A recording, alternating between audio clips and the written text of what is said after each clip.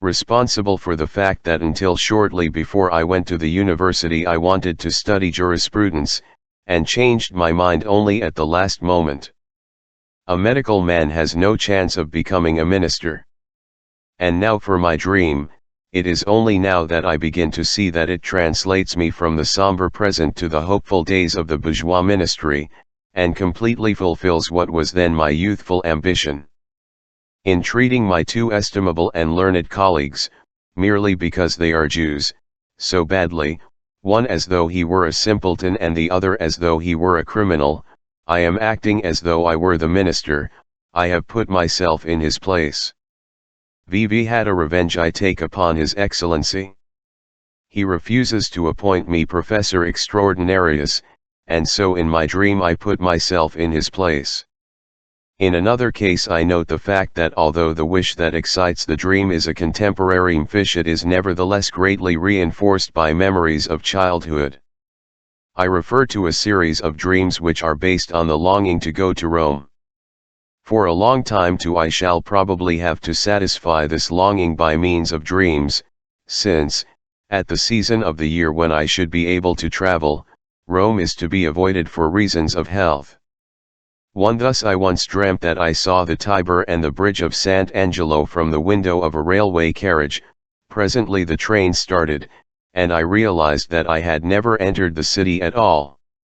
The view that appeared in the dream was modeled after a well-known engraving which I had casually noticed the day before in the drawing room of one of my patients. In another dream someone took me up a hill and showed me Rome half shrouded in mist, and so distant that I was astonished at the distinctness of the view. The content of this dream is too rich to be fully reported here. The motive, to see the promised land afar, is here easily recognizable. The city which I thus saw in the mist is Lube.ck, the original of the hill is the Glycian Berg. In a third dream I am at last in Rome. To my disappointment the scenery is anything but urban. It consists of a little stream of black water, on one side of which are black rocks, while on the other are meadows with large white flowers. I notice a certain Herr Zucker, with whom I am superficially acquainted, and resolve to ask him to show me the way into the city. It is obvious that I am trying in vain to see in my dream a city which I have never seen in my waking life. If I resolve the landscape into its elements, the white flowers point to Ravenna, which is known to me, and which once, for a time, replaced Rome as the capital of Italy. In the marshes around Ravenna we had found the most beautiful water lilies in the midst of black pools of water. The dream makes them grow in the meadows, like the narcissi of our own Aussee, because we found it so troublesome to cull them from the water. The black rock so close to the water vividly recalls the valley of the Teple at Carlsbad. Carlsbad now enables me to account for the peculiar circumstance that I ask Herr Zucker to show me the way. In the material of which the dream is woven I am able to recognize two of those amusing Jewish anecdotes which conceal such profound and, at times, such bitter worldly wisdom, and which we are so fond of quoting in our letters and conversation. One is the story of the Constitution. It tells how a poor Jew sneaks into the Carlsbad Express without a ticket, how he is detected, and is treated more and more harshly by the conductor at each succeeding call for tickets, and how, when a friend whom he meets at one of the stations during his miserable journey asks him where he is going, he answers, "To Carlsbad if my Constitution holds out." Associated in memory with this is another story about a Jew who is ignorant of French, and who has express instructions to ask in Paris for the Rue Richelieu. Paris was for many years the goal of my own longing, and I regarded the satisfaction with which I first set foot on the pavements of Paris as a warrant that I should attain to the fulfillment of other wishes also. Moreover, asking the way is a dire.ct allusion to Rome, for, as we know, all roads lead to Rome.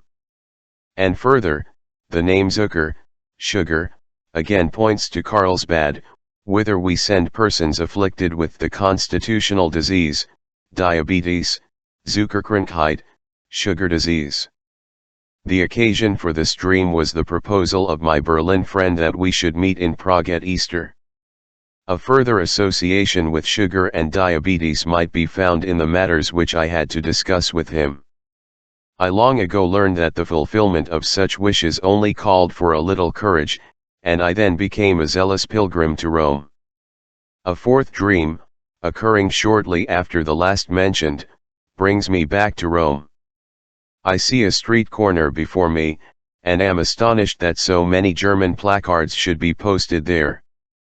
On the previous day, when writing to my friend, I had told him, with truly prophetic vision, that Prague would probably not be a comfortable place for German travelers. The dream, therefore, expressed simultaneously the wish to meet him in Rome instead of in the Bohemian capital, and the desire, which probably originated during my student days, that the German language might be accorded more tolerance in Prague. As a matter of fact, I must have understood the Czech language in the first years of my childhood, for I was born in a small village in Moravia, amidst a Slay population.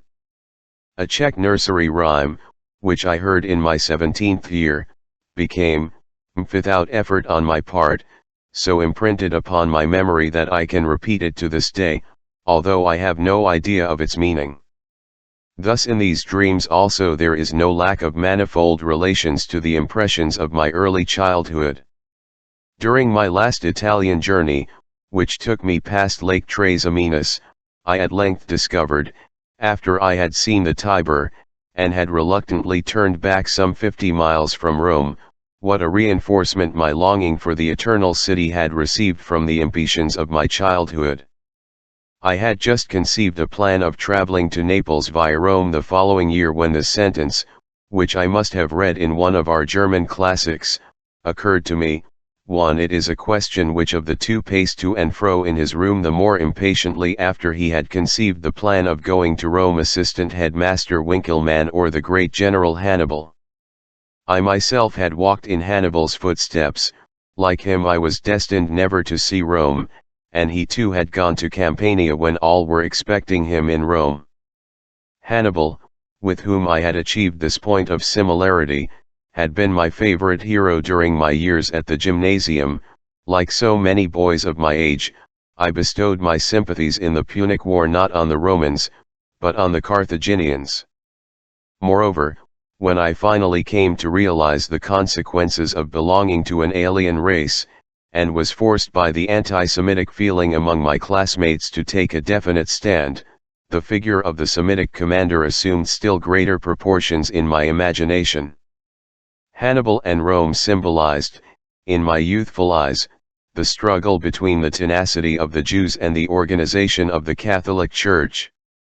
The significance for our emotional life which the anti-Semitic movement has since assumed helped to fix the thoughts and impressions of those earlier days.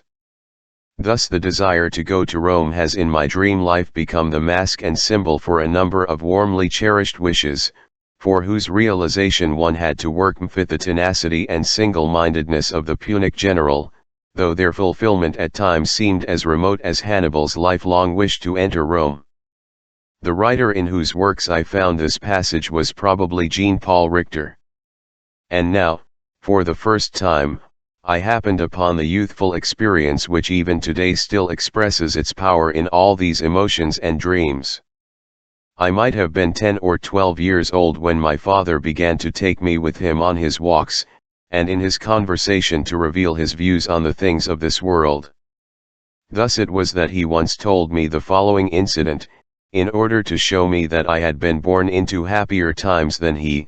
When I was a young man, I was walking one Saturday along the street in the village where you were born. I was well dressed, with a new fur cap on my head. Up comes a Christian, who knocks my cap into the mud, and shouts, "Jew, get off the pavement." "And what did you do?" "I went into the street and picked up the cap," he calmly replied. That did not seem heroic on the part of the big, strong man who was leading me, a little fellow, by the hand. I contrasted this situation, which did not please me, with another, more in harmony with my sentiments the scene in which Hannibal's father, Hamilcar Barcas, made his son swear before the household altar to take vengeance on the Romans. One ever since then Hannibal has had a place in my fantasies. In the first edition of this book I gave here the name Hasdrubal, an amazing error, which I explained in my Psychopathology of Everyday Life. I think I can trace my enthusiasm for the Carthaginian general still further back into my childhood, so that it is probably only an instance of an already established emotional relation being transferred to a new vehicle. One of the first books which fell into my childish hands after I learned to read was Tyr Consulate and Empire. I remember that I pasted on the flat backs of my wooden soldiers little labels bearing the names of the imperial marshals, and that at that time Messina, as a Jew, Minas, was already my avowed favorite. This preference is doubtless also to be explained by the fact of my having been born, 100 years later, on the same date. Napoleon himself is associated with Hannibal through the crossing of the Alps. And perhaps the development of this martial ideal may be traced yet farther back, to the first 3 years of my childhood, to wishes which my alternately friendly and hostile relations with a boy a year older than myself must have evoked in the weaker of the two playmates. The Jewish descent of the marshal is somewhat doubtful. The deeper we go into the analysis of dreams, the more often are we put on the track of childish which play the part of dream sources in the latent dream content. We have learned that dreams very rarely reproduce memories in such a manner as to constitute, unchanged and unabridged, the sole manifest dream content. Nevertheless, a few authentic examples which show such reproduction have been recorded, and I can add a few new ones, which once more refer to scenes of childhood. In the case of one of my patients, a dream once gave a barely distorted reproduction of a sexual incident, which was immediately recognized as an accurate recollection. The memory of it had never been completely lost in the waking life, but it had been greatly obscured, and it was revivified by the previous work of analysis. The dreamer had at the age of 12 visited a bedridden schoolmate, who had exposed himself, probably only by a chance movement in bed. At the sight of the boy's genitals he was seized by a kind of compulsion, exposed himself, and took hold of the member of the other boy who, however, looked at him in surprise and indignation, whereupon he became embarrassed and let it go. A dream repeated the scene 23 years later, with all the details of the accompanying emotions, changing it, however, in this resp.ct, that the dreamer played the passive instead of the active role, while the person of the schoolmate was replaced by a contemporary. As a rule, of course, a scene from childhood is represented in the manifest dream content only by an illusion, and must be disentangled from the dream by interpretation. The citation of examples of this kind cannot be very convincing, because any guarantee that they are really experiences of childhood is lacking. If they belong to an earlier period of life, they are no longer recognized by our memory. The conclusion that such childish experiences recur at all in dreams is justified in psychoanalytic work by a great number of factors, which in their combined results appear to be sufficiently reliable. But when, for the purposes of dream interpretation, such references to childish experiences are torn out of their context, they may not perhaps seem very impressive, especially where I do not even give all the material upon which the interpretation is based. However, I shall not let this deter me from giving a few examples. With one of my female patients, all dreams have the character of hurry. She is hurrying so as to be in time, so as not to miss her train, and so on. In one dream she has to visit a girlfriend. Her mother had told her to ride and not walk. She runs, however, and keeps on calling.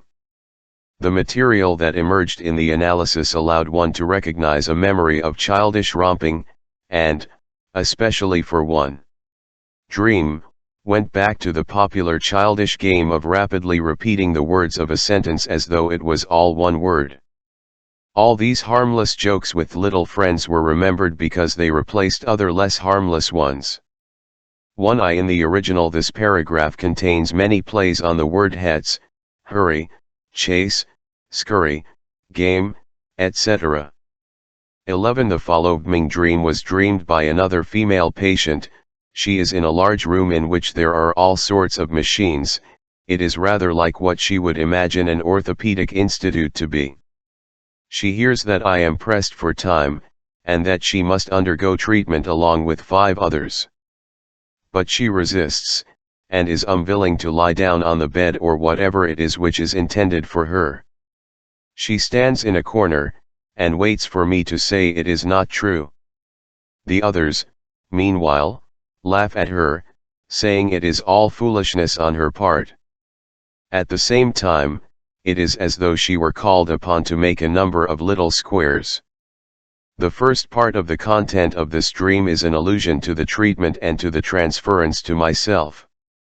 The second contains an allusion to a scene of childhood. The 2 portions are connected by the mention of the bed. The Orthopedic Institute is an allusion to one of my talks, in which I compared the treatment, with regard to its duration and its nature, to an orthopedic treatment. At the beginning of the treatment I had to tell her that for the present I had little time to give her, but that later on I would devote a whole hour to her daily. This aroused in her the old sensitiveness, which is a leading characteristic of children who are destined to become hysterical. Their desire for love is insatiable. My patient was the youngest of 6 brothers and sisters, hence, with 5 others, and as such her father's favorite, but in spite of this she seems to have felt that her beloved father devoted far too little time and attention to her. Her waiting for me to say it is not trite was derived as follows: a little tailor's apprentice had brought her a dress, and she had given him the money for it. Then she asked her husband whether she would have to pay the money again if the boy were to lose it. To tease her, her husband answered yes, the teasing in the dream, and she asked again and again, and waited for him to say it is not true.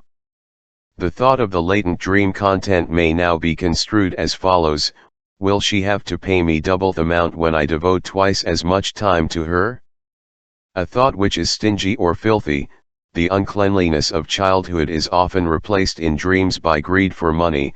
The word filthy here supplies the bridge.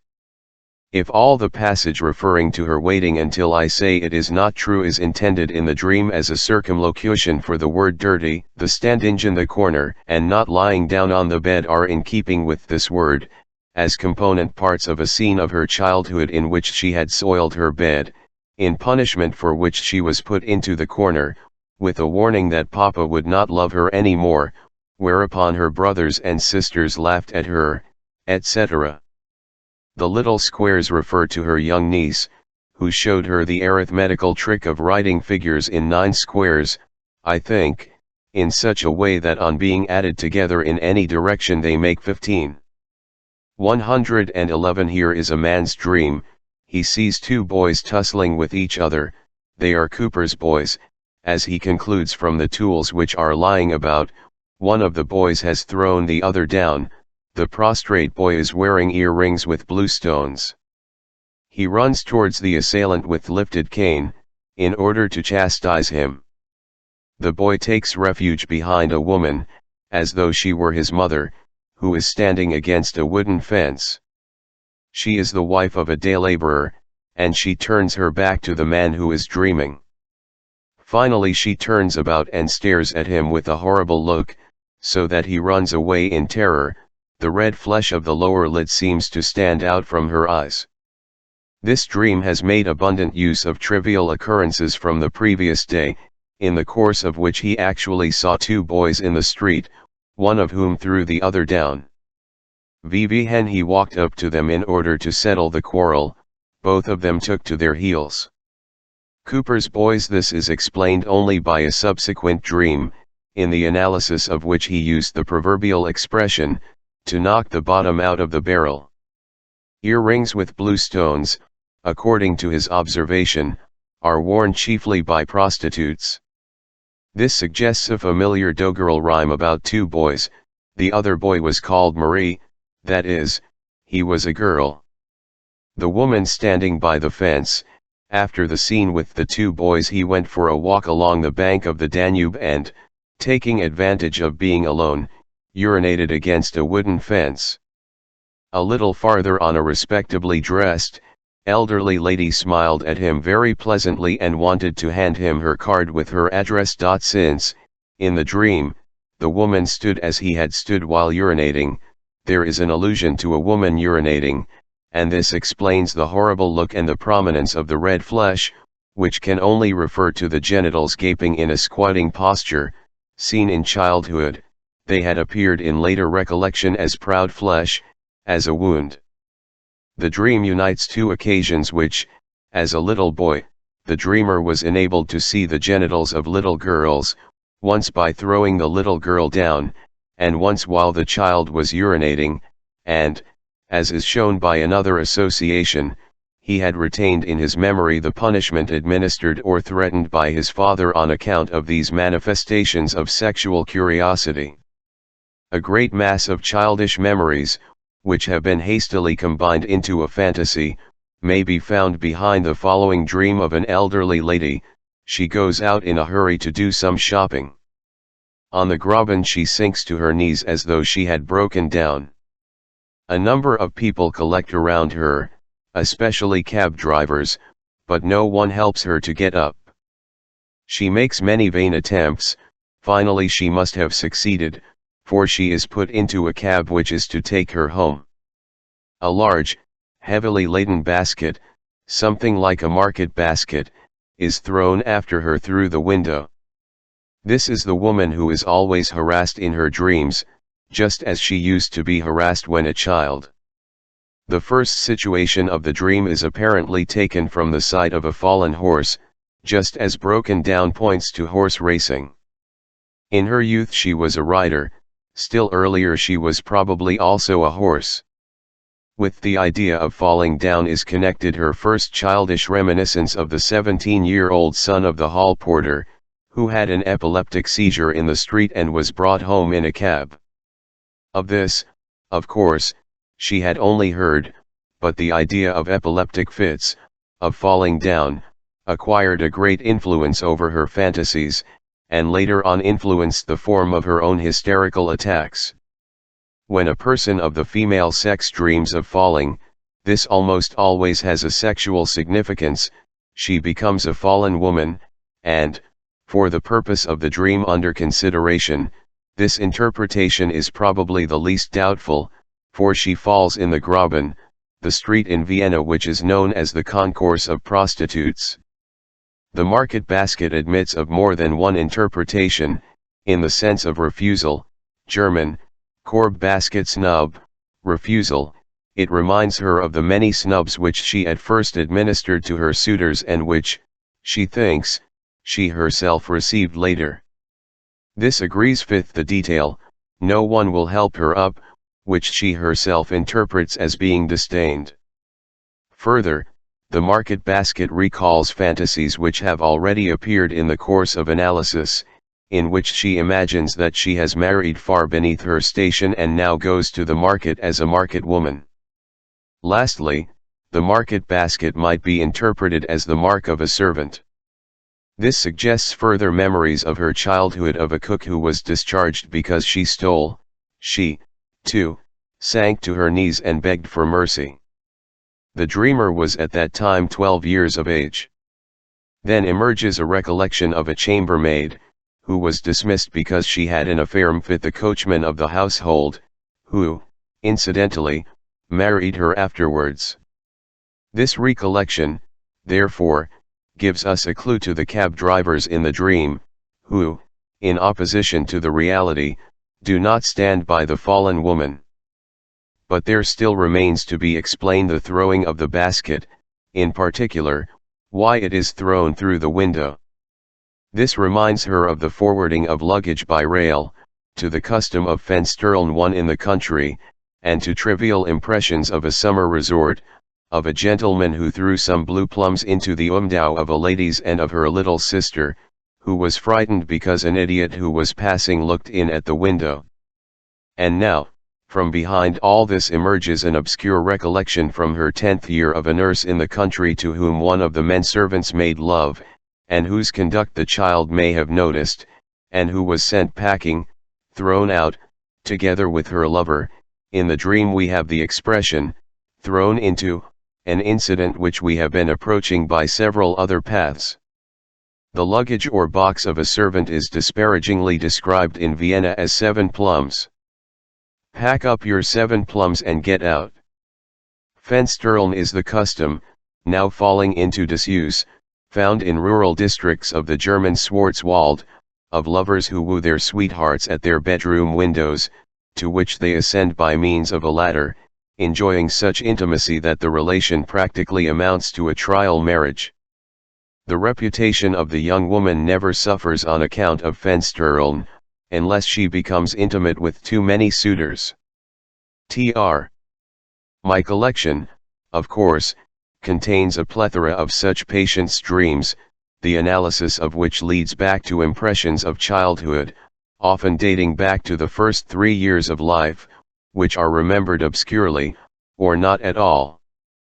But it is a questionable proceeding to draw conclusions from these and apply them to dreams in general, for they are mostly dreams of neurotic, and especially hysterical, and the part played in these dreams by childish scenes might be conditioned by the nature of the neurosis, and not by the nature of dreams in general.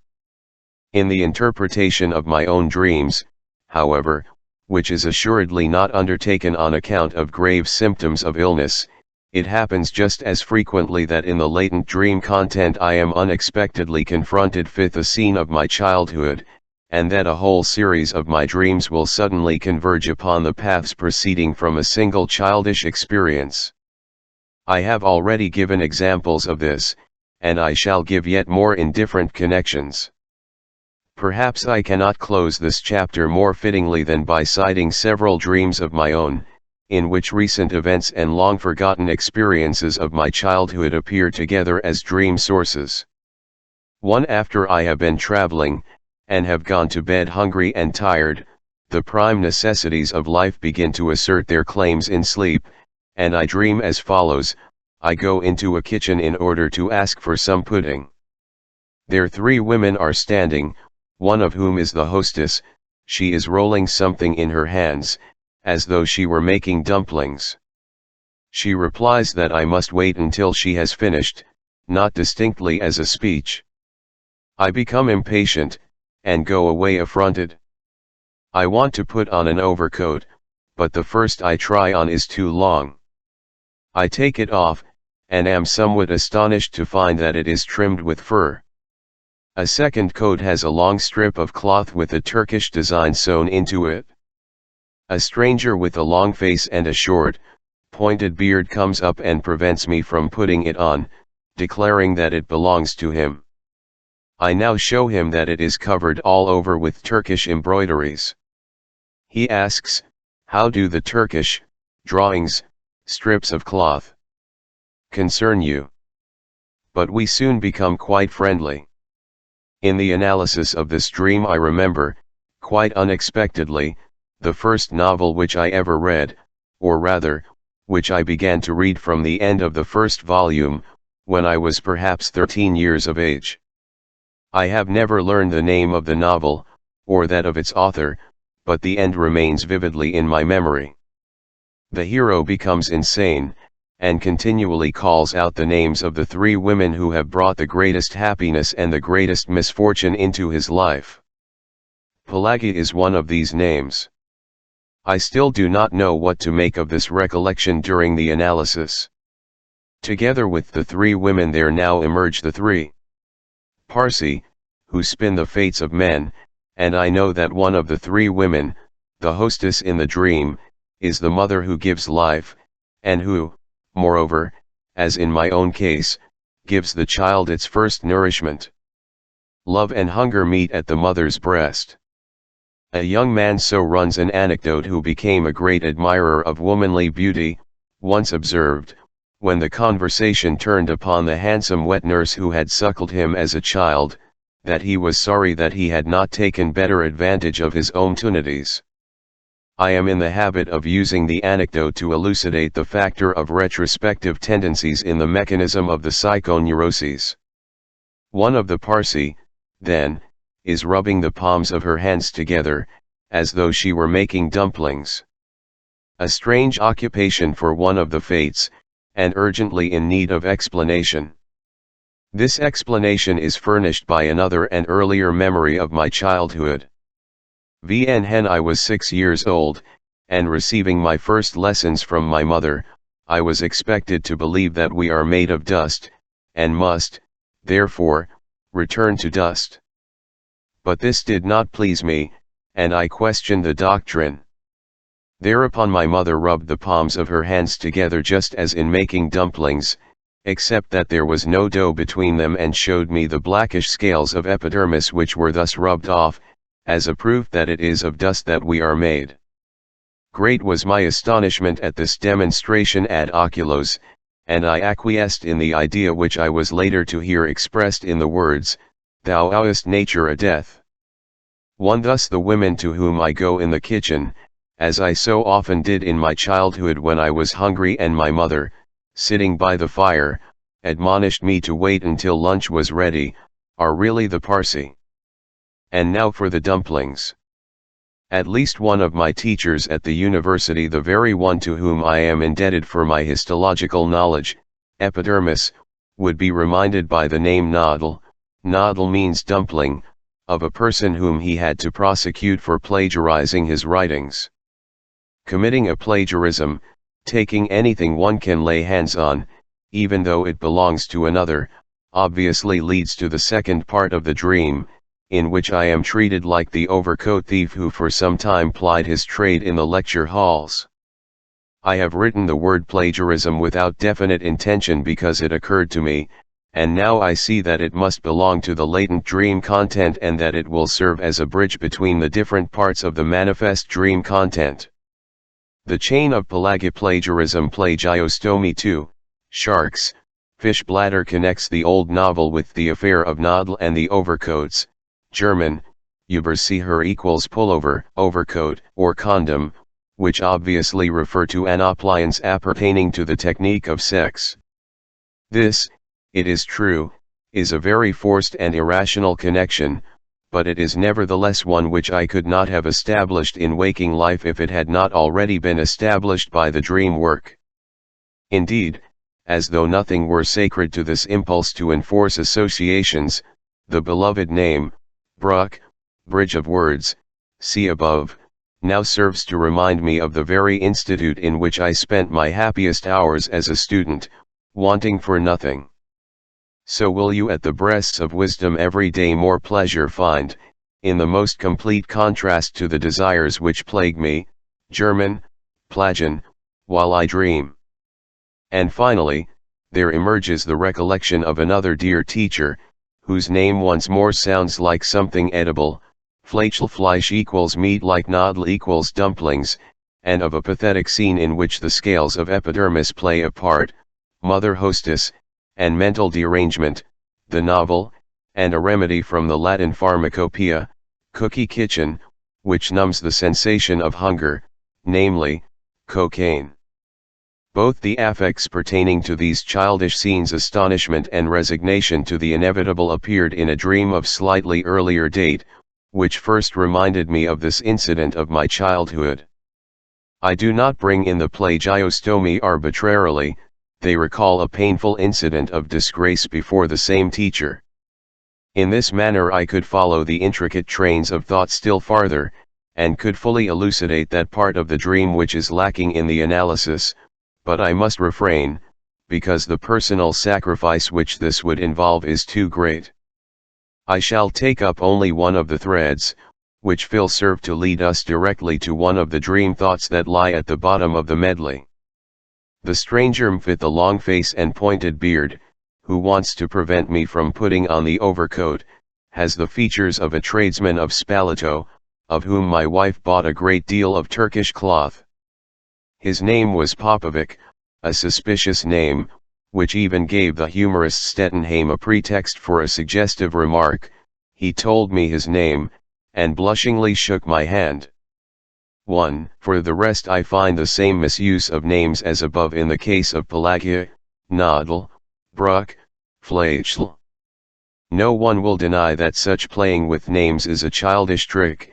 If I indulge in it, the practice amounts to an act of retribution, for my own name has often enough been the subject of such feeble attempts at wit.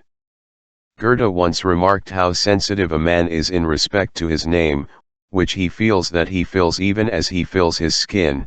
Herder, having written the following lines on his name: Der du von Göttern abstammst, von Gothen oder vom Kotet. So seid ihr Götterbilder auch zu Staub. Thou who art born of the gods, of the Goths, or of the mud. Thus are thy godlike images even dust. I realize that this digression on the misuse of names was intended merely to justio this complaint. But here let us stop. The purchase at Spalato reminds me of another purchase at Cattaro, where I was too cautious, and missed the opportunity of making an excellent bargain. Missing an opportunity at the breast of the wet nurse, see above. One of the dream thoughts occasioned by the sensation of hunger really amounts to this: we should let nothing escape, we should take what we can get, even if we do a little wrong, we should never let an opportunity go by. Life is so short, and death inevitable. Because this is meant even sexually, and cause desire is unwilling to check itself before the thought of doing wrong, this philosophy of carpe diem has reason to fear the censorship, and must conceal itself behind a dream. And so all sorts of counter-thoughts find expression, with recollections of the time when spiritual nourishment alone was sufficient for the dreamer, with hindrances of every kind and even threats of disgusting sexual punishments. Backside, in German nursery language. Popo 11. A second dream requires a longer preliminary statement. I had driven to the Western Station in order to start on a holiday trip to the Ostsee, but I went onto the platform in time for the Ischl train, which leaves earlier. There I saw Count Thun, who was again going to see the Emperor at Ischl. In spite of the rain, he arrived in an open carriage, came straight through the entrance gate for the local trains, and with a curt gesture and not a word of explanation he waved back the gatekeeper, who did not know him and wanted to take his ticket. After he had left in the Ischl train, I was asked to leave the platform and return to the waiting room, but after some difficulty I obtained permission to remain. I passed the time noting how many people bribed the officials to secure a compartment. I fully intended to make a complaint, that is, to demand the same privilege. Meanwhile I sang something to myself, which I afterwards recognized as the aria from the Marriage of Figaro: if my Lord Count would tread a measure, let him but say his pleasure, and I will play the tune. Possibly another person would not have recognized the tune. The whole evening I was in a high-spirited, pugnacious mood. I chaffed the waiter and the cab driver, I hope without hurting their feelings, and now all kinds of bold and revolutionary thoughts came into my mind, such as would fit themselves to the words of Figaro, and to memories of Beaumarchais' comedy, of which I had seen a performance at the Comédie Française. The speech about the great men who have taken the trouble to be born, the seigneurial right which Count Almaviva wishes to exercise with regard to Suzanne, the jokes which our malicious opposition journalists make on the name of Count Thun, German, Thun equals do, calling him Graf nix John, Count do nothing. I really do not envy him. He now has a difficult audience with the Emperor before him, and it is I who am the real Count do nothing, for I am going off for a holiday. I make all sorts of amusing plans for the vacation. Now a gentleman arrives whom I know as a government representative at the medical examinations, and who has won the flattering nickname of the governmental bedfellow, literally, by sleeper, by his activities in this capacity.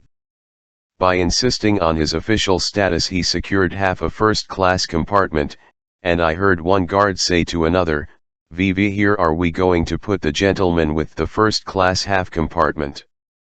A pretty sort of favoritism. I am paying for a whole first-class compartment. I did actually get a whole compartment to myself, but not in a through carriage, so there was no lavatory at my disposal during the night. My complaints to the guard were fruitless. I revenged myself by suggesting that at least a hole be made in the floor of this compartment, to serve the possible needs of passengers. At 2:45 in the morning I wake, with an urgent desire to urinate, from the following dream: a crowd, a students' meeting. A certain Count, Thun or Toff, is making a speech. Being asked to say something about the Germans, he declares, with a contemptuous gesture, that their favorite flower is coltsfoot, and he then puts into his buttonhole something like a torn leaf, really the crumpled skeleton of a leaf. I jump up, and I jump up, but I am surprised at my implied attitude. Then more indistinctly, it seems as though this were the vestibule. Allah, the exits are thronged, and one must escape. I make my way through a suite of handsomely appointed rooms, evidently ministerial apartments, with furniture of a color between brown and violet, and at last I come to a corridor in which a housekeeper, a fat, elderly woman, is seated. I try to avoid speaking to her, but she apparently thinks I have a right to pass this way, because she asks whether she shall accompany me with the lamp. I indicate with a gesture, or tell her, that she is to remain standing on the stairs, and it seems to me that I am very clever, for after all I am evading detection. Now I am downstairs, and I find a narrow, steeply rising path, which I follow. This repetition has crept into the text of the dream, apparently through absent-mindedness, and I have left it because analysis shows that it has a meaning. Again indistinctly, it is as though my second task were to get away from the city, just as my first was to get out of the building. I am riding in a one-horse cab, and I tell the driver to take me to a railway station. I can't drive with you on the railway line itself, I say, when he reproaches me as though I had tired him out. Here it seems as though I had already made a journey in his cab, which is usually made by rail. The stations are crowded. I am wondering whether to go to Krems or to Znaim, but I reflect that the court will be there, and I decide in favor of Graz or some such place. Now I am seated in the railway carriage, which is rather like a tram, and I have in my buttonhole a peculiar long braided thing, on which are violet-brown violets of stiff material, which makes a great impression on people. Here the scene breaks off. I am once more in front of the railway station, but I am in the company of an elderly gentleman. I think out a scheme for remaining unrecognized, but I see this plan already being carried out. Thinking and experiencing are here, as it were, the same thing. He pretends to be blind, at least in one eye, and I hold before him a male glass urinal, which we have to buy in the city, or have bought. I am thus a sick nurse, and have to give him the urinal because he is blind. If the conductor sees us in this position, he must pass us by without drawing attention to us. At the same time the position of the elderly man, and his urinating organ, is plastically perceived. Then I wake with a desire to urinate. The whole dream seems a sort of fantasy, which takes the dreamer back to the year of revolution, 1848, the memory of which had been revived by the Jubilee of 1898, as well as by a little excursion to Wachau, on which I visited Emmersdorf, the refuge of the student leader Fischhoff, one to whom several features of the manifest dream content might refer. The association of ideas then leads me to England, to the house of my brother, who used in jest to twit his wife with the title of Tennyson's poem 50 years ago, whereupon the children were used to correct him, 15 years ago. This fantasy, however, which attaches itself to the thoughts evoked by the sight of Count Thun, is, like the facade of an Italian church, without organic connection with the structure behind it, but unlike such a facade it is full of gaps, and confused, and in many places portions of the interior break through. The first situation of the dream is made up of a number of scenes, into which I am able to dissect it.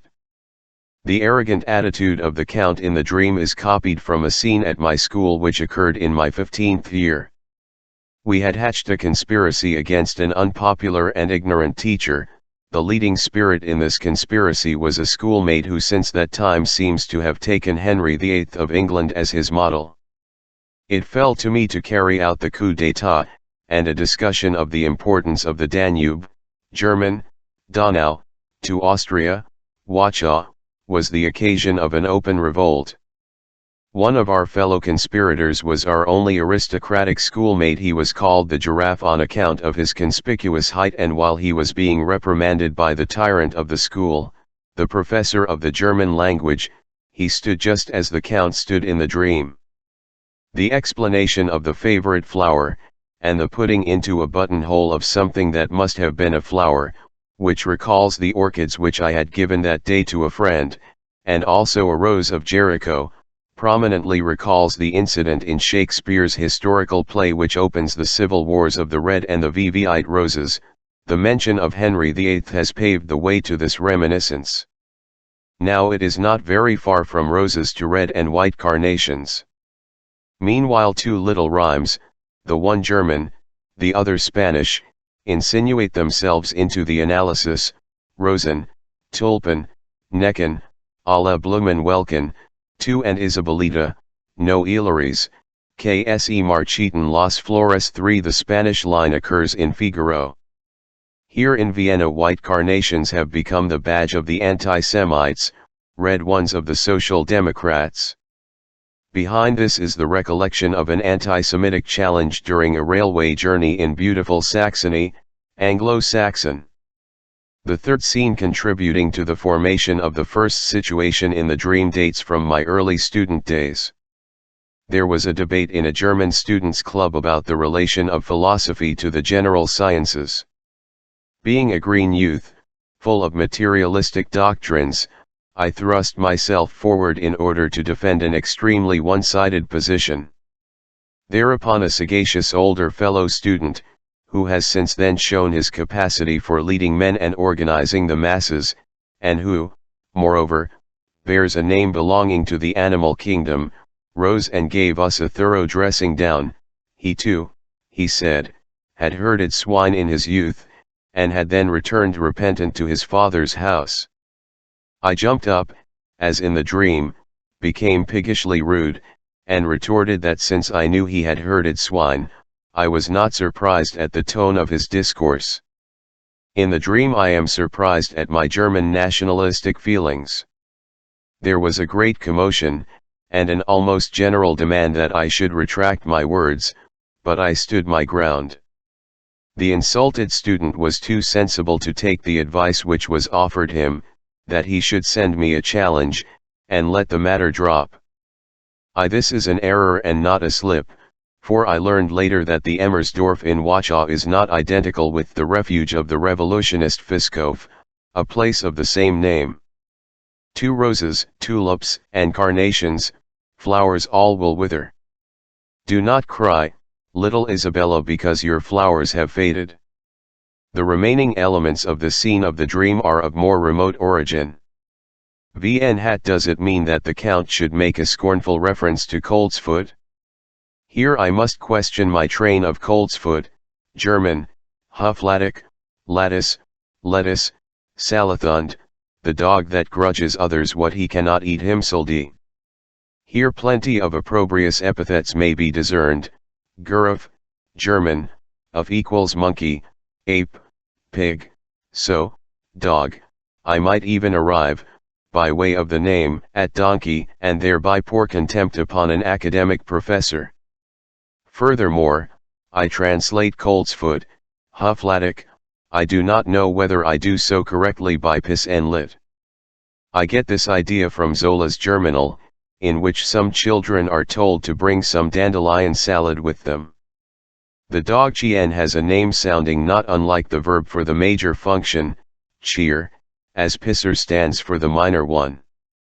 Now we shall soon have the indecent in all its three physical categories, for in the same Germinal, which deals with the future revolution, there is a description of a very peculiar contest, which relates to the production of the gaseous excretions known as flatus. 1. And now I cannot but observe how the way to this flatus has been prepared a long while since, beginning with the flowers, and proceeding to the Spanish rhyme of Isabelita, to Ferdinand and Isabella, and, by way of Henry VIII, to English history at the time of the Armada, after the victorious termination of which the English struck a medal with the inscription Flavit et dissipati sunt, for the storm had scattered the Spanish fleet. 2. Had thought of using this phrase, half jestingly, as the title of a chapter on therapy, if I should ever succeed in giving a detailed account of my conception and treatment of hysteria. Not in Germinal, but in Latera, a mistake of which I became aware only in the analysis. Here I would call attention to the identity of letters in Hufflatic and flatus. An unsolicited biographer, Dr. F. Whittles, reproaches me for having omitted the name of Jehovah from the above motto. The English medal contains the name of the deity, in Hebrew letters, on the background of a cloud, and placed in such a manner that one may equally well regard it as part of the picture or as part of the inscription. I cannot give so detailed an interpretation of the second scene of the dream, out of sheer regard for the censorship. For at this point I put myself in the place of a certain eminent gentleman of the revolutionary period, who had an adventure with an eagle, German, Adler, and who is said to have suffered from incontinence of the bowels, incontinentia and, etc., and here I believe that I should not be justified in passing the censorship, even though it was an aulic counselor, Alla, conciliarizis aulicis, who told me the greater part of this history. The suite of rooms in the dream is suggested by His Excellency's private saloon carriage, into which I was able to glance, but it means, as it so often does in dreams, a woman. The personality of the housekeeper is an ungrateful allusion to a witty old lady, which ill repays her for the good times and the many good stories which I have enjoyed in her house. The incident of the lamp keys back to Grillparzer, who notes a charming experience of a similar nature, of which he afterwards made use in Hero and Leander, the waves of the sea and of love, the Armada and the storm. Frauenzimmer, German, Zimmerroom, is appended to Frauenwoman, in order to imply a slight contempt. Tr. I must forego a detailed analysis of the two remaining portions of the dream. I shall single out only those elements which lead me back to the two scenes of my childhood, for the sake of which alone I have selected the dream. The reader will rightly assume that it is sexual material which necessitates the suppression, but he may not be content with this explanation. There are many things of which one makes no secret to oneself, but which must be treated as secrets in addressing others, and here we are concerned not with the reasons which induce me to conceal the solution, but with the motive of the inner censorship which conceals the real content of the dream even from myself. Concerning this, I will confess that the analysis reveals these three portions of the dream as impertinent boasting, the exuberance of an absurd megalomania, long ago suppressed in my waking life, which, however, dares to show itself, with individual ramifications, even in the manifest dream content. It seems to me that I am a cunning fellow, making the high-spirited mood of the evening before the dream perfectly intelligible. Boasting of every kind, indeed thus, the mention of Graz points to the phrase, hat price Graz, which one is wont to use when one feels unusually wealthy. Readers who recall Master Rabelais' inimitable description of the life and deeds of Gargantua and his son Pantagruel will be able to enroll even the suggested content of the first portion of the dream among the boasts to which I have alluded. But the following belongs to the two scenes of childhood of which I have spoken.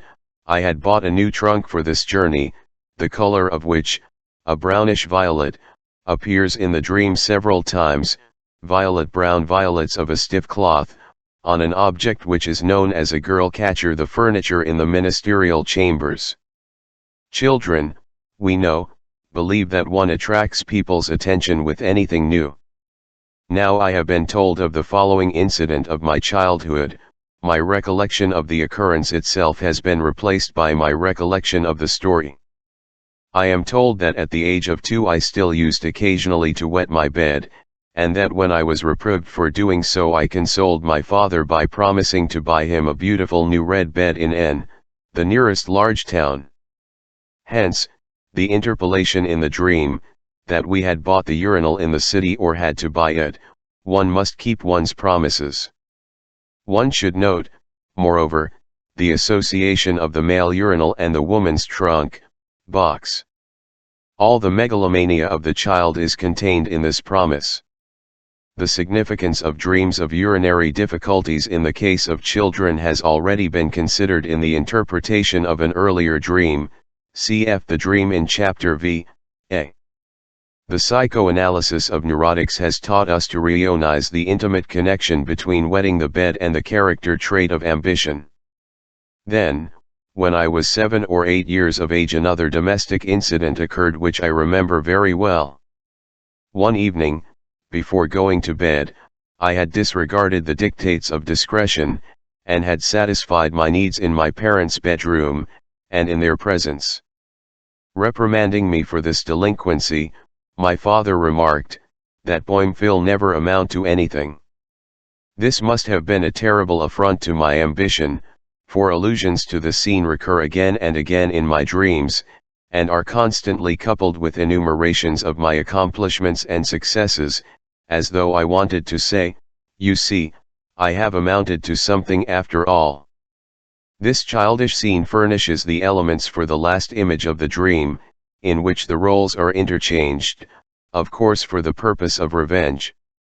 The elderly man, obviously my father, for the blindness in one eye signifies his one-sided glaucoma, one is now urinating before me as I once urinated before him.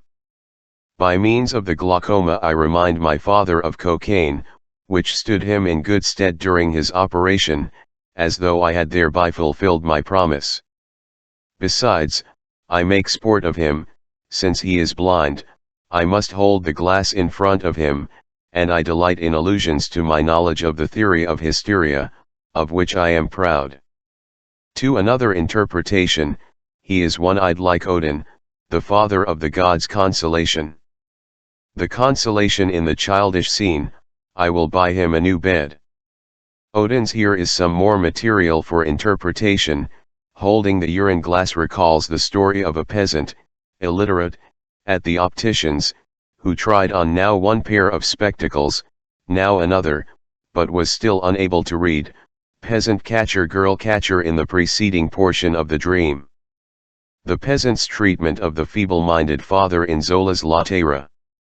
The tragic atonement, that in his last days my father soiled his bed like a child, hence, I am his nurse in the dream.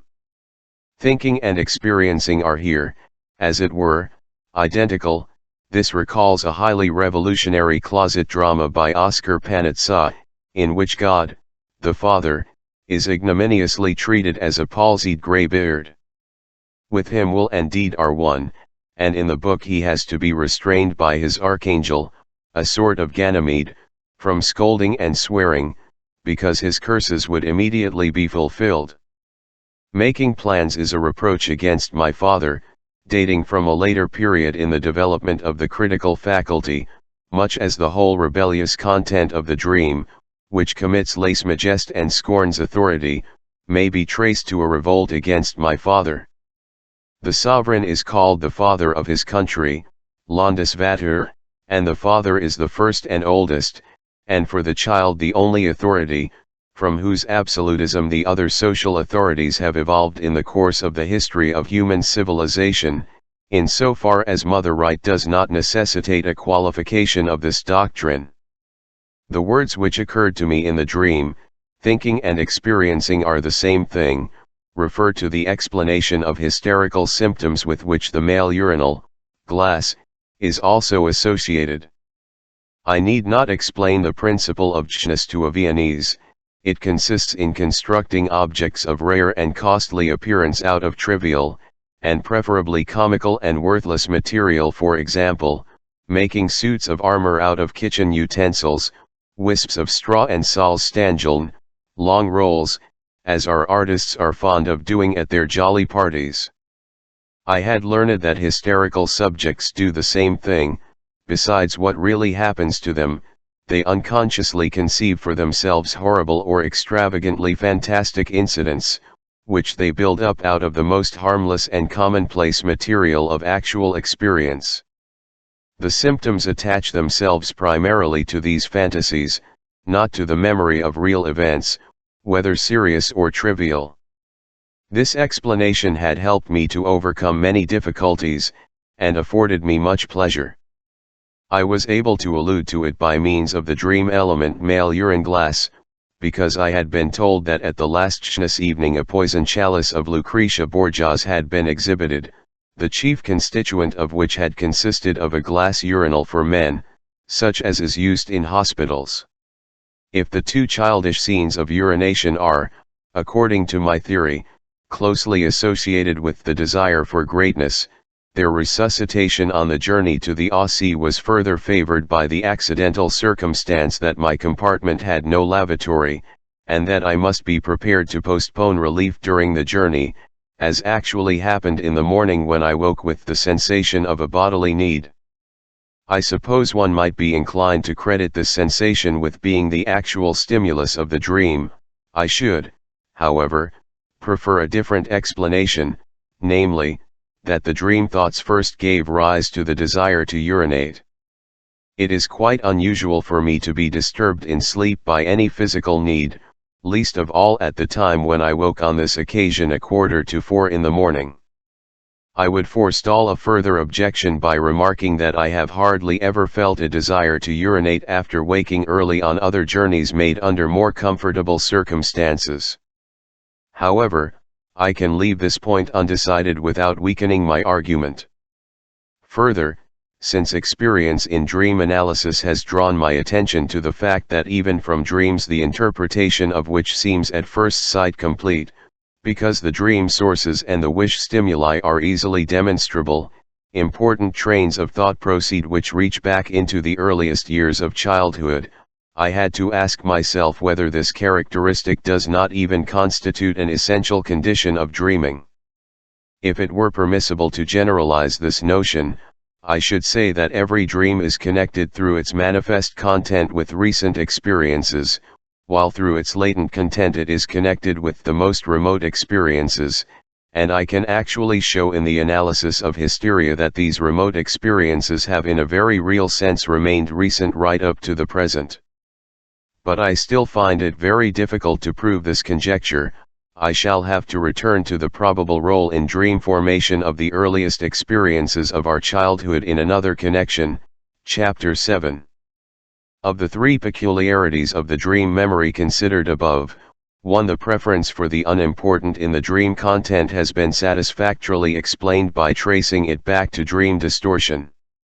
We have succeeded in establishing the existence of the other two peculiarities, the preferential selection of recent and also of infantile material, but we have found it impossible to derive them from the motives of the dream.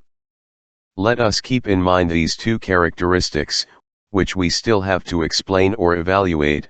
A place will have to be found for them elsewhere, either in the discussion of the psychology of the sleeping state, or in the consideration of the structure of the psychic apparatus, which we shall undertake later after we have seen that by means of dream interpretation we are able to glance as through an inspection hole into the interior of this apparatus. But here and now I will emphasize another result of the last few dream analyses. The dream often appears to have several meanings. Not only may several wish fulfillments be combined in it, as our examples show, but one meaning or one wish fulfillment may conceal another. Until in the lowest stratum one comes upon the fulfillment of a wish from the earliest period of childhood, and here again it may be questioned whether the word often at the beginning of the sentence may not more core.ctly be replaced by constantly. 1. The stratification of the meanings of dreams is one of the most delicate but also one of the most fruitful problems of dream interpretation. Whoever forgets the possibility of such stratification is likely to go astray and to make untenable assertions concerning the nature of dreams. But hitherto the subject has been only too imperfectly investigated. So far, a fairly orderly stratification of symbols in dreams due to urinary stimulus has been subjected to a thorough evaluation only by Otto Rank. See the somatic sources of dreams if we attempt to interest a cultured layman in the problems of dreams, and if, with this end in view, we ask him what he believes to be the source of dreams, we shall generally find that he feels quite sure he knows at least this part of the solution. He thinks immediately of the influence exercised on the formation of dreams by a disturbed or impeded digestion. Dreams come from the stomach, an accidental position of the body, a trifling occurrence during sleep. He does not seem to suspect that even after all these factors have been duly considered, something still remains to be explained. In the introductory chapter we examined at length the opinion of scientific writers on the role of somatic stimuli in the formation of dreams, so that here we need only recall the results of this inquiry. We have seen that three kinds of somatic stimuli will be distinguished: the objective sensory stimuli which proceed from external objects, the inner states of excitation of the sensory organs, having only a subjective reality, and the bodily stimuli arising within the body, and we have also noticed that the writers on dreams are inclined to thrust into the background any psychic sources of dreams which may operate simultaneously with the somatic stimuli, or to exclude them altogether. In testing the claims made on behalf of these somatic stimuli, we have learned that the significance of the objective excitation of the sensory organs, whether accidental stimuli operating during sleep, or such as cannot be excluded from the dormant relation of these dream images and ideas to the internal bodily stimuli, and confirmed by experiment, that the part played by the subjective sensory stimuli appears to be demonstrated by the recurrence of hypnagogic sensory images in dreams, and that, although the broadly accepted relation of these dream images and ideas to the internal bodily stimuli cannot be exhaustively demonstrated, it is at all events confirmed by the well-known influence which an excited state of the digestive, urinary, and sexual organs exercises upon the content of our dreams. Nerve stimulus and bodily stimulus would thus be the anatomical sources of dreams, that is, according to many writers, the sole and exclusive sources of dreams. But we have already considered a number of doubtful points, which seem to question not so much the correctness of the somatic theory as its adequacy. However confident the representatives of this theory may be of its factual basis, Cayley in resp.ct of the accidental and external nerve stimuli, which may without difficulty be recognized in the dream content, nevertheless they have all come near to admitting that the rich content of ideas found in dreams cannot be derived from the external nerve stimuli alone. In this connection Miss Mary Whitton Calkins tested her own dreams, and those of a second person, for a period of 6 weeks, and found that the element of external sensory perception was demonstrable in only 13.2% and 6.7% of these dreams respectively. Only 2 dreams in the whole collection could be referred to organic sensations. These statistics confirm what a cursory survey of our own experience would already have led us to suspect.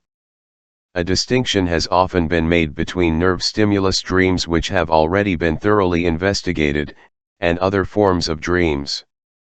Spitta, for example, divided dreams into nerve stimulus dreams and association dreams.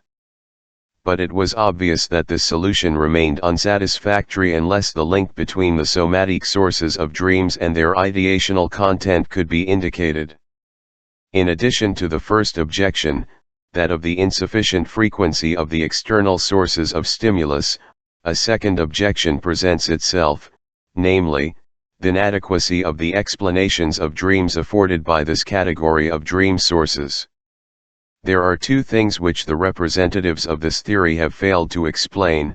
Firstly, why the true nature of the external stimulus is not recognized in the dream, but is constantly mistaken for something else, and S.E. Condley, why the result of the reaction of the perceiving mind to this misconceived stimulus should be so indeterminate and variable. We have seen that Strumpel, in answer to these questions, asserts that the mind, since it turns away from the outer world during sleep, is not in a position to give the correct interpretation of the objective sensory stimulus, but is forced to construct illusions on the basis of the indefinite stimulation arriving from many directions. In his own words, Die Natur und Entstehung der Traum, p. 108. Hen by an external or internal nerve stimulus during sleep, a feeling, or a complex of feelings, or any sort of psychic process arises in the mind, and is perceived by the mind. This process calls up from the mind perceptual images belonging to the sphere of the waking experiences, that is to say, earlier perceptions, either unembellished, or with the psychic values to them. It collects about itself, as it were, a greater or lesser number of such images, from which the impression resulting from the nerve stimulus receives its psychic value. In this connection it is commonly said, as in ordinary language we say of the waking procedure, that the mind interprets in sleep the impressions of nervous stimuli. The result of this interpretation is the so-called nerve stimulus dream, that is, a dream the components of which are conditioned by the fact that a nerve stimulus produces its psychical effect in the life of the mind in accordance with the laws of reproduction. In all essential points identical with this doctrine is Wundt's statement that the concepts of dreams proceed, at all events for the most part, from sensory stimuli, and especially from the stimuli of general sensation, and are therefore mostly fantastic illusions, probably only to a small extent pure memory conceptions raised to the condition of hallucinations. To illustrate the relation between dream content and dream stimuli which follows from this theory, Strumpel makes use of an excellent simile. It is as though 10 fingers of a person ignorant of music were to stray over the keyboard of an instrument. The implication is that the dream is not a psychic phenomenon, originating from psychic motives, but the result of a physiological stimulus, which expresses itself in psychic symptomatology because the apparatus affected by the stimulus is not capable of any other mode of expression. Upon a similar assumption is based the explanation of obsessions which Maynard attempted in his famous simile of the dial on which individual figures are most deeply embossed. Popular though this theory of the somatic dream stimuli has become, and seductive though it may seem, it is none the less easy to detect its weak point. Every somatic dream stimulus which provokes the psychic apparatus in sleep to interpretation by the formation of illusions may evoke an incalculable number of such attempts at interpretation. It may consequently be represented in the dream content by an extraordinary number of different concepts. But the theory of Strumpel and Wundt cannot point to any sort of motive which controls the relation between the external stimulus and the dream concept chosen to interpret it, and therefore it cannot explain the peculiar choice which the stimuli often enough make in the course of their productive activity. Lips, Grundtatsachen des Seelenlebens, p. 170. Other objections may be raised against the fundamental assumption behind the theory of illusions, the assumption that during sleep the mind is not in a condition to realize the real nature of the objective sensory stimuli.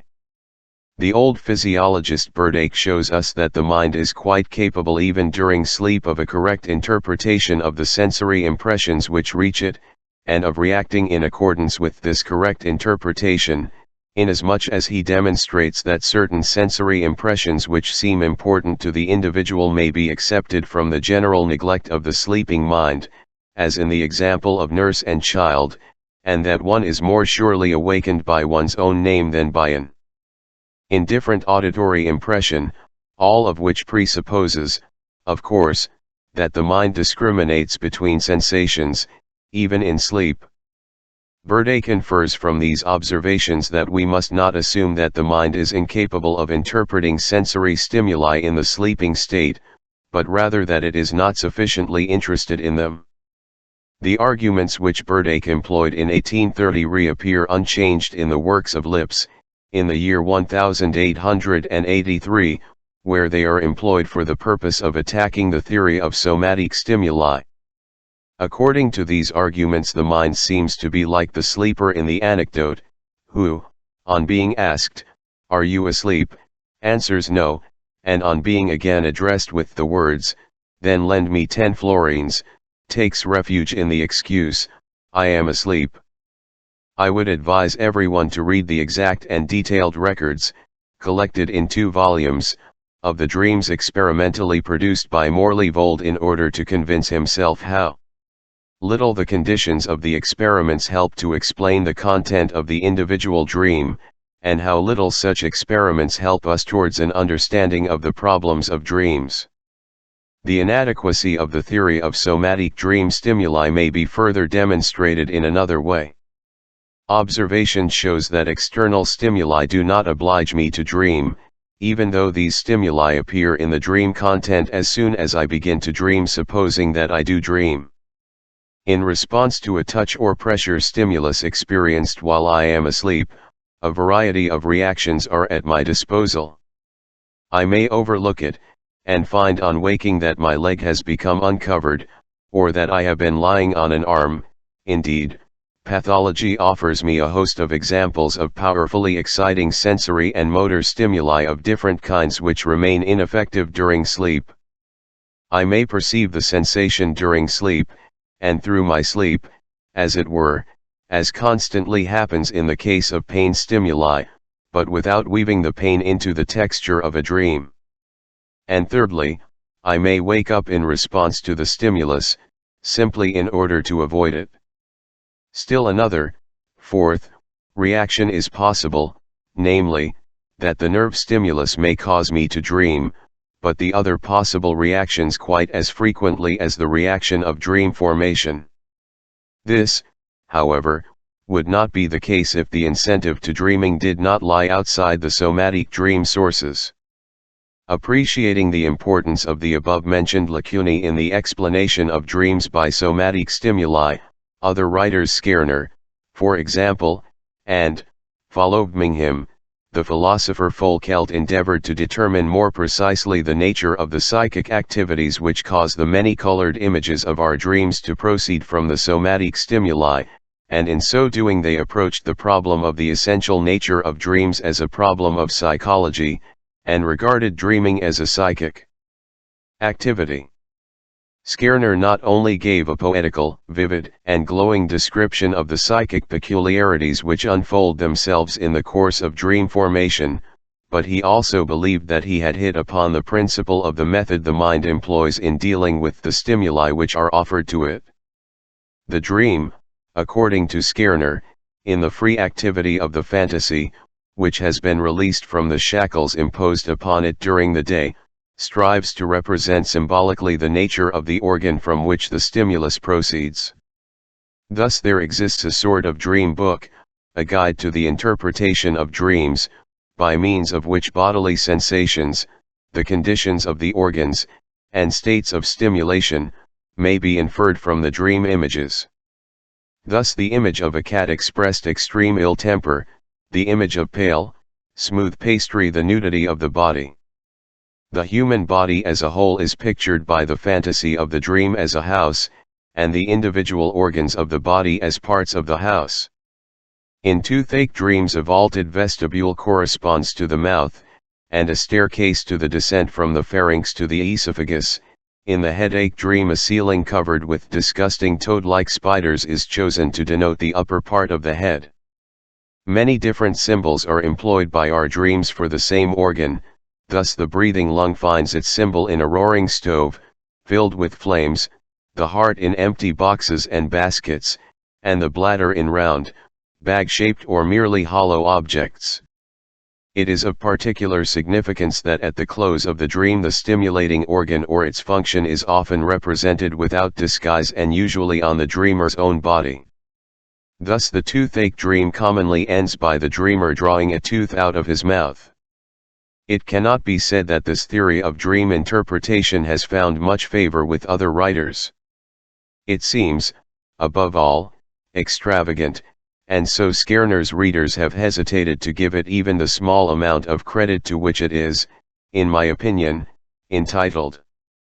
As will be seen, it tends to a revival of dream interpretation by means of symbolism, a method employed by the ancients. Only the province from which the interpretation is to be derived is restricted to the human body.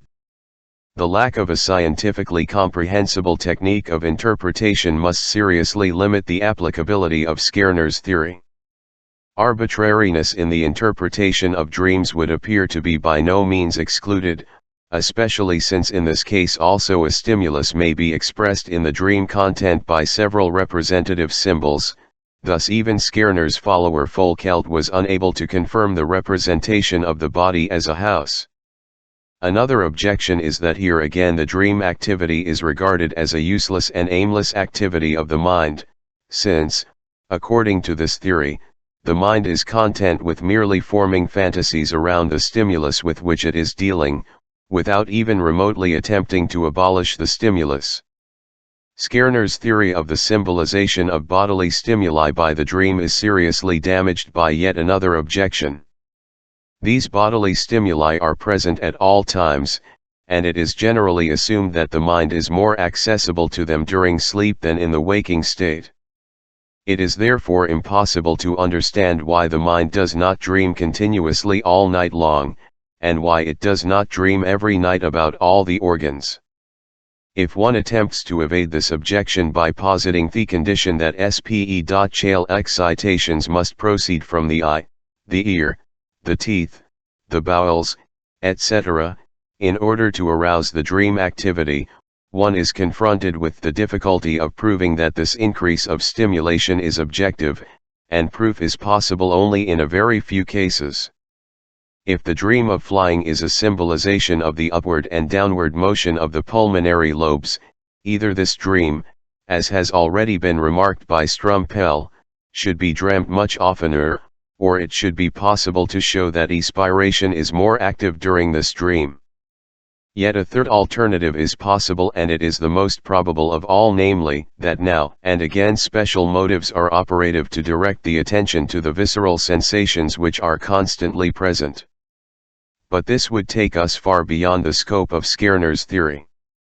The value of Skerner's and Folkelt's disquisitions resides in their calling our attention to a number of characteristics of the dream content which are in need of explanation, and which seem to promise fresh discoveries.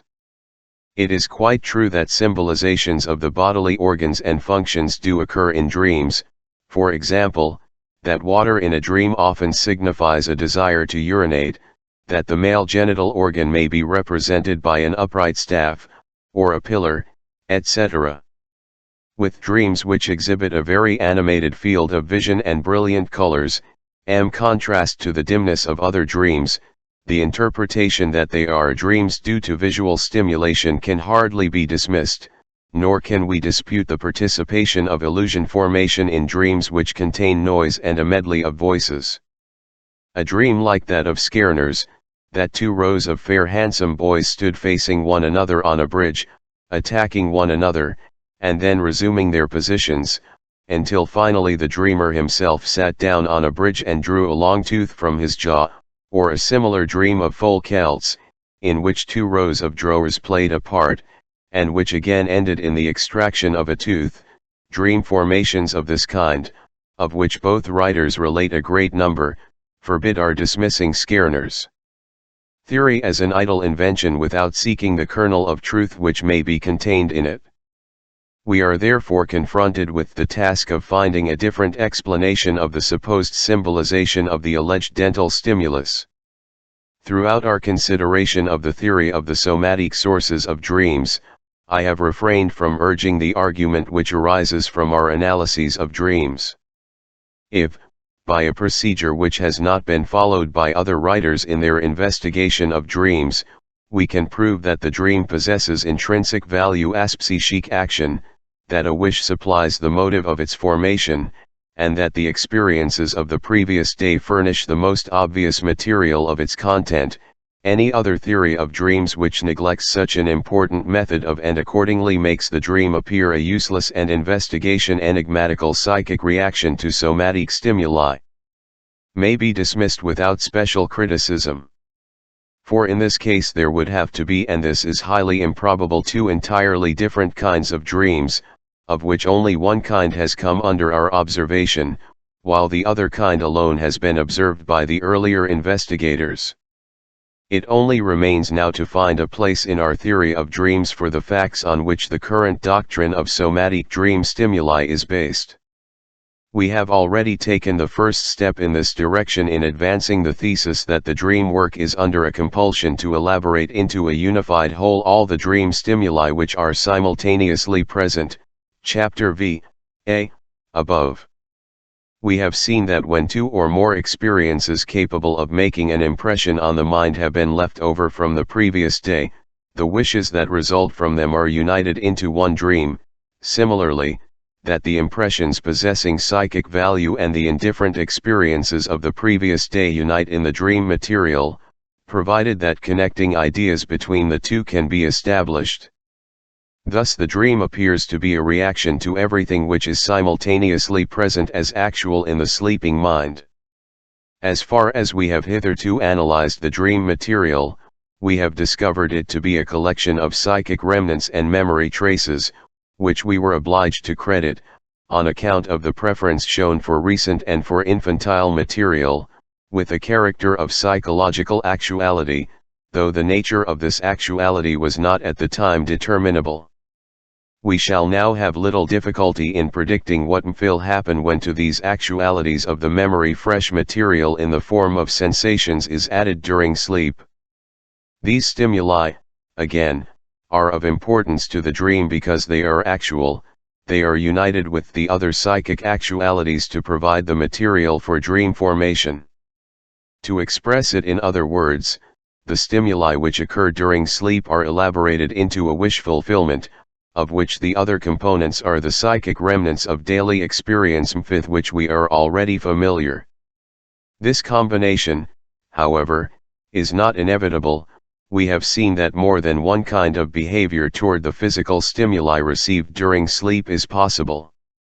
Here this combination is effected, a conceptual material for the dream content has been found which will represent both kinds of dream sources, the somatic as well as the psychic. The nature of the dream is not altered when somatic material is added to the psychic dream sources, it still remains a wish fulfillment, no matter how its expression is determined by the actual material available.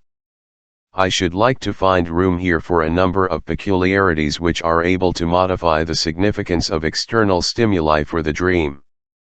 I imagine that a cooperation of individual, physiological, and accidental factors, which depend on the circumstances of the moment, determines how one will behave in individual cases of more intensive objective stimulation during sleep, habitual or accidental profundity of sleep, in conjunction with the intensity of the stimulus, will in one case make it possible so to suppress the stimulus that it will not disturb the sleeper, while in another case it will force the sleeper to wake, or will assist the attempt to subdue the stimulus by weaving it into the texture of the dream.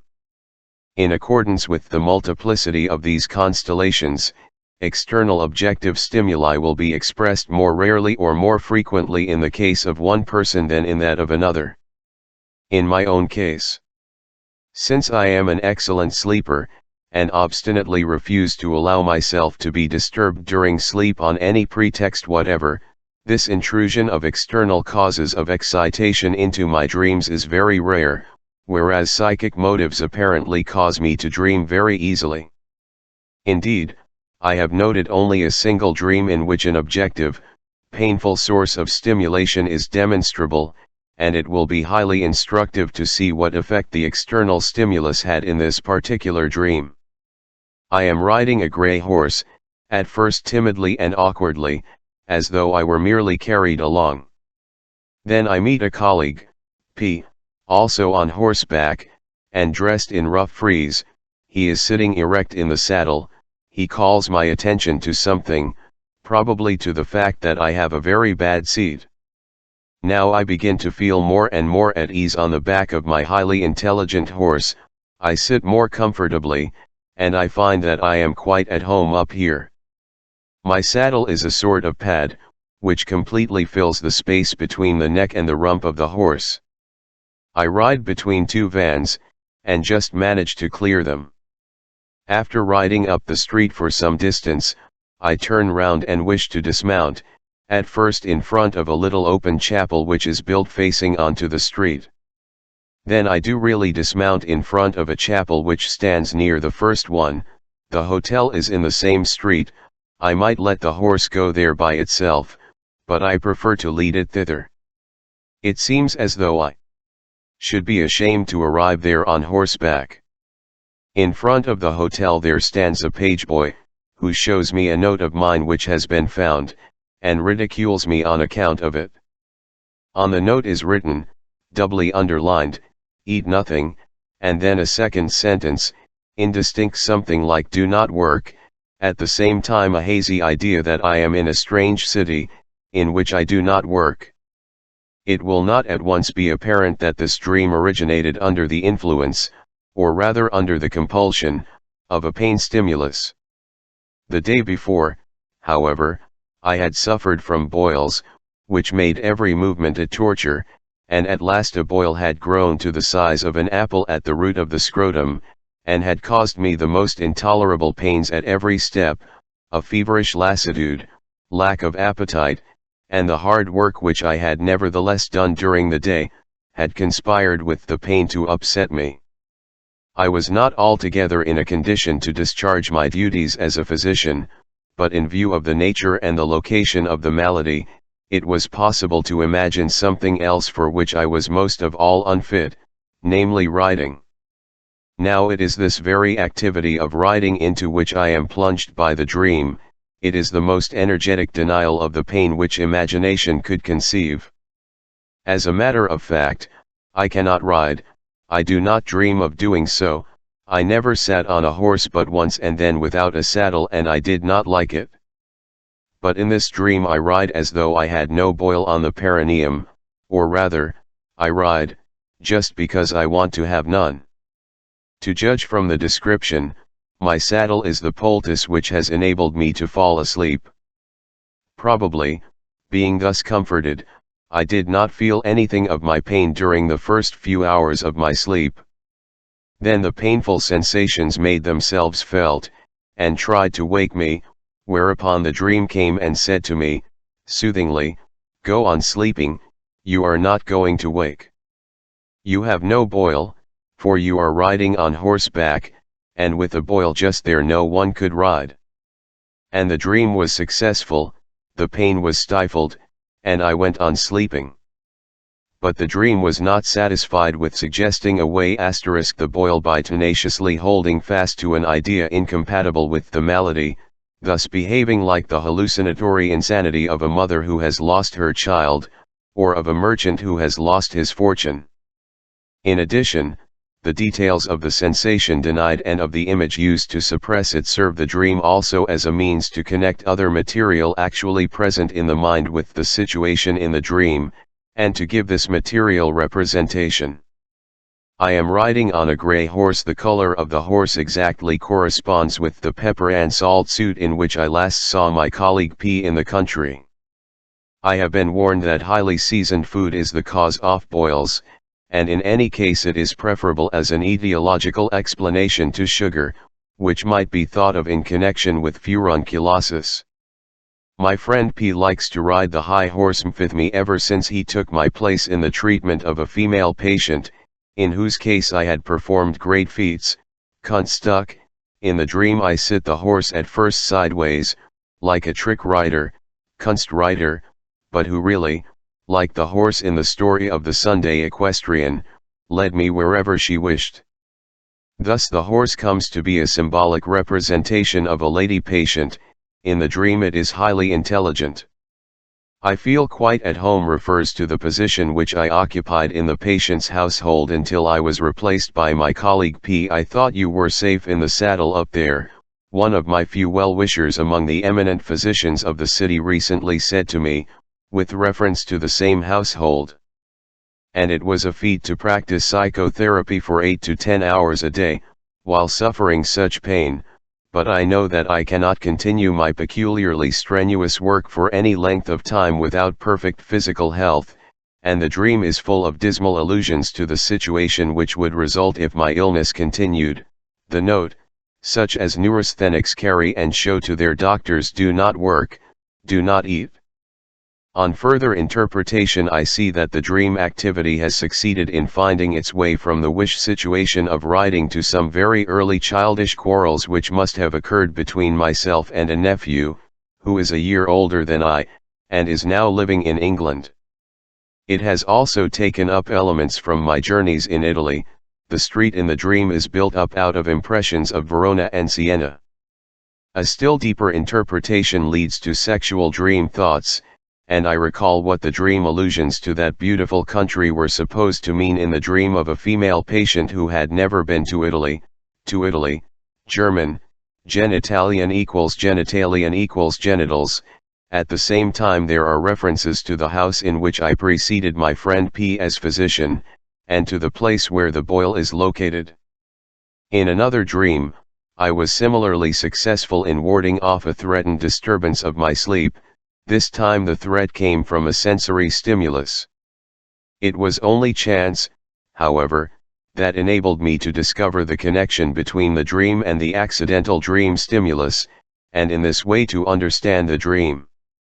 One midsummer morning in a Tyrolese mountain resort, I woke with the knowledge that I had dreamed, "The Pope is dead."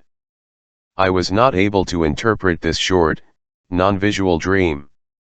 I could remember only one possible basis of the dream, namely, that shortly before this the newspapers had reported that His Holiness was slightly indisposed. But in the course of the morning my wife asked me, "Did you hear the dreadful tolling of the church bells this morning?" I had no idea that I had heard it, but now I understood my dream. It was the reaction of my need for sleep to the noise by which the pious Tyroleans were trying to wake me. I avenged myself on them by the conclusion which formed the content of my dream, and continued to sleep, without any further interest in the tolling of the bells. Among the dreams mentioned in the previous chapters there are several which might serve as examples of the elaboration of so-called nerve stimuli. The dream of drinking in long draughts is such an example. Here the somatic stimulus seems to be the sole source of the dream, and the wish arising from the sensation thirst the only motive for dreaming. We find much the same thing in other simple dreams, where the somatic stimulus is able of itself to generate a wish. The dream of the sick woman who throws the cooling apparatus from her cheek at night is an instance of an unusual manner of reacting to a pain stimulus with a wish fulfillment. It seems as though the patient had temporarily succeeded in making herself analgesic, and accompanied this by ascribing her pains to a stranger. My dream of the three Parsi is obviously a hunger dream, but it has contrived to shift the need for food right back to the child's longing for its mother's breast, and to use a harmless desire as a mask for a more serious one that cannot venture to express itself so openly. In the dream of Count Thun we were able to see by what paths an accidental physical need was brought into relation with the strongest, but also the most rigorously repressed impulses of the psychic life. And when, as in the case reported by Garni, the first consul incorporates the sound of an exploding infernal machine into a dream of battle before it causes him to wake, the true purpose for which alone psychic activity concerns itself with sensations during sleep is revealed with unusual clarity. A young lawyer, who is full of his first great bankruptcy case, and falls asleep in the afternoon, behaves just as the great Napoleon did. He dreams of a certain G. Reich in Husiaden, whose acquaintance he has made in connection with the bankruptcy case, but Husiaden, German, Hussen, to cough, forces itself upon his attention still further. He is obliged to wake, only to hear his fife guitar violently coughing. Let us compare the dream of Napoleon I, who is suffering from bronchial, who, incidentally, was an excellent sleeper with that of the sleepy student, who was awakened by his landlady with the reminder that he had to go to the hospital, and who thereupon dreamt himself into a bed in the hospital, and then slept on, the underlying reasoning being as follows: if I am already in the hospital, I needn't get up to go there. This is obviously a convenience dream. The sleeper frankly admits to himself his motive in dreaming, but he thereby reveals one of the secrets of dreaming in general. In a certain sense, all dreams are convenience dreams. They serve the purpose of continuing to sleep instead of waking. The dream is the guardian of sleep, not its disturber. In another place we shall have occasion to justify this conception in respect to the psychic factors that make for waking, but we can already demonstrate its applicability to the objective external stimuli. Either the mind does not concern itself at all with the causes of sensations during sleep, if it is able to carry this attitude through as against the intensity of the stimuli, and their significance, of which it is well aware, or it employs the dream to deny these stimuli, or, thirdly, if it is obliged to recognize the stimuli, it seeks that interpretation of them which will represent the actual sensation as a component of a desired situation which is compatible with sleep. The actual sensation is woven into the dream in order to deprive it of its reality. Napoleon is permitted to go on sleeping. It is only a dream memory of the thunder of the guns at Arcole which is trying to disturb him. The two sources from which I know of this dream do not entirely agree as to its content. The wish to sleep, to which the conscious ego has adjusted itself, and which, together with the dream censorship and the secondary elaboration to be mentioned later, represents the ego's contribution to the dream, must thus always be taken into account as a motive of dream formation, and every successful dream is a fulfillment of this wish. The relation of this general, constantly present, and unvarying sleep wish to the other wishes of which now one and now another is fulfilled by the dream content, will be the subject of later consideration. In the wish to sleep we have discovered a motive capable of supplying the deficiency in the theory of Strumpel and Wundt, and of explaining the perversity and capriciousness of the interpretation of the external stimulus. The correct interpretation, of which the sleeping mind is perfectly capable, would involve active interest, and would require the sleeper to wake. Hence, of those interpretations which are possible at all, only such are admitted as are acceptable to the dictatorial censorship of the sleep wish. The logic of dream situations Woodron, for example, it is the nightingale, and not the lark. For if it is the lark, love's night is at an end. From among the interpretations of the stimulus which are thus admissible, that one is selected which can secure the best connection with the wish impulses that are lying in wait in the mind. Thus everything is definitely determined, and nothing is left to caprice. The misinterpretation is not an illusion, but if you will an excuse. Here again, as in substitution by displacement in the service of the dream censorship, we have an act of deflection of the normal psychic procedure. If the external nerve stimuli and the inner bodily stimuli are sufficiently intense to compel psychic attention, they represent, that is, if they result in dreaming at all, and not in waking, a fixed point for dream formation, a nucleus in the dream material, for which an appropriate wish fulfillment is sought, just as, see above, mediating ideas between two psychical dream stimuli are sought. To this extent it is true of a number of dreams that the somatic element dictates the dream content. In this extreme case even a wish that is not actually present may be aroused for the purpose of dream formation. But the dream cannot do otherwise than represent a wish in some situation as fulfilled. It is, as it were, confronted with the task of discovering what wish can be represented as fulfilled by the given sensation. Even if this given material is of a painful or disagreeable character, yet it is not unserviceable for the purposes of dream formation. The psychic life has at its disposal even fishes whose fulfillment evokes displeasure, which seems a contradiction, but becomes perfectly intelligible if we take into account the presence of two sorts of psychic instants and the censorship that subsists between them. In the psychic life there exist, as we have seen, repressed wishes, which belong to the first system, and to whose fulfillment the second system is opposed. We do not mean this in a historic sense that such wishes have once existed and have subsequently been destroyed. The doctrine of repression, which we need in the study of psychoneuroses, asserts that such repressed wishes still exist, but simultaneously with an inhibition which weighs them down. Language has hit upon the truth when it speaks of the suppression, suppression, or pushing under, of such impulses. The psychic mechanism which enables such suppressed wishes to force their way to realization is retained in being and in working order. But if it happens that such a suppressed wish is fulfilled, the vanquished inhibition of the second system, which is capable of consciousness, is then expressed as discomfort. And, in order to conclude this argument, if sensations of a disagreeable character which originate from somatic sources are present during sleep, this constellation is utilized by the dream activity to procure the fulfillment with more or less maintenance of the censorship of an otherwise suppressed wish. This state of affairs makes possible a certain number of anxiety dreams, while others of these dream formations which are unfavorable to the wish theory exhibit a different mechanism. For the anxiety in dreams may of course be of a psychoneurotic character, originating in psychosexual excitation, in which case, the anxiety corresponds to repressed libido.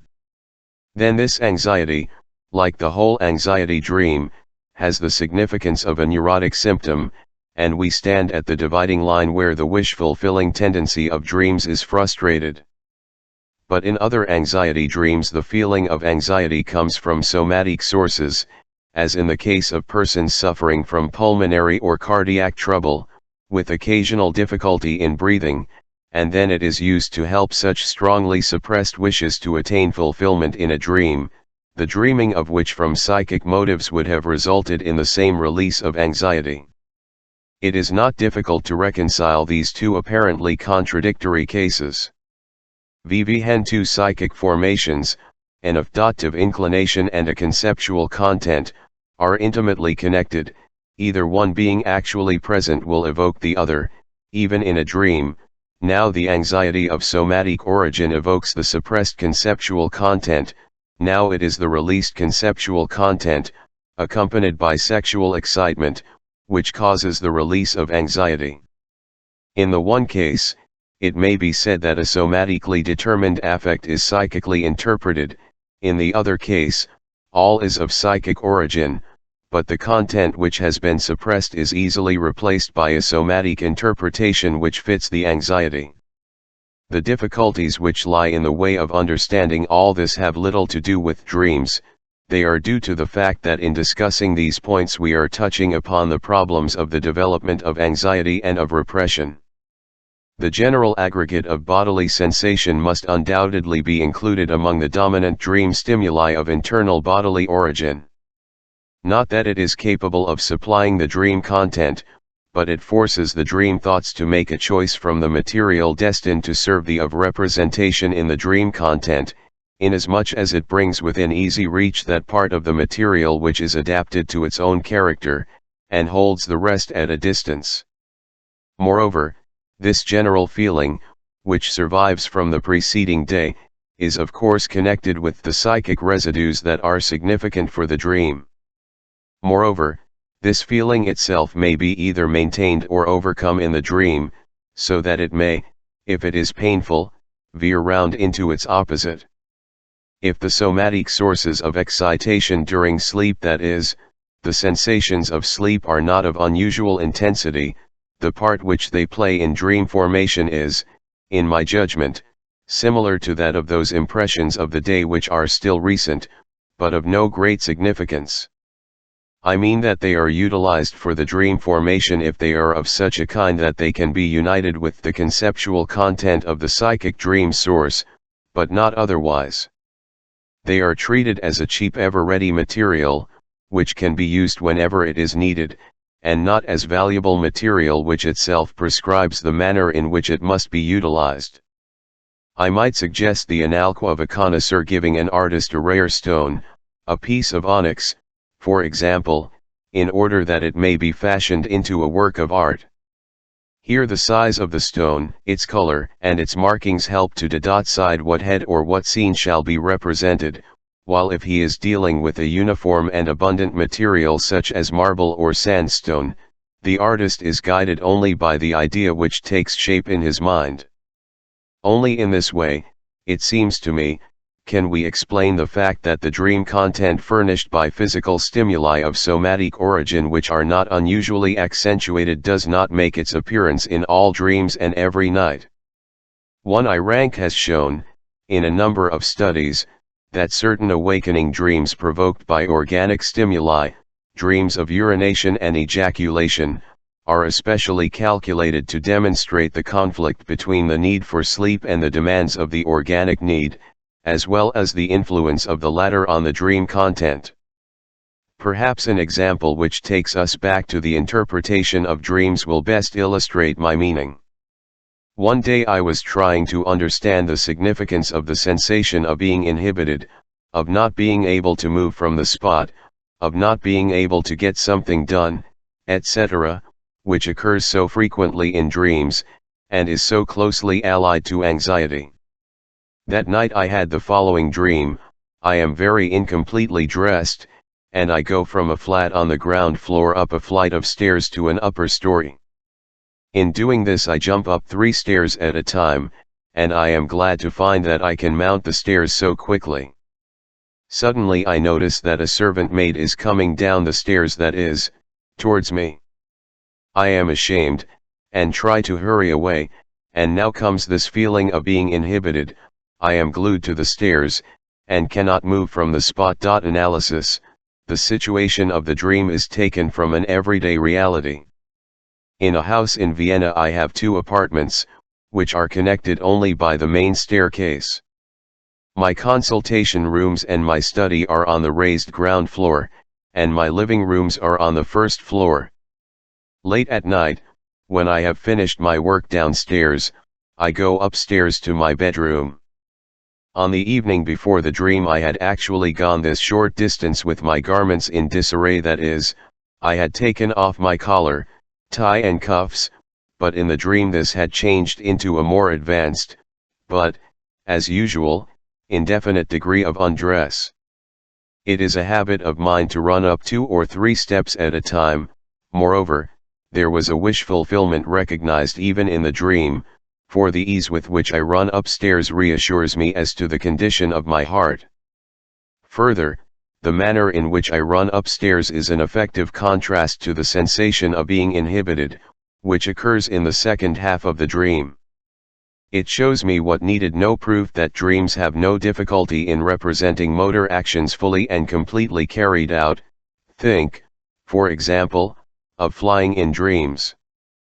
But the stairs up which I go are not those of my own house. At first I do not recognize them, only the person coming towards me informs me of their whereabouts. This woman is the maid of an old lady whom I visit twice daily in order to give her hypodermic injections. The stairs, too, are precisely similar to those which I have to climb twice a day in this old lady *''s house. How do these stairs and this woman get into my dream? The shame of not being fully dressed is undoubtedly of a sexual character. The servant of whom I dream is older than I, surly, and by no means attractive. These questions remind me of the following incident. When I pay my morning visit at this house I am usually seized with a desire to clear my throat. The sputum falls on the stairs. There is no spittoon on either of the 2 floors, and I consider that the stairs should be kept clean not at my expense, but rather by the provision of a spittoon. The housekeeper, another elderly, curmudgeonly person, but, as I willingly admit, a woman of cleanly instincts, takes a different view of the matter. She lies in wait for me, to see whether I shall take the liberty referred to, and, if she sees that I do, I can distinctly hear her growl. 4 days thereafter, when we meet, she refuses to greet me with the customary signs of respect. On the day before the dream, the housekeeper's attitude was reinforced by that of the maid. I had just furnished my usual hurried visit to the patient when the servant confronted me in the ante-room, observing, "You might as well have wiped your shoes today, doctor, before you came into the room. The red carpet is all dirty again from your feet." This is the only justification for the appearance of the stairs and the maid in my dream. Between my leaping upstairs and my spitting on the stairs there is an intimate connection. Pharyngitis and cardiac troubles are both supposed to be punishments for the vice of smoking, on account of which vice my own housekeeper does not credit me with excessive tidiness, so that my reputation suffers in both the houses which my dream fuses into one. I must postpone the further interpretation of this dream until I can indicate the origin of the typical dream of being incompletely clothed.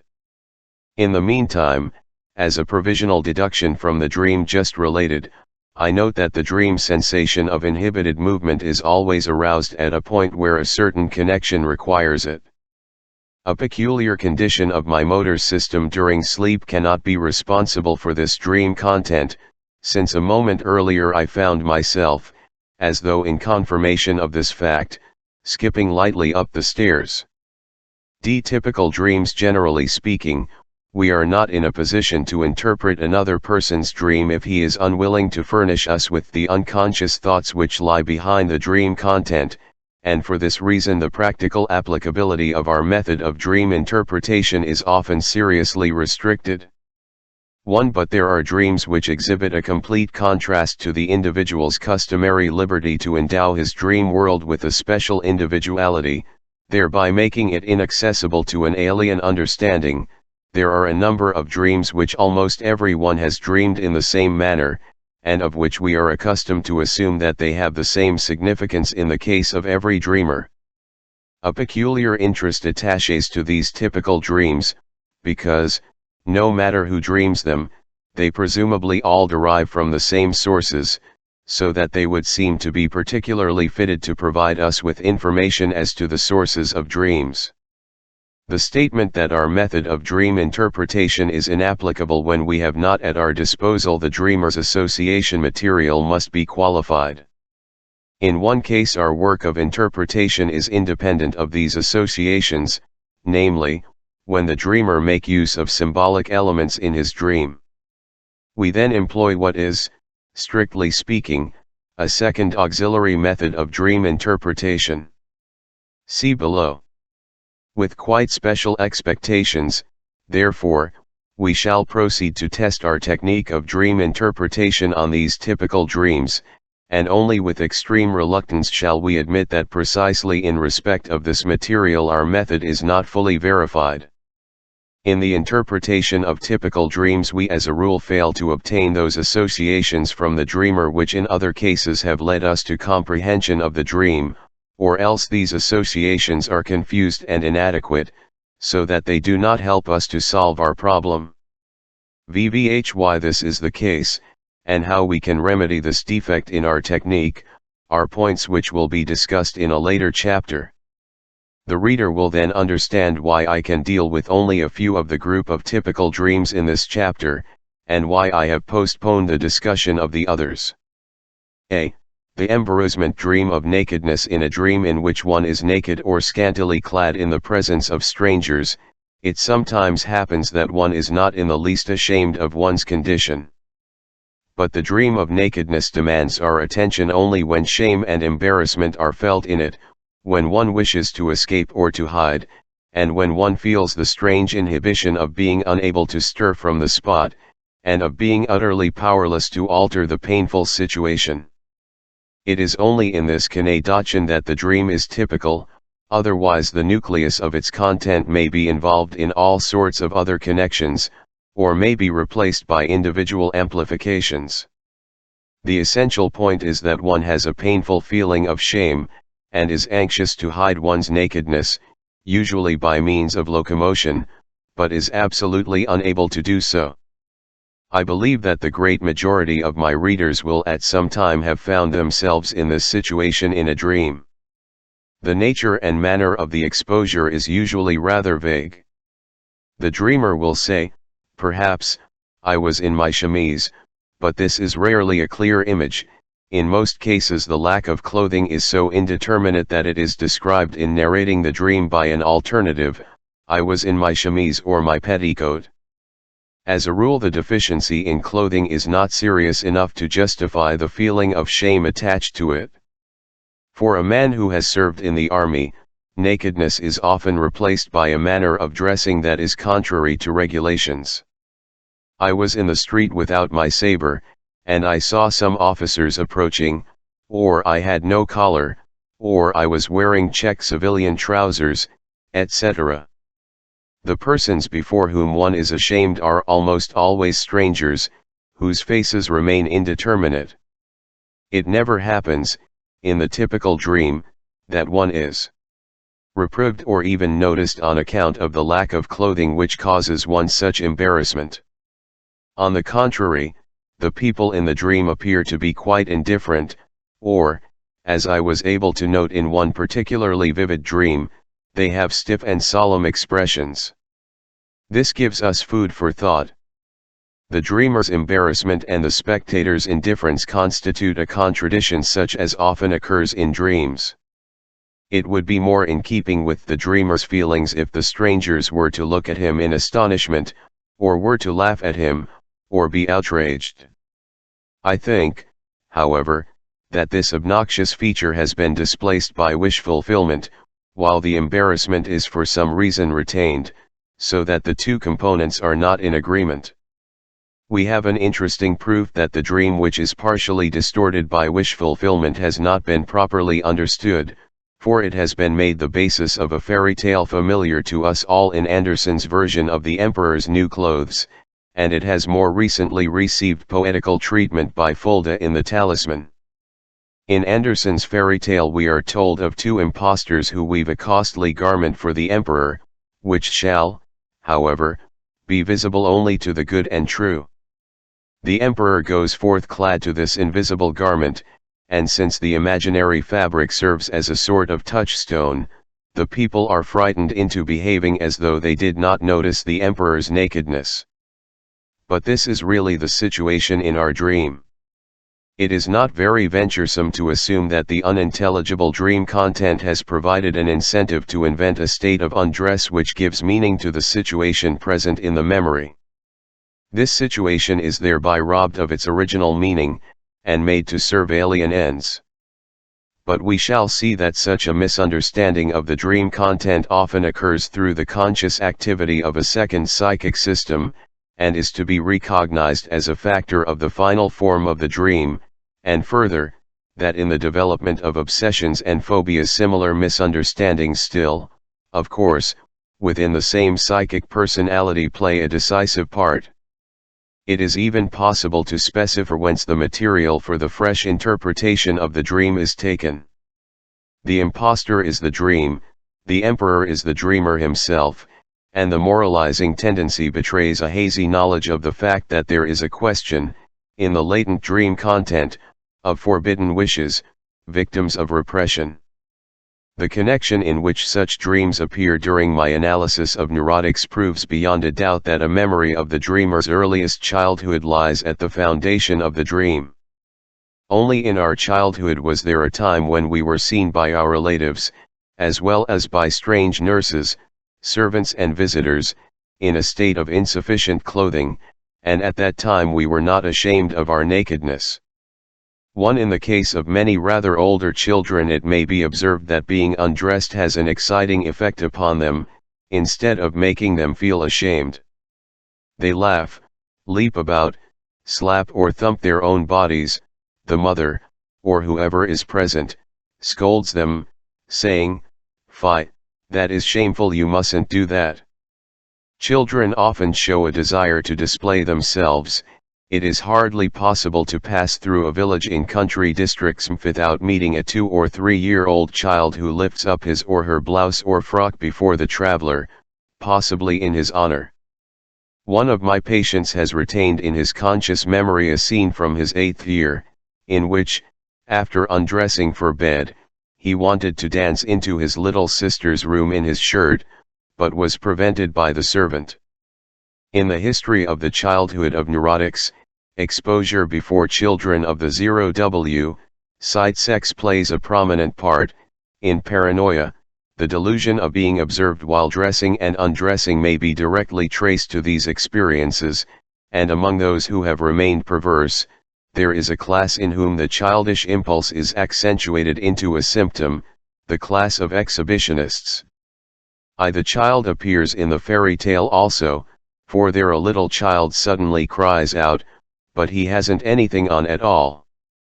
This age of childhood, in which the sense of shame is unknown, seems a paradise when we look back upon it later, and paradise itself is nothing but the mass fantasy of the childhood of the individual. This is why in paradise men are naked and unashamed, until the moment arrives when shame and fear awaken, expulsion follows, and sexual life and cultural development begin. Into this paradise dreams can take us back every night. We have already ventured the conjecture that the impressions of our earliest childhood, from the prehistoric period until about the end of the 3rd year, crave reproduction for their own sake, perhaps without further reference to their content, so that there is a wish fulfillment. Dreams of nakedness, then, are exhibition dreams. One Ferenczi has recorded a number of interesting dreams of nakedness in women which were without difficulty traced to the infantile delight in exhibitionism, but which differ in many features from the typical dream of nakedness discussed above. The nucleus of an exhibition dream is furnished by one's own person, which is seen not as that of a child, but as it exists in the present, and by the idea of scanty clothing which emerges indistinctly, owing to the superimposition of so many later situations of being partially clothed, or out of consideration for the censorship. To these elements are added the persons in whose presence one is ashamed. I know of no example in which the actual spectators of these infantile exhibitions reappear in a dream, for a dream is hardly ever a simple recollection. Strangely enough, those persons who are the objects of our sexual interest in childhood are omitted from all reproductions. In dreams, in hysteria, or in obsessional neurosis, paranoia alone restores the spectators, and is fanatically convinced of their presence, although they remain unseen. The substitute for these persons offered by the dream, the number of strangers who take no notice of the spectacle offered them, is precisely the counter-wish to that single intimately known person for whom the exposure was intended. A number of strangers, moreover, often occur in dreams in all sorts of other connections. As a counter-wish they always signify a secret. It will be seen that even that restitution of the old state of affairs that occurs in paranoia complies with this counter-tendency. One is no longer alone, one is quite positively being watched, but the spectators are a number of strange, curiously indeterminate people. For obvious reasons the presence of the whole family in the dream has the same significance. Furthermore, repression finds a place in the exhibition dream. For the disagreeable sensation of the dream is, of course, the reaction on the part of the second psychic instance to the fact that the exhibitionistic scene which has been condemned by the censorship has nevertheless succeeded in presenting itself. The only way to avoid this sensation would be to refrain from reviving the scene. In a later chapter we shall deal once again with the feeling of inhibition. In our dreams it represents to perfection a conflict of the will, a denial. According to our unconscious purpose, the exhibition is to proceed. According to the demands of the censorship, it is to come to an end. The relation of our typical dreams to fairy tales and other fiction and poetry is neither sporadic nor accidental. Sometimes the penetrating insight of the poet has analytically recognized the process of transformation of which the poet is otherwise the instrument, and has followed it up in the reverse direction, that is to say, has traced a poem to a dream. A friend has called my attention to the following passage in G. Keller's Der Grüne Heinrich. I do not wish, dearly, that you should ever come to realize from experience the exquisite and piquant truth in the situation of Odysseus, when he appears, naked and covered with mud, before Nausicaa and her playmates. Would you like to know what it means? Let us for a moment consider the incident closely. If you are ever parted from your home, and from all that is dear to you, and wander about in a strange country, if you have seen much and experienced much, if you have cares and sorrows, and are, perhaps, utterly wretched and forlorn, you will some night inevitably dream that you are approaching your home, you will see it shining and glittering in the loveliest colors, lovely and gracious figures will come to meet you, and then you will suddenly discover that you are ragged, naked, and covered with dust. An indescribable feeling of shame and fear overcomes you, you try to cover yourself, to hide, and you wake up bathed in sweat. As long as humanity exists, this will be the dream of the care-laden, tempest-tossed man, and thus Homer has drawn this situation from the profoundest depths of the eternal nature of humanity. Vivat are the profoundest depths of the eternal nature of humanity, which the poet commonly hopes to awaken in his listeners, but these stirrings of the psychic life which are rooted in that age of childhood, which subsequently becomes prehistoric. Childish wishes, now suppressed and forbidden, break into the dream behind the unobjectionable and permissibly conscious wishes of the homeless man, and it is for this reason that the dream which is objectified in the legend of Nausicaa regularly develops into an anxiety dream. My own dream of hurrying upstairs, which presently changed into being glued to the stairs, is likewise an exhibition dream, for it reveals the essential ingredients of such a dream. It must therefore be possible to trace it back to experiences in my childhood, and the knowledge of these should enable us to conclude how far the servant's behavior to me, i.e., her reproach that I had soiled the carpet, helped her to secure the position which she occupies in the dream. Now I am actually able to furnish the desired explanation. One learns in a psychoanalysis to interpret temporal proximity by material connection.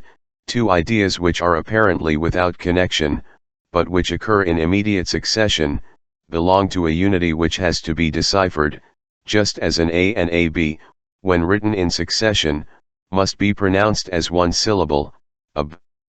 It is just the same with the interrelations of dreams. The dream of the stairs has been taken from a series of dreams with whose other members I am familiar, having interpreted them. A dream included in the series must belong to the same context. Now, the other dreams of the series are based on the memory of a nurse to whom I was entrusted for a season, from the time when I was still at the breast to the age of 2.5, and of whom a hazy recollection has remained in my consciousness. According to information which I recently obtained from my mother, she was old and ugly, but very intelligent and thorough. According to the inferences which I am justified in drawing from my dreams, she did not always treat me quite kindly, but spoke harshly to me when I showed insufficient understanding of the necessity for cleanliness. Inasmuch as the maid endeavored to continue my education in this respect, she is entitled to be treated, in my dream, as an incarnation of the prehistoric old woman. It is to be assumed, of course, that the child was fond of his teacher in spite of her harsh behavior. A supplementary interpretation of this dream, to spit, spucken, on the stairs, since spucken, to haunt, is the occupation of spirits, cf. English, spook, led me by a free translation to Esprit d'escalier. Stairwit means unreadiness at repartee, Schlagfertigkeit literally, readiness to hit out, with which I really have to reproach myself. But was the nurse deficient in Schlagfertigkeit? B. Dreams of the death of beloved persons. Another series of dreams which may be called typical are those whose content is that a beloved relative, a parent, brother, sister, child, or the like, has died. We must at once distinguish two classes of such dreams, those in which the dreamer remains unmoved, and those in which he feels profoundly grieved by the death of the beloved person, even expressing this grief by shedding tears in his sleep. We may ignore the dreams of the first group, they have no claim to be reckoned as typical. If they are analyzed, it is found that they signify something that is not contained in them, that they are intended to mask another wish of some kind. This is the case in the dream of the aunt who sees the only son of her sister lying on a bier, chapter 4. The dream does not mean that she desires the death of her little nephew, as we have learned, it merely conceals the wish to see a certain beloved person again after a long separation, the same person whom she had seen after as long an interval at the funeral of another nephew.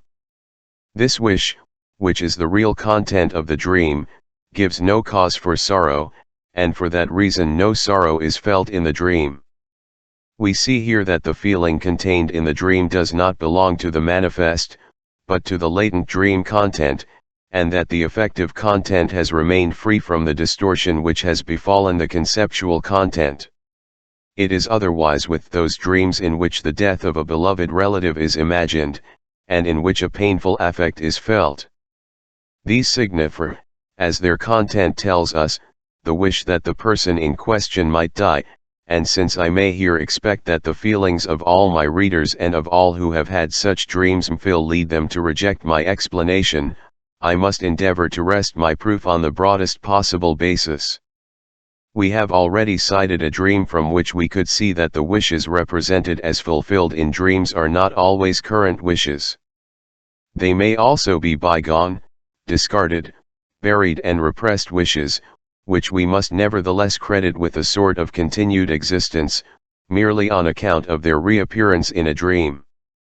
They are not dead, like persons who have died, in the sense that we know death, but are rather like the shades in the Odyssey which awaken to a certain degree of life so soon as they have drunk blood. The dream of the dead child in the box, chapter 4, contained a wish that had been present 15 years earlier, and which had at that time been frankly admitted as real.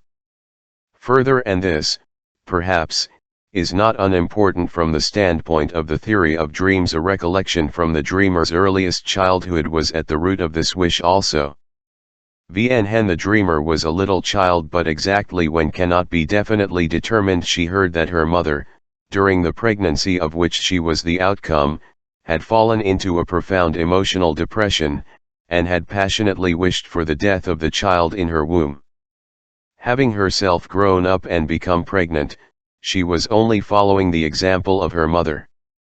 If anyone dreams that his father or mother, his brother or sister, has died, and his dream expresses grief, I should never adduce this as proof that he wishes any of them dead now. The theory of dreams does not go as far as to require this. It is satisfied with concluding that the dreamer has wished them dead at some time or other during his childhood. I fear, however, that this limitation will not go far to my critics. Probably they will just as energetically deny the possibility that they ever had such thoughts, as they protest that they do not harbor them now. I must, therefore, reconstruct a portion of the submerged infantile psychology on the basis of the evidence of the present. 1 cf. Also analysis of a phobia in a 5-year-old boy, collected papers, ill, and on the sexual theories of children, Ibid. 11. Let us first of all consider the relation of children to their brothers and sisters. I do not know why we presuppose that it must be a loving one, since examples of enmity among adult brothers and sisters are frequent in everyone's experience, and since we are so often able to verify the fact that this estrangement originated during childhood, or has always existed. Moreover, many adults who today are devoted to their brothers and sisters, and support them in adversity, lived with them in almost continuous enmity during their childhood. The elder child ill-treated the younger, slandered him, and robbed him of his toys. The younger was consumed with helpless fury against the elder, envied and feared him, or his earliest impulse toward liberty and his first revolt against injustice were directed against his oppressor. The parents say that the children do not agree, and cannot find the reason for it. It is not difficult to see that the character even of a well-behaved child is not the character we should wish to find in an adult. A child is absolutely egoistical, he feels his wants acutely, and strives remorselessly to satisfy them, especially against his competitors, other children, and first of all against his brothers and sisters.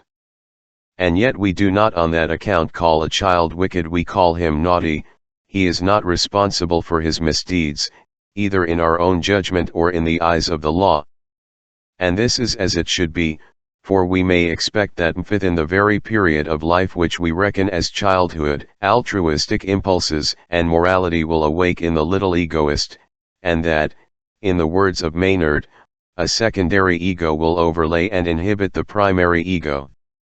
Morality, of course, does not develop simultaneously in all its departments, and furthermore, the duration of the amoral period of childhood differs in different individuals.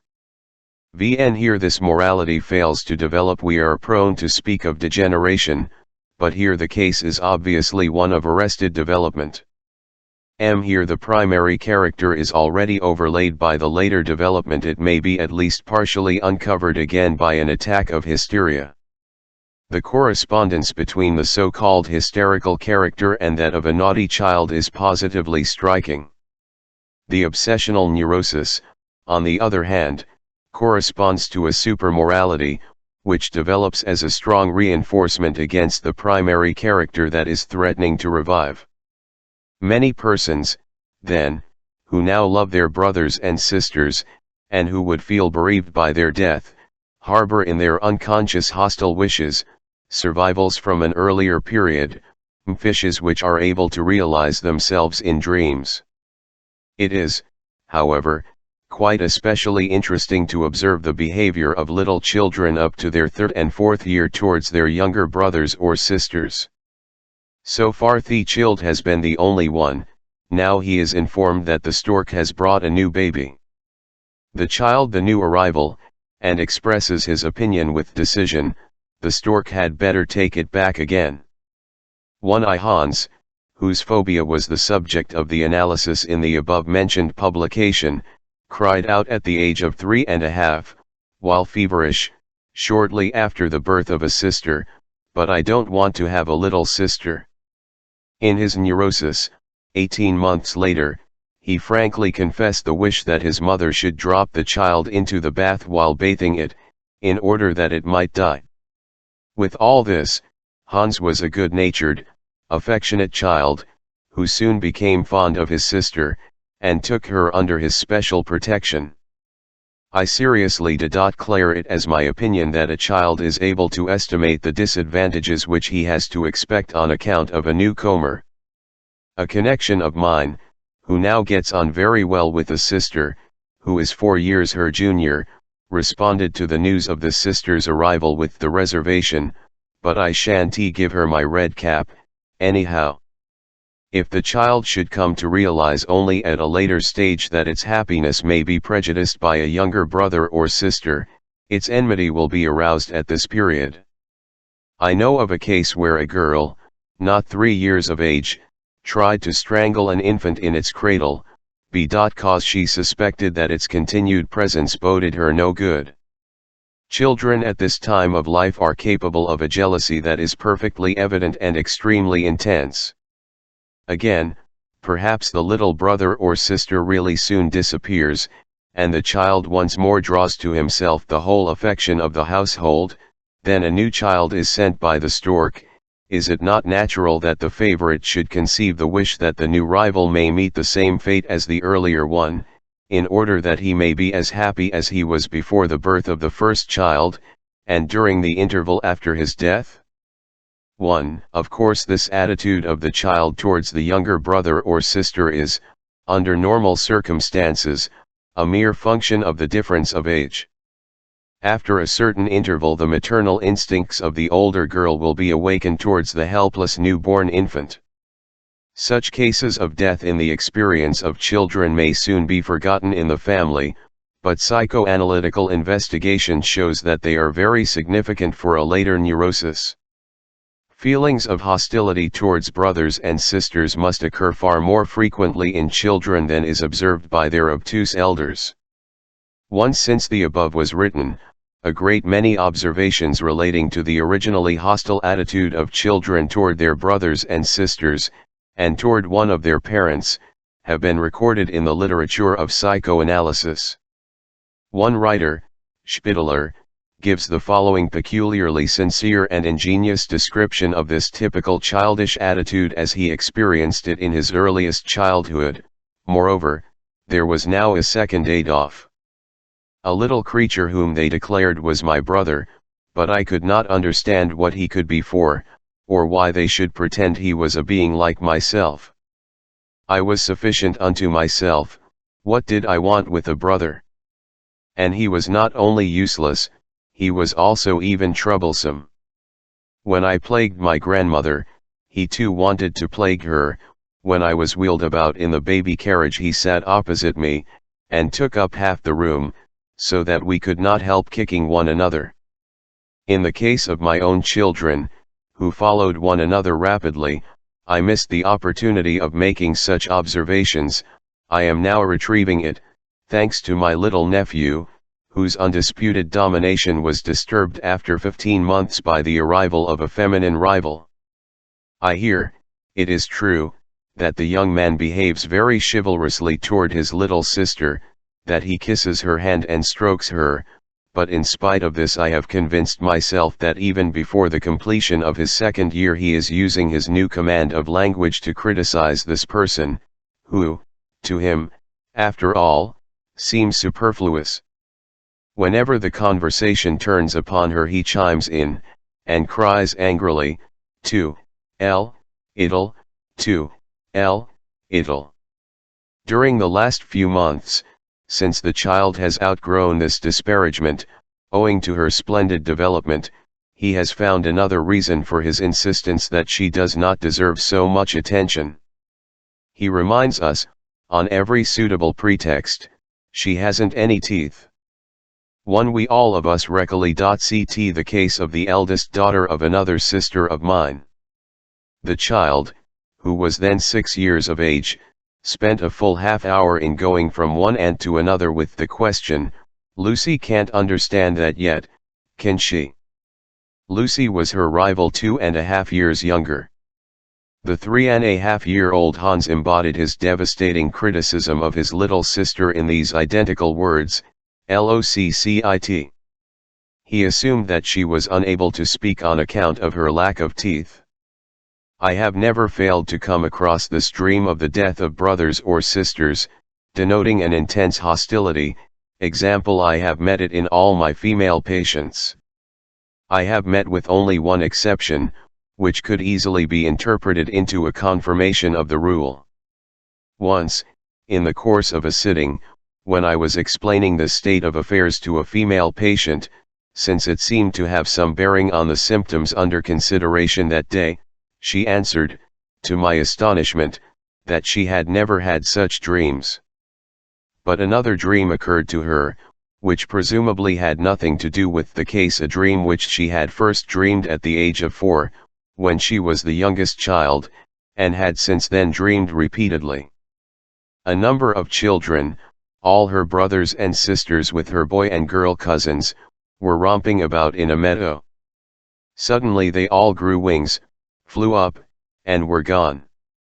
She had no idea of the significance of this dream, but we can hardly fail to recognize it as a dream of the death of all the brothers and sisters, in its original form, and but little influenced by the censorship.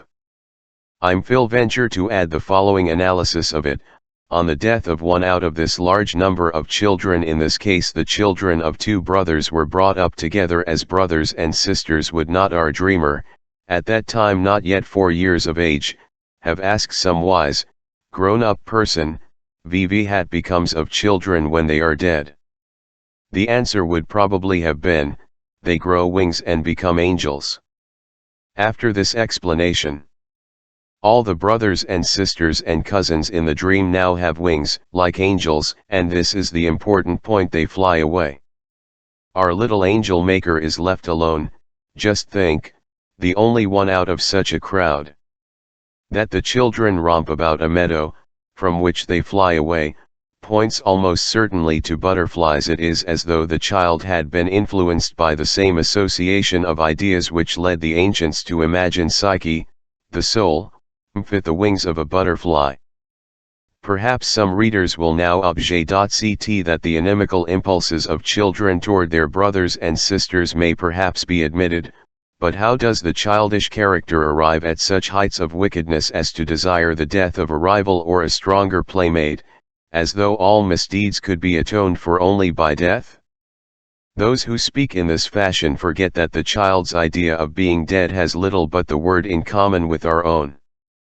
The child knows nothing of the horrors of decay, of shivering in the cold grave, of the terror of the infinite nothing, the thought of which the adult, as all the myths of the hereafter testify, finds so intolerable.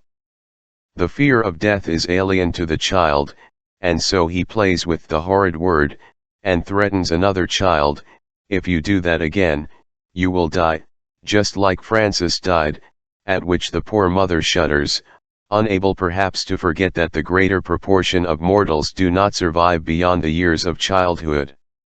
Even at the age of 8, a child returning from a visit to a natural history museum may say to her mother, "Mama, I do love you so, if you ever die, I am going to have you stuffed and set you up here in the room, so that I can always see you." So different from our own is the childish conception of being dead.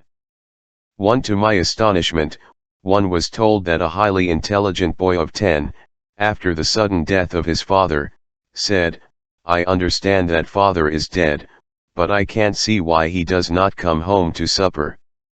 Further material relating to this subject will be found in the section Kinderziel, edited by Frau Dr. von Hug-Helmuth, in Imago Volume IV, 1912-18. Being dead means, for the child, who has been spared the sight of the suffering that precedes death, much the same as being gone, and ceasing to annoy the survivors. The child does not distinguish the means by which this absence is brought about, whether by distance, or estrangement, or death. If, during the child's prehistoric years, a nurse has been dismissed, and if his mother dies a little while later, the two experiences, as we discover by analysis, form links of a chain in his memory.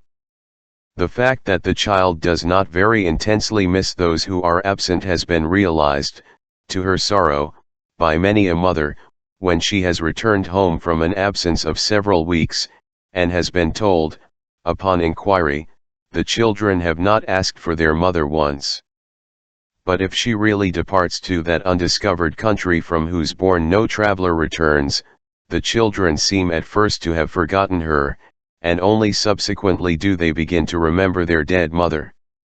The observation of a father trained in psychoanalysis was able to detect the very moment when his very intelligent little daughter, age 4, realized the difference between being away and being dead.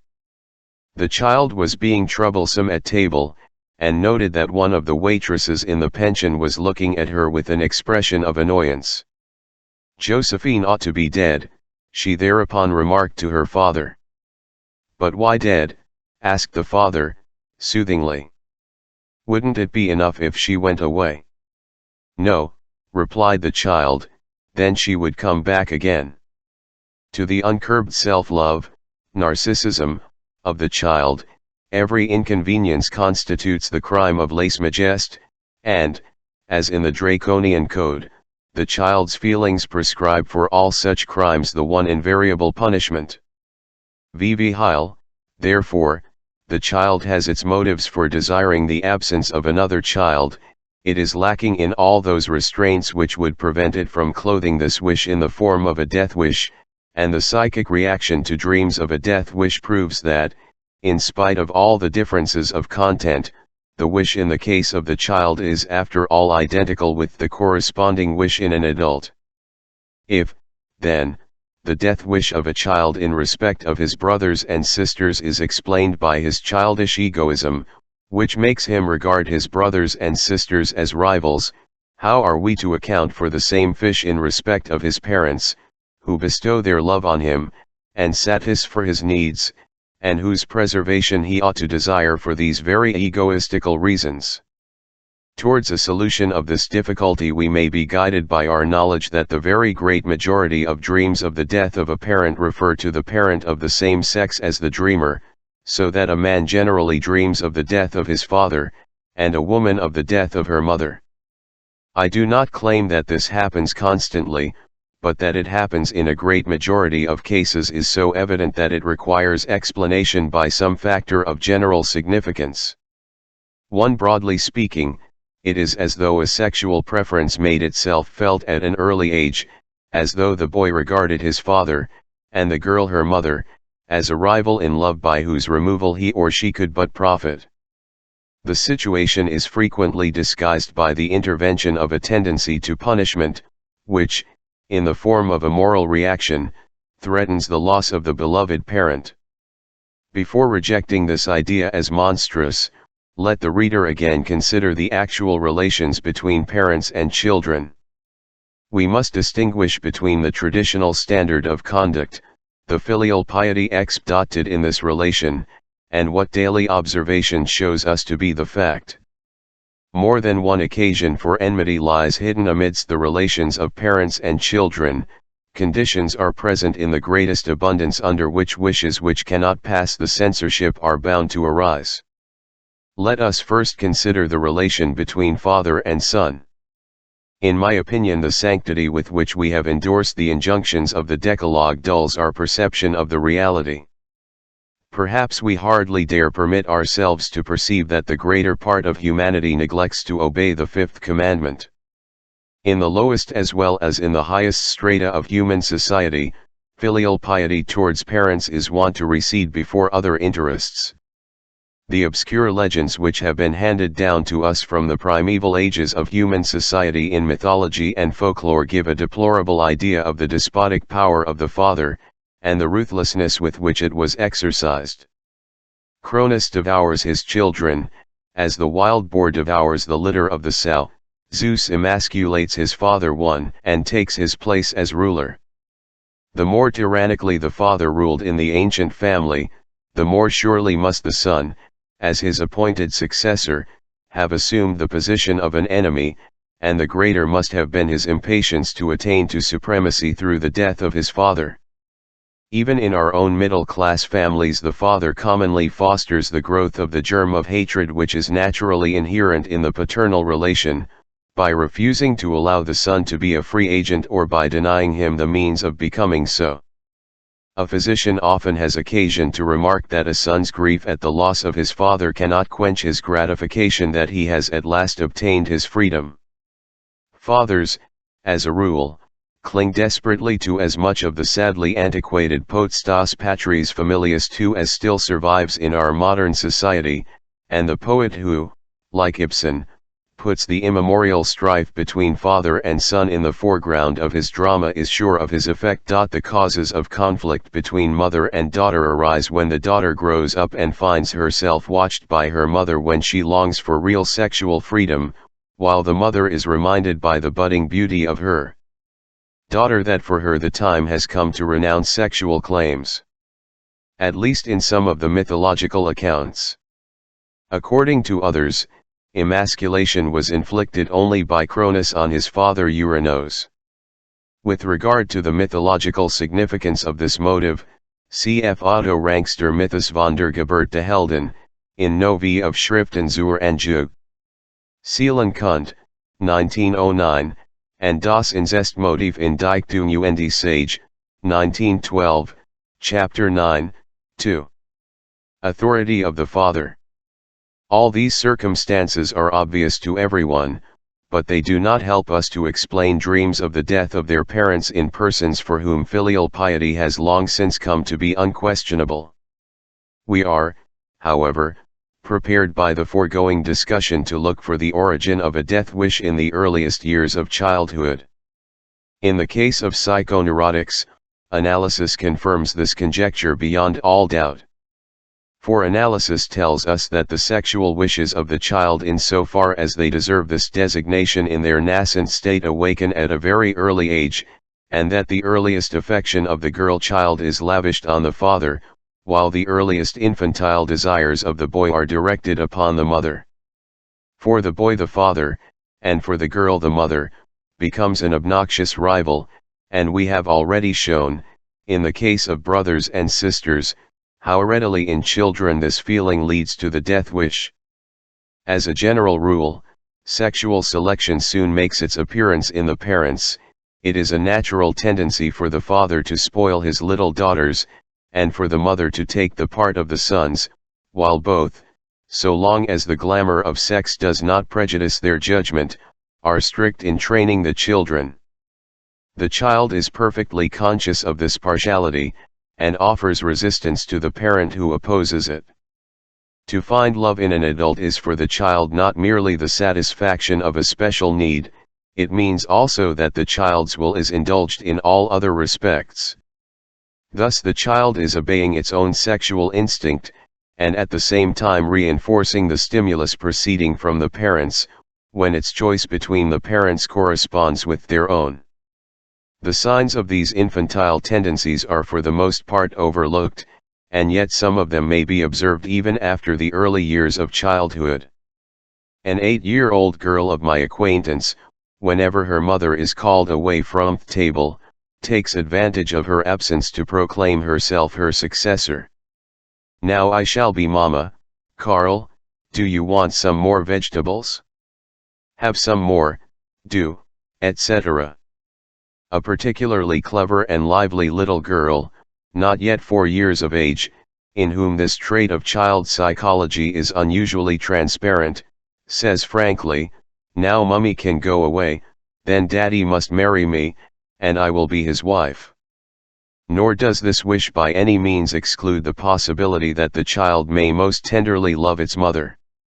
If the little boy is allowed to sleep at his mother's side whenever his father goes on a journey, and if after his father's return he has to go back to the nursery, to a person whom he likes far less, the wish may readily arise that his father might always be absent, so that he might keep his place beside his dear, beautiful Mama, and the father's death is obviously a means for the attainment of this wish, for the child has taught him that dead folks, like grandpapa, for example, are always absent, they never come back. While such observations of young children readily accommodate themselves to the interpretations suggested, they do not, it is true, carry the complete conviction which is forced upon a physician by the psychoanalysis of adult neurotics. The dreams of neurotic patients are communicated with preliminaries of such a nature that their interpretation as wish dreams becomes inevitable. One day I find a lady depressed and weeping. She says, "I do not want to see my relatives any more, they must shudder at me." Thereupon, almost without any transition, she tells me that she has remembered a dream, whose significance, of course, she does not understand. She dreamed it when she was 4 years old, and it was this: a fox or a lynx is walking about the roof, then something falls down, or she falls down, and after that, her mother is carried out of the house dead, whereat the dreamer weeps bitterly. I have no sooner informed her that this dream must signify a childish wish to see her mother dead, and that it is because of this dream that she thinks that her relatives must shudder at her, than she furnishes material in explanation of the dream. Lynx-eye is an opprobrious epithet which a street boy once bestowed on her when she was a very small child, and when she was 3 years old a brick or tile fell on her mother's head, so that she bled profusely. I once had occasion to make a thorough study of a young girl who was passing through various psychic states. In the state of frenzied confusion with which her illness began, the patient manifested a quite peculiar aversion for her mother. She struck her and abused her whenever she approached the bed, while at the same period she was affectionate and submissive to a much older sister.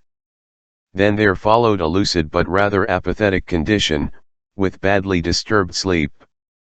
It was in this phase that I began to treat her and to analyze her dreams. An enormous number of these dealt, in a more or less veiled fashion, with the death of the girl's mother. Now she was present at the funeral of an old woman, now she saw herself and her sister sitting at a table, dressed in mourning. The meaning of the dreams could not be doubted.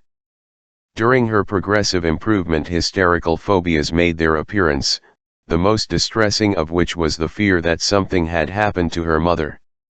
Wherever she might be at the time, she had then to hurry home in order to convince herself that her mother was still alive.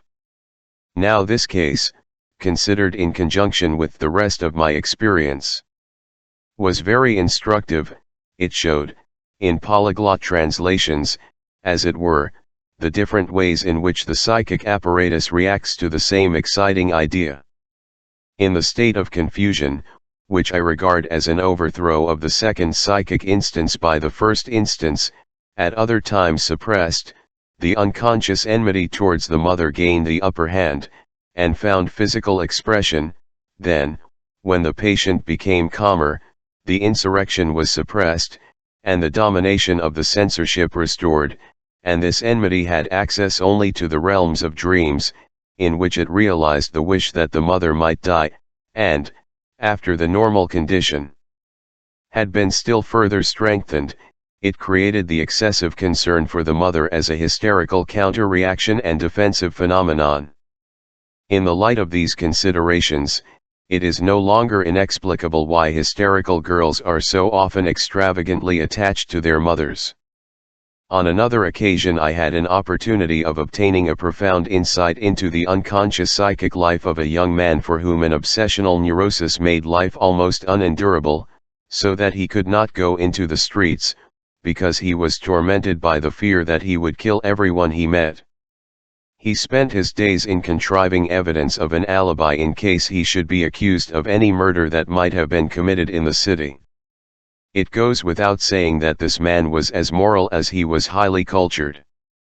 The analysis which, by the way, led to a cure revealed, as the basis of this distressing obsession, murderous impulses in respect of his rather over-strict father, impulses which, to his astonishment, had consciously expressed themselves when he was 7 years old, but which, of course, had originated in a much earlier period of his childhood.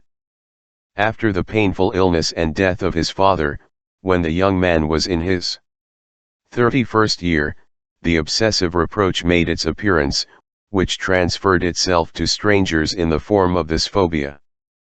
Anyone capable of wishing to push his own father from a mountain top into an abyss cannot be trusted to spare the lives of persons less closely related to him. He therefore does well to lock himself into his room. According to my already extensive experience, parents play a leading part in the infantile psychology of all persons who subsequently become psychoneurotics. Falling in love with one parent and hating the other forms part of the permanent stock of the psychic impulses which arise in early childhood, and are of such importance as the material of the subsequent neurosis. But I do not believe that psychoneurotics are to be sharply distinguished in this respect from other persons who remain normal. That is, I do not believe that they are capable of creating something absolutely new and peculiar to themselves. It is far more probable, and this is confirmed by incidental observations of normal children, that in their amorous or hostile attitude toward their parents, psychoneurotics do no more than reveal to us, by magnification, something that occurs less markedly and intensively in the minds of the majority of children. Antiquity has furnished us with legendary matter which corroborates this belief, and the profound and universal validity of the old legends is explicable only by an equally universal validity of the above-mentioned hypothesis of infantile psychology. I am referring to the legend of King Oedipus and the Oedipus Rex of Sophocles. Oedipus, the son of Laius, king of Thebes, and Jocasta, is exposed as a suckling, because an oracle had informed the father that his son, who was still unborn, would be his murderer. He is rescued, and grows up as a king's son at a foreign court, until, Being uncertain of his origin, he, too, consults the oracle, and is warned to avoid his native place, for he is destined to become the murderer of his father and the husband of his mother. On the road leading away from his supposed home he meets King Laius, and in a sudden quarrel strikes him dead. He comes to Thebes, where he solves the riddle of the Sphinx, who is barring the way to the city, whereupon he is elected king by the grateful Thebans, and is rewarded with the hand of Jocasta. He reigns for many years in peace and honor, and begets 2 sons and 2 daughters upon his unknown mother, until at last a plague breaks out which causes the Thebians to consult the oracle anew. Here Sophocles' tragedy begins. The messengers bring the reply that the plague will stop as soon as the murderer of Laius is driven from the country. But where is he? Here shall be found, faint, and hard to be known, the trace of the ancient guilt. The action of the play consists simply in the disclosure, approached step by step and artistically delayed, and comparable to the work of a psychoanalysis, that Oedipus himself is the murderer of Laius, and that he is the son of the murdered man and Jocasta. Shocked by the abominable crime which he has unwittingly committed, Oedipus blinds himself, and departs from his native city. The prophecy of the oracle has been fulfilled. The Oedipus Rex is a tragedy of fate. Its tragic effect depends on the conflict between the all-powerful will of the gods and the vain efforts of human beings threatened with disaster. Resignation to the divine will, and the perception of one's own impotence is the lesson which the deeply moved spectator is supposed to learn from the tragedy. Modern authors have therefore sought to achieve a similar tragic effect by expressing the same conflict in stories of their own invention. But the playgoers have looked on unmoved at the unavailing efforts of guiltless men to avert the fulfillment of curse or oracle. The modern tragedies of destiny have failed of their effect. If the Oedipus Rex is capable of moving a modern reader or playgoer no less powerfully than it moved the contemporary Greeks, the only possible explanation is that the effect of the Greek tragedy does not depend upon the conflict between fate and human will, but upon the peculiar nature of the material by which this conflict is revealed. There must be a voice within us which is prepared to acknowledge the compelling power of fate in the Oedipus, while we are able to condemn the situations occurring in Die and Frau or other tragedies of fate as arbitrary inventions. And there actually is a motive in the story of King Oedipus which explains the verdict of this inner voice. His fate moves us only because it might have been our own, because the oracle laid upon us before our birth the very curse which rested upon him. It may be that we were all destined to direct our first sexual impulses toward our mothers, and our first impulses of hatred and violence toward our fathers. Our dreams convince us that we were. King Oedipus, who slew his father Laius and wedded his mother Jocasta, is nothing more or less than a wish fulfillment, the fulfillment of the wish of our childhood. But we, more fortunate than he, in so far as we have not become psychoneurotics, have since our childhood succeeded in withdrawing our sexual impulses from our mothers, and in forgetting our jealousy of our fathers. We recoil from the person for whom this primitive wish of our childhood has been fulfilled with all the force of the repression which these wishes have undergone in our minds since childhood. As the poet brings the guilt of Oedipus to light by his investigation, he forces us to become aware of our own inner selves, in which the same impulses are still extant, even though they are suppressed. The antithesis with which the chorus departs. Behold, this is Oedipus. Vho unraveled the great riddle, and was first in Vho's fortune all the townsmen praised and envied. See in what dread adversity he sank. This admonition touches us and our own pride, we who, since the years of our childhood, have grown so wise and so powerful in our own estimation. Like Oedipus, we live in ignorance of the desires that offend morality, the desires that nature has forced upon us, and after their unveiling we may well prefer to avert our gaze from the scenes of our childhood. None of the discoveries of psychoanalytical research has evoked such embittered contradiction, such furious opposition, and also such entertaining acrobatics of criticism, as this indication of the incestuous impulses of childhood which survive in the unconscious. An attempt has even been made recently, in defiance of all experience, to assign only a symbolic significance to incest. Ferenczi has given an ingenious reinterpretation of the Oedipus myth, based on a passage in one of Schopenhauer's letters, in Imago, I. 1912. The Oedipus complex, which was first alluded to here in the interpretation of dreams, has through further study of the subject, acquired an unexpected significance for the understanding of human history and the evolution of religion and morality. See Totten and Taboo. In the very text of Sophocles' tragedy there is an unmistakable reference to the fact that the Oedipus legend had its source in dream material of immemorial antiquity, the content of which was the painful disturbance of the child's relations to its parents caused by the first impulses of sexuality. Jocasta comforts Oedipus, who is not yet enlightened, but is troubled by the recollection of the oracle by an allusion to a dream which is often dreamed, though it cannot, in her opinion, mean anything, for many a man hath seen himself in dreams his mother's mate, but he who gives no heed to such like matters bears the easier life. The dream of having sexual intercourse with one's mother was as common then as it is today with many people, who tell it with indignation and astonishment. As may well be imagined, it is the key to the tragedy and the complement to the dream of the death of the father. The Oedipus fable is the reaction of fantasy to these two typical dreams, and just as such a dream, when occurring to an adult, is experienced with feelings of aversion, so the content of the fable must include terror and self-chastisement. The form which it subsequently assumed was the result of an uncomprehending secondary elaboration of the material, which sought to make it serve a theological intention. 1. The attempt to reconcile divine omnipotence with human responsibility must, of course, fail with this material as with any other. Cf. the dream material of exhibitionism, earlier in this chapter. Another of the great poetic tragedies, Shakespeare's Hamlet, is rooted in the same soil as Oedipus Rex.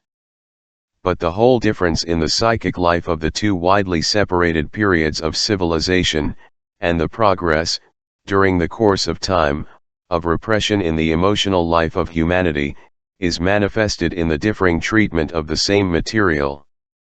In Oedipus Rex the basic wish fantasy of the child is brought to light and realized as it is in dreams. In Hamlet it remains repressed, and we learn of its exicony as we discover the relevant facts in a neurosis only through the inhibitory of CTS which proceed from it. In the more modern drama, the curious fact that it is possible to remain in complete uncertainty as to the character of the hero has proved to be quite consistent with the overpowering effect of the tragedy. The play is based upon Hamlet's hesitation in accomplishing the task of revenge assigned to him. The text does not give the cause or the motive of this hesitation, nor have the manifold attempts at interpretation succeeded in doing so. According to the still prevailing conception, a conception for which Goethe was first responsible, Hamlet represents the type of man whose active energy is paralyzed by excessive intellectual activity, sicklied o'er with the pale cast of thought. According to another conception, the poet has endeavored to portray a morbid, irresolute character, on the verge of neurasthenia.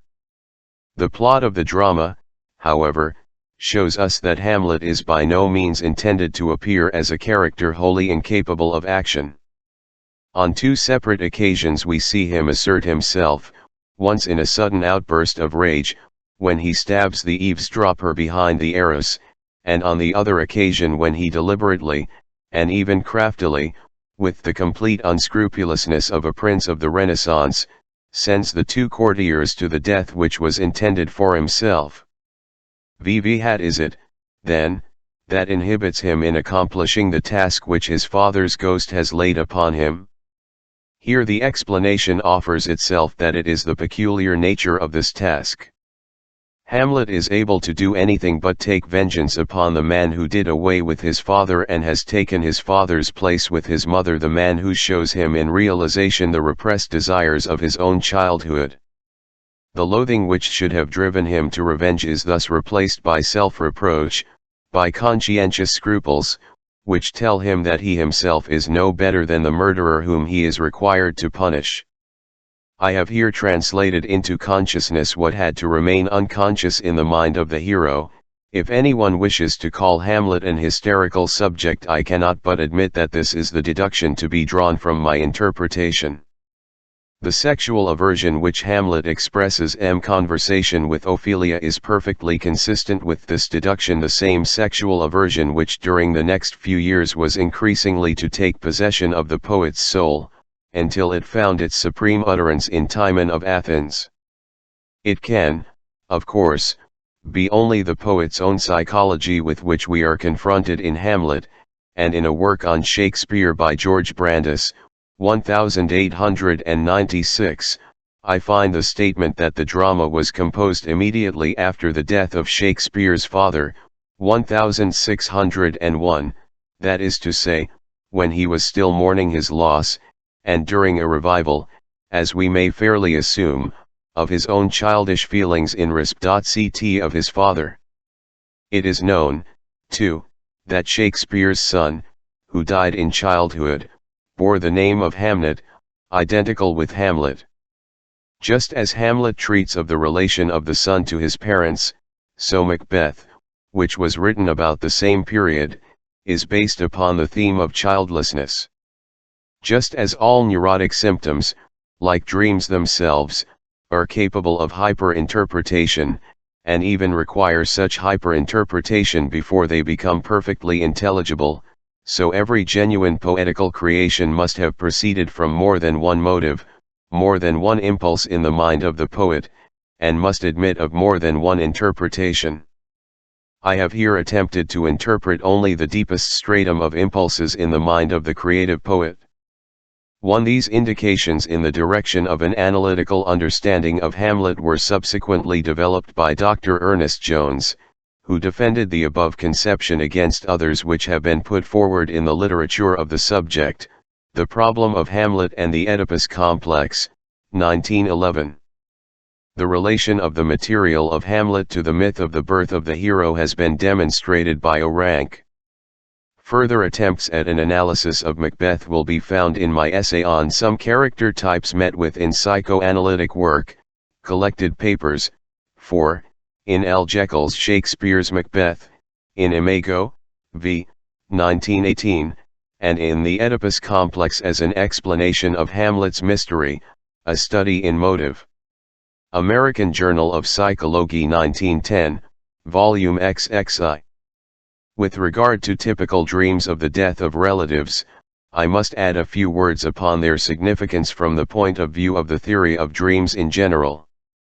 These dreams show us the occurrence of a very unusual state of things. They show us that the dream thought created by the repressed wish completely escapes the censorship, and is transferred to the dream without alteration.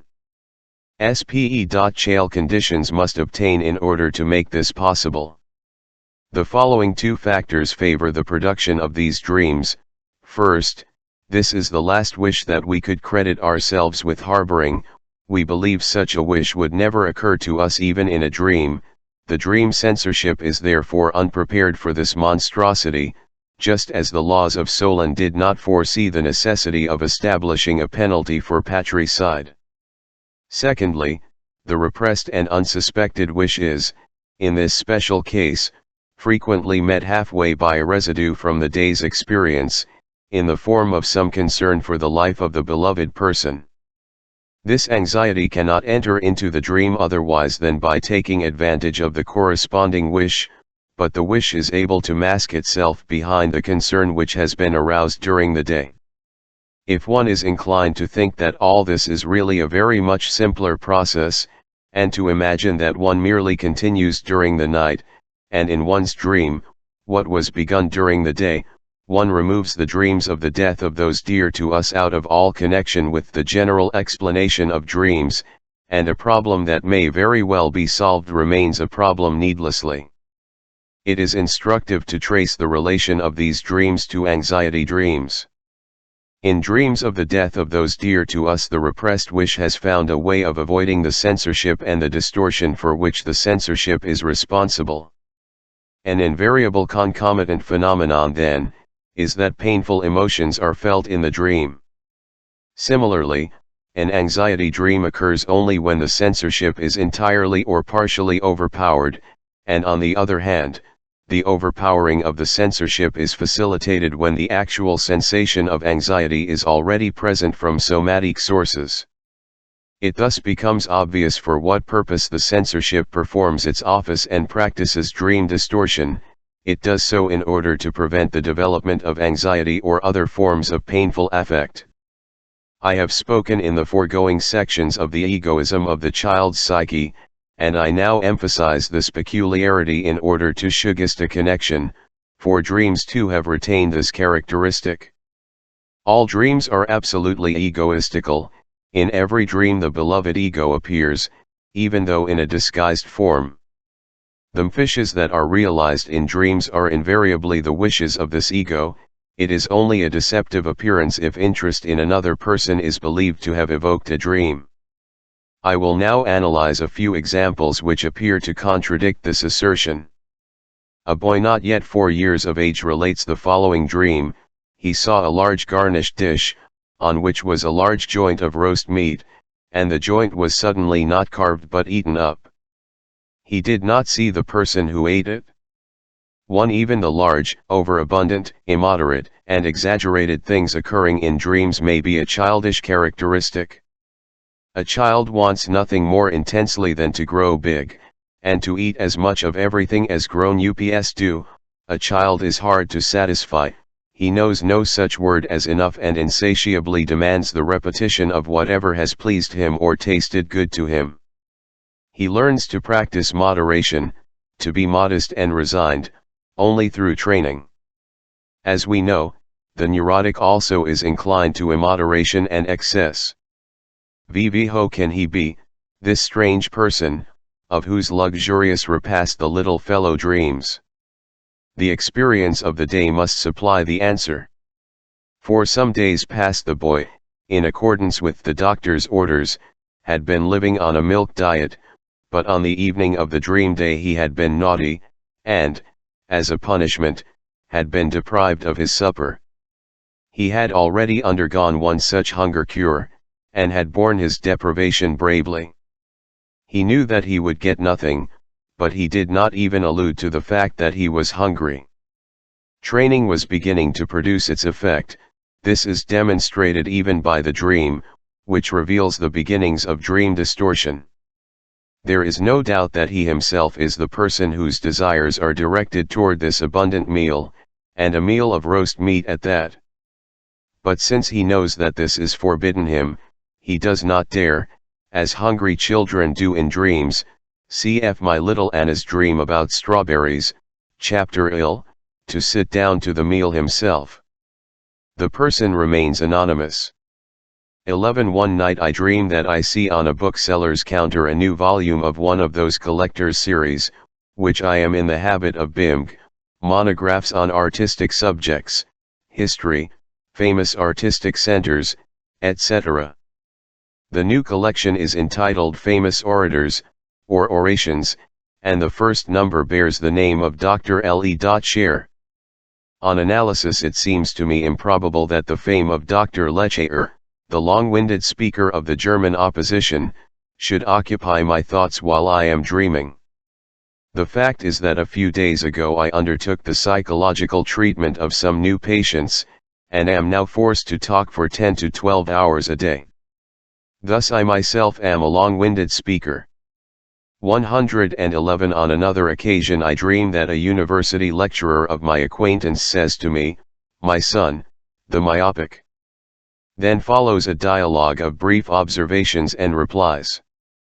A third portion of the dream follows, in which I and my sons appear, and so far as the latent dream content is concerned, the father, the son, and Professor M, are merely lay figures, representing myself and my eldest son. Later on I shall examine this dream again, on account of another peculiarity. LV. The following dream gives an example of really base, egoistical feelings, which conceal themselves behind an affectionate concern. My friend Otto looks ill, his face is brown and his eyes protrude. Otto is my family physician, to whom I owe a debt greater than I can ever hope to repay, since he has watched for years over the health of my children, has treated them successfully when they have been ill, and, moreover, has given them presents whenever he could find any excuse for doing so. He paid us a visit on the day of the dream, and my wife noticed that he looked tired and exhausted. At night I dream of him, and my dream attributes to him certain of the symptoms of Basedow*s disease. If you were to disregard my rules for dream interpretation, you would understand this dream to mean that I am concerned about the health of my friend, and that this concern is realized in the dream. It would thus constitute a contradiction not only of the assertion that a dream is a wish fulfillment, but also of the assertion that it is accessible only to egoistical impulses. But will those who thus interpret my dream explain why I should fear that Otto has Basedow's disease, for which diagnosis his appearance does not afford the slightest justification? My analysis, on the other hand, furnishes the following material, deriving from an incident which had occurred 6 years earlier.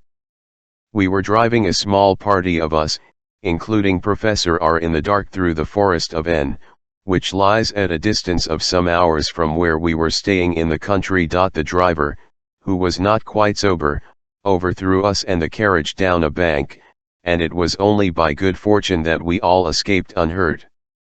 But we were forced to spend the night at the nearest inn, where the news of our mishap aroused great sympathy. A certain gentleman, who showed unmistakable symptoms of morbus Basedow, the brownish color of the skin of the face and the protruding eyes, but no goitre, placed himself entirely at our disposal, and asked what he could do for us. Professor R answered in his deductive way, "Nothing, except lend me a nightshirt." Whereupon our generous friend replied, "I am sorry, but I cannot do that," and left us. In continuing the analysis, it occurs to me that Basedow is the name not only of a physician but also of a famous pedagogue. Now that I am wide awake, I do not feel quite sure of this fact. My friend Otto is the person whom I have asked to take charge of the physical education of my children, especially during the age of puberty, hence the nightshirt, in case anything should happen to me. By seeing Otto in my dream with the morbid symptoms of our above-mentioned generous helper, I clearly mean to say, if anything happens to me, he will do just as little for my children as Baron L did for us, in spite of his amiable offers. The egoistical flavor of this dream should now be obvious enough. 1. While Drive Ernest Jones was delivering a lecture before an American scientific society, and was speaking of egoism in dreams, a learned lady took exception to this unscientific generalization. She thought the lecturer was entitled to pronounce such a verdict only on the dreams of Austrians, but had no right to include the dreams of Americans. As for herself, she was sure that all her dreams were strictly altruistic. In justice to this lady with her national pride, it may, however, be remarked that the dogma, "the dream is wholly egoistic," must not be misunderstood. For inasmuch as everything that in pre-conscious inking may appear in dreams, in the content as well as the latent dream thoughts, the altruistic feelings may possibly occur. Similarly, affectionate or amorous feelings for another person, if they exist in the unconscious, may occur in dreams. The truth of the assertion is therefore restricted to the fact that among the unconscious stimuli of dreams one very often finds egoistical tendencies which seem to have been overcome in the waking state. But where is the wish fulfillment to be found in this? Not in the vengeance wreaked on my friend Otto, who seems to be fated to be badly treated in my dreams, but in the following circumstance, inasmuch as in my dream I represented Otto as Baron L, I likewise identified myself with another person, namely, with Professor R, for I have asked something of Otto, just as R asked something of Baron L at the time of the incident I have described. And this is the point. For Professor R has gone his way independently, outside academic circles, just as I myself have done, and has only in his later years received the title which he had earned before. Once more, then, I want to be a professor. The very phrase in his later years is a wish fulfillment, for it means that I shall live long enough to steer my boys through the age of puberty myself. Of other typical dreams, in which one flies with a feeling of ease or falls in terror, I know nothing from my own experience, and whatever I have to say about them I owe to my psychoanalyses. From the information thus obtained one must conclude that these dreams also reproduce impressions made in childhood, that is, that they refer to the games involving rapid motion which have such an extraordinary attraction for children. VV here is the uncle who has never made a child fly by running with it across the room with outstretched arms, or has never played at falling with it by rocking it on his knee and then suddenly straightening his leg, or by lifting it above his head and suddenly pretending to withdraw his supporting hand. At such moments children shout with joy, and insatiably demand of the performance, especially if a little fright and dizziness are involved in the game. In after years they repeat their sensations in dreams. But in dreams they omit the hands that held them, so that now they are free to float or fall. We know that all small children have a fondness for such games as rocking, and if they see gymnastic performances at the circus their recollection of such games is refreshed. In some boys a hysterical attack will consist simply in the reproduction of such performances, which they accomplish with great dexterity. Not infrequently sexual sensations are excited by these games of movement, which are quite neutral in themselves. To express the matter in a few words, the exciting games of childhood are repeated in dreams of flying, falling, reeling and the like, but the voluptuous feelings are now transformed into anxiety. But, as every mother knows, the excited play of children often enough culminates in quarreling and tears. Psychoanalytic investigation has enabled us to conclude that in the predilection shown by children for gymnastic performances, and in the repetition of these in hysterical attacks, there is, besides the pleasure felt in the organ, yet another factor at work, often unconscious, namely, a memory picture of sexual intercourse observed in human beings or animals. To a young colleague, who is entirely free from nervousness, tells me, in this connection, I know from my own experience that while swinging, and at the moment at which the downward movement was at its maximum, I used to have a curious feeling in my genitals, which, although it was not really pleasing to me, I must describe as a voluptuous feeling. I have often heard from patients that the first erections with voluptuous sensations which they can remember to have had in boyhood occurred while they were climbing. It is established with complete certainty by psychoanalysis that the first sexual sensations often have their origin in the scufflings and wrestlings of childhood. I have therefore good reason for rejecting the explanation that it is the state of our dermal sensations during sleep, the sensation of the movements of the lungs, etc., that evokes dreams of flying and falling.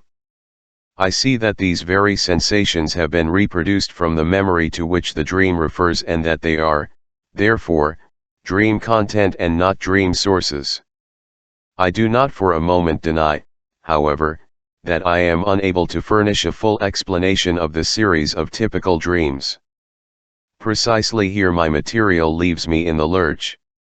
I must adhere to the general opinion that all the dermal and kinetic sensations of these typical dreams are awakened as soon as any psychic motive of whatever kind has need of them, and that they are neglected when there is no such need of them. The relation to infantile experiences seems to be confirmed by the indications which I have obtained from the analyses of psychoneurotics. But I am unable to say what other meanings might, in the course of the dreamer's life, have become attached to the memory of these sensations different, perhaps, in each individual, despite the typical appearance of these dreams, and I should very much like to be in a position to fill this gap with careful analyses of good examples. To those who wonder why I complain of a lack of material, despite the frequency of these dreams of flying, falling, tooth drawing, etc., I must explain that I myself have never experienced any such dreams since I have turned my attention to the subject of dream interpretation. The dreams of neurotics which are at my disposal, however, are not all capable of interpretation, and very often it is impossible to penetrate to the farthest point of their hidden intention, a certain psychic force which participated in the building up of the neurosis, and which again becomes active during its dissolution, opposes interpretation of the final problem. See the examination dream. Everyone who has received his certificate of matriculation after passing his final examination at school complains of the persistence with which he is plagued by anxiety dreams in which he has failed, or must go through his course again, etc. For the holder of a university degree, this typical dream is replaced by another, which represents that he has not taken his doctor's degree, to which he vainly objects, while still asleep, that he has already been practicing for years, or is already a university lecturer or the senior partner of a firm of lawyers, and so on. These are the ineradicable memories of the punishments we suffered as children for misdeeds which we had committed, memories which were revived in us on the dies irae, dies illa, one of the grueling examination at the two critical junctures in our careers as students.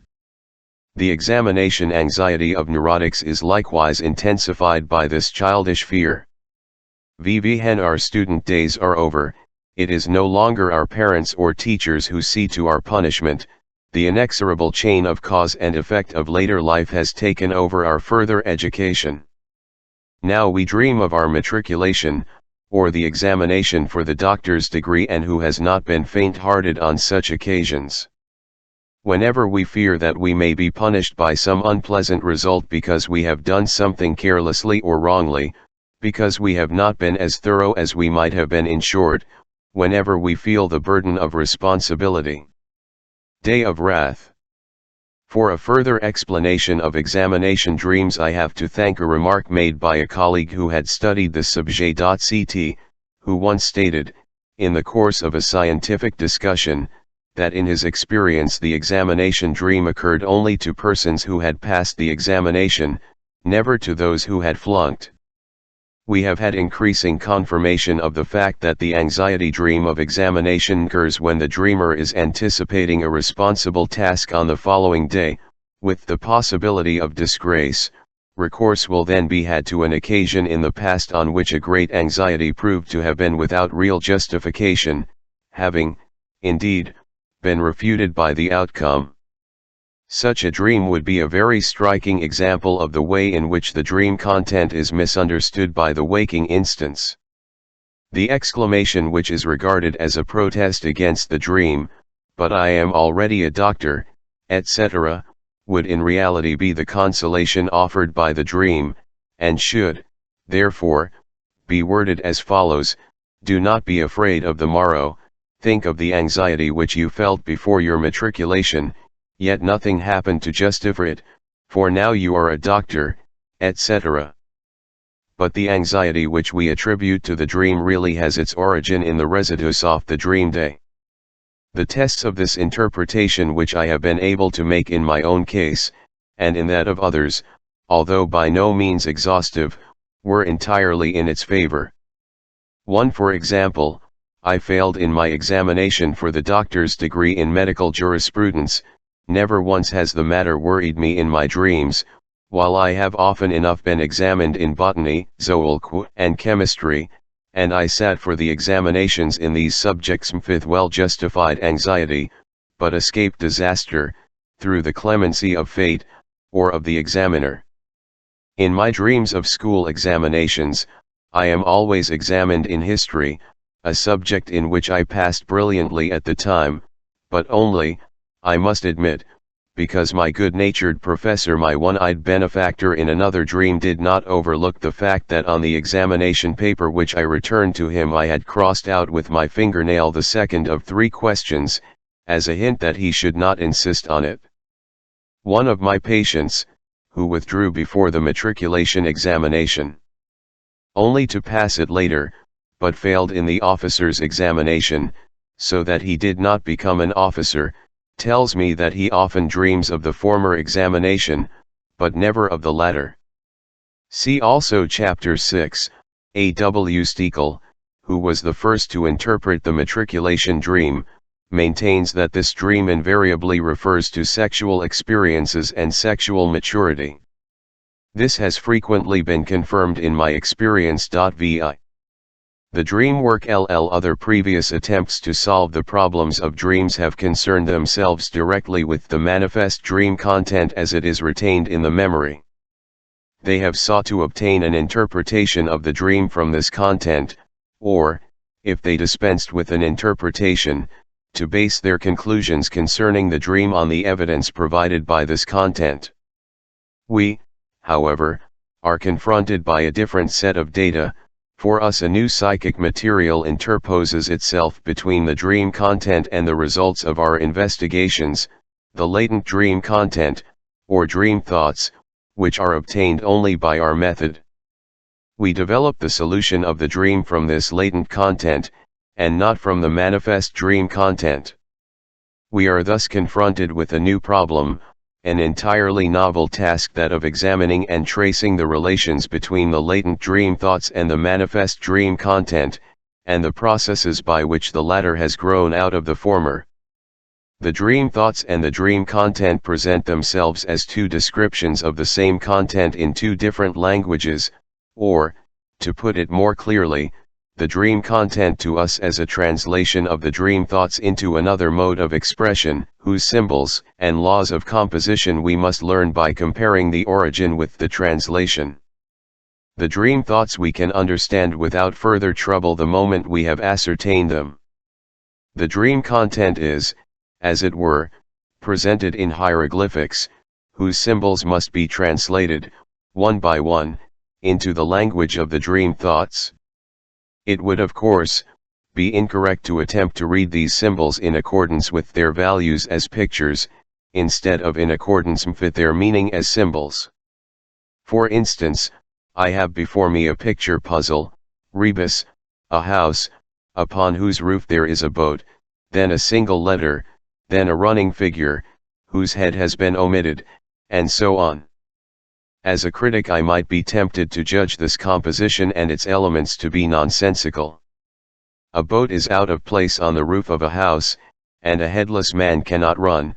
The man, too, is larger than the house, and if the whole thing is meant to represent a landscape, the single letters have no right in it, since they do not occur in nature.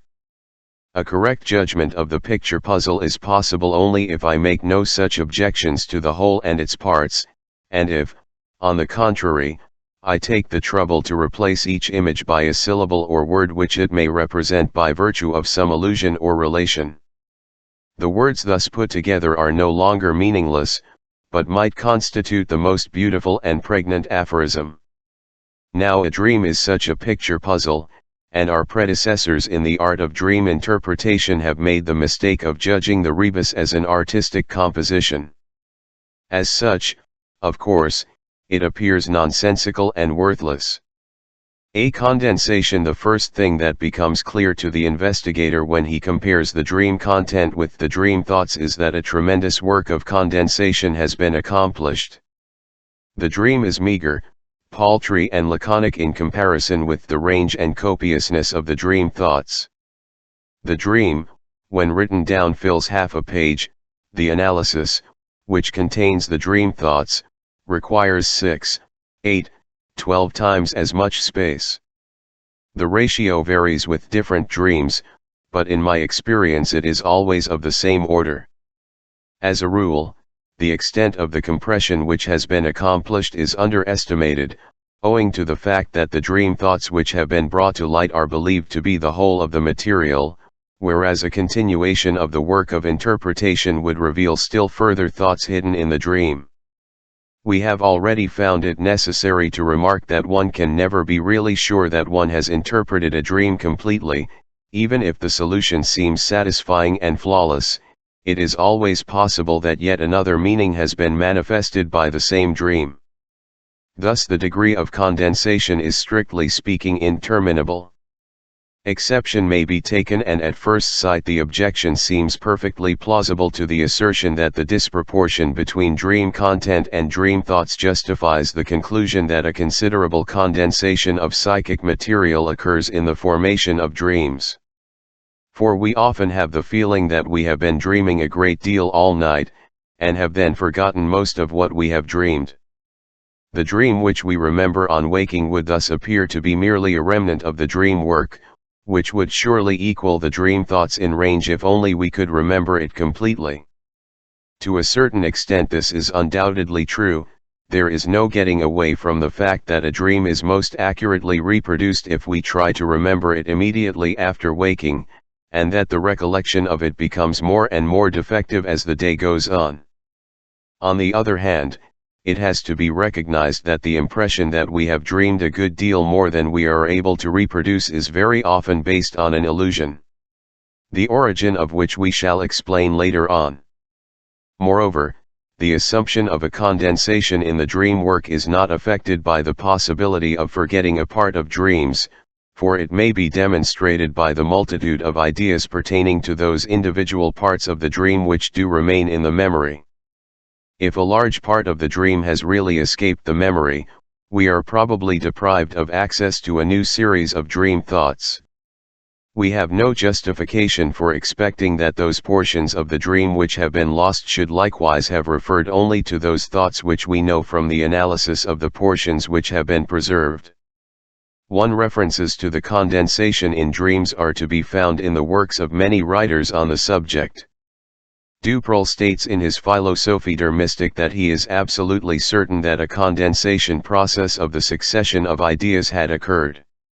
In view of the very great number of ideas which analysis elicits for each individual element of the dream content, the principal doubt in the minds of many readers will be whether it is permissible to count everything that subsequently occurs to the mind during analysis as forming part of the dream thoughts. In other words, to assume that all these thoughts have been active in the sleeping state, and have taken part in the formation of the dream. Is it not more probable that new combinations of thoughts are developed in the course of analysis, which did not participate in the formation of the dream? To this objection I can give only a conditional reply. It is true, of course, that separate combinations of thoughts make their first appearance during the analysis, but one can convince oneself every time this happens that such new combinations have been established only between thoughts which have already been connected in other ways in the dream thoughts. The new combinations are, so to speak, corollaries, short circuits, which are made possible by the existence of other, more fundamental modes of connection. In respect of the great majority of the groups of thoughts revealed by analysis, we are obliged to admit that they have already been active in the formation of the dream, for if we work through a succession of such thoughts, which at first sight seem to have played no part in the formation of the dream, we suddenly come upon a thought which occurs in the dream content, and is indispensable to its interpretation, but which is nevertheless inaccessible except through this chain of thoughts. The reader may here turn to the dream of the botanical monograph, which is obviously the result of an astonishing degree of condensation, even though I have not given the complete analysis. But how, then, are we to imagine the psychic condition of the sleeper which precedes dreaming? Do all the dream thoughts exist side by side, or do they pursue one another, or are there several simultaneous trains of thought, proceeding from different centers, which subsequently meet? I do not think it is necessary at this point to form a plastic conception of the psychic condition at the time of dream formation. But let us not forget that we are concerned with unconscious thinking, and that the process may easily be different from that which we observe in ourselves. Deliberate contemplation accompanied by consciousness. The fact, however, is irrefutable that dream formation is based on of condensation. How, then, is this condensation effected? Now, if we consider that of the dream thoughts ascertained only the most restricted number are represented in the dream by means of one of their conceptual elements, we might conclude that the condensation is accomplished by means of omission, inasmuch as the dream is not a faithful translation or projection, point by point, of the dream thoughts, but a very incomplete and defective reproduction of them. This view, as we shall soon perceive, is a very inadequate one. But for the present let us take it as a point of departure, and ask ourselves, if only a few of the elements of the dream thoughts make their way into the dream content, what are the conditions that determine their selection? In order to solve this problem, let us turn our attention to those elements of the dream content which must have fulfilled the conditions for which we are looking. The most suitable material for this investigation will be a dream to whose formation a particularly intense condensation has contributed. I select the dream, cited in Chapter V, of the Botanical Monograph. 1. Dream content. I have written a monograph a certain, indeterminate, species of plant. The book lies before me. I am just turning over a folded colored plate. A dried specimen of the plant is bound up in this copy, as in a herbarium. The most prominent element of this dream is the botanical monograph. This is derived from the impressions of the dream day. I had actually seen a monograph on the genus Cyclamen in a bookseller's window. The mention of this genus is lacking in the dream content, only the monograph and its relation to botany have remained. The botanical monograph immediately reveals its relation to the work on cocaine which I once wrote. From cocaine the train of thought proceeds on the one hand to a Festschrift, and on the other to my friend, the oculist, Dr. Königstein, who was partly responsible for the introduction of cocaine as a local anesthetic. Moreover, Dr. Königstein is connected with the recollection of an interrupted conversation I had had with him on the previous evening, and with all sorts of ideas relating to the remuneration of medical and surgical services among colleagues. This conversation, then, is the actual dream stimulus. The monograph on cyclamen is also a real incident, but one of an indifferent nature. As I now see, the botanical monograph of the dream proves to be a common mean between the two experiences of the day, taken over unchanged from an indifferent impression, and bound with the psychically significant experience by means of the most copious associations. Not only the combined idea of the botanical monograph, however, but also each of its separate elements, botanical and monograph, penetrates farther and farther, by manifold associations, into the confused tangle of the dream thoughts. To botanical belong the recollections of the person of Professor Gartner, German, Gartner equals Gardner, of his blooming wife, of my patient, whose name is Flora, and of a lady concerning whom I told the story of the forgotten flowers. Gartner, again, leads me to the laboratory and the conversation with Königstein, and the allusion to the two female patients belongs to the same conversation. From the lady with the flowers a train of thoughts branches off to the favorite flowers of my wife, whose other branch leads to the title of the hastily seen monograph. Further, botanical recalls an episode at the gymnasium, and a university examination, and a fresh subject that of my hobbies which was broached in the above-mentioned conversation, is linked up, by means of what is humorously called my favorite flower, the artichoke, with the train of thoughts proceeding from the forgotten flowers. Behind artichoke there lies, on the one hand, a recollection of Italy, and on the other a reminiscence of a scene of my childhood, in which I first formed an acquaintance which has since then grown so intimate with books. Botanical, then, is a veritable nucleus, and, for the dream, the meeting point of many trains of thought, which, I can testify, had all really been brought into connection by the conversation referred to. Here we find ourselves in a thought factory, in which, as in the weaver's masterpiece, the little shuttles to and fro fly, and the threads unnoted flow, one throw links up 1,000 threads. Monograph in the Dream, again, touches two themes, the one-sided nature of my studies, and the costliness of my hobbies. The impression derived from this first investigation is that the elements botanical and monograph were taken up into the dream content because they were able to offer the most numerous points of contact with the greatest number of dream thoughts, and thus represented nodal points at which a great number of the dream thoughts met together, and because they were of manifold significance in respect of the meaning of the dream.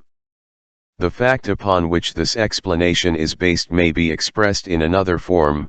Every element of the dream content proves to be overdetermined, that is, it appears several times over the dream thoughts. We shall learn more if we examine the other components of the dream in respect of their occurrence in the dream thoughts. The colored plate refers, cf. the analysis in Chapter V, to a new subject.ct, the criticism passed upon my work by colleagues, and also to a subject.ct already represented in the dream my hobbies, and, further, to a memory of my childhood, in which I pull to pieces a book with colored plates.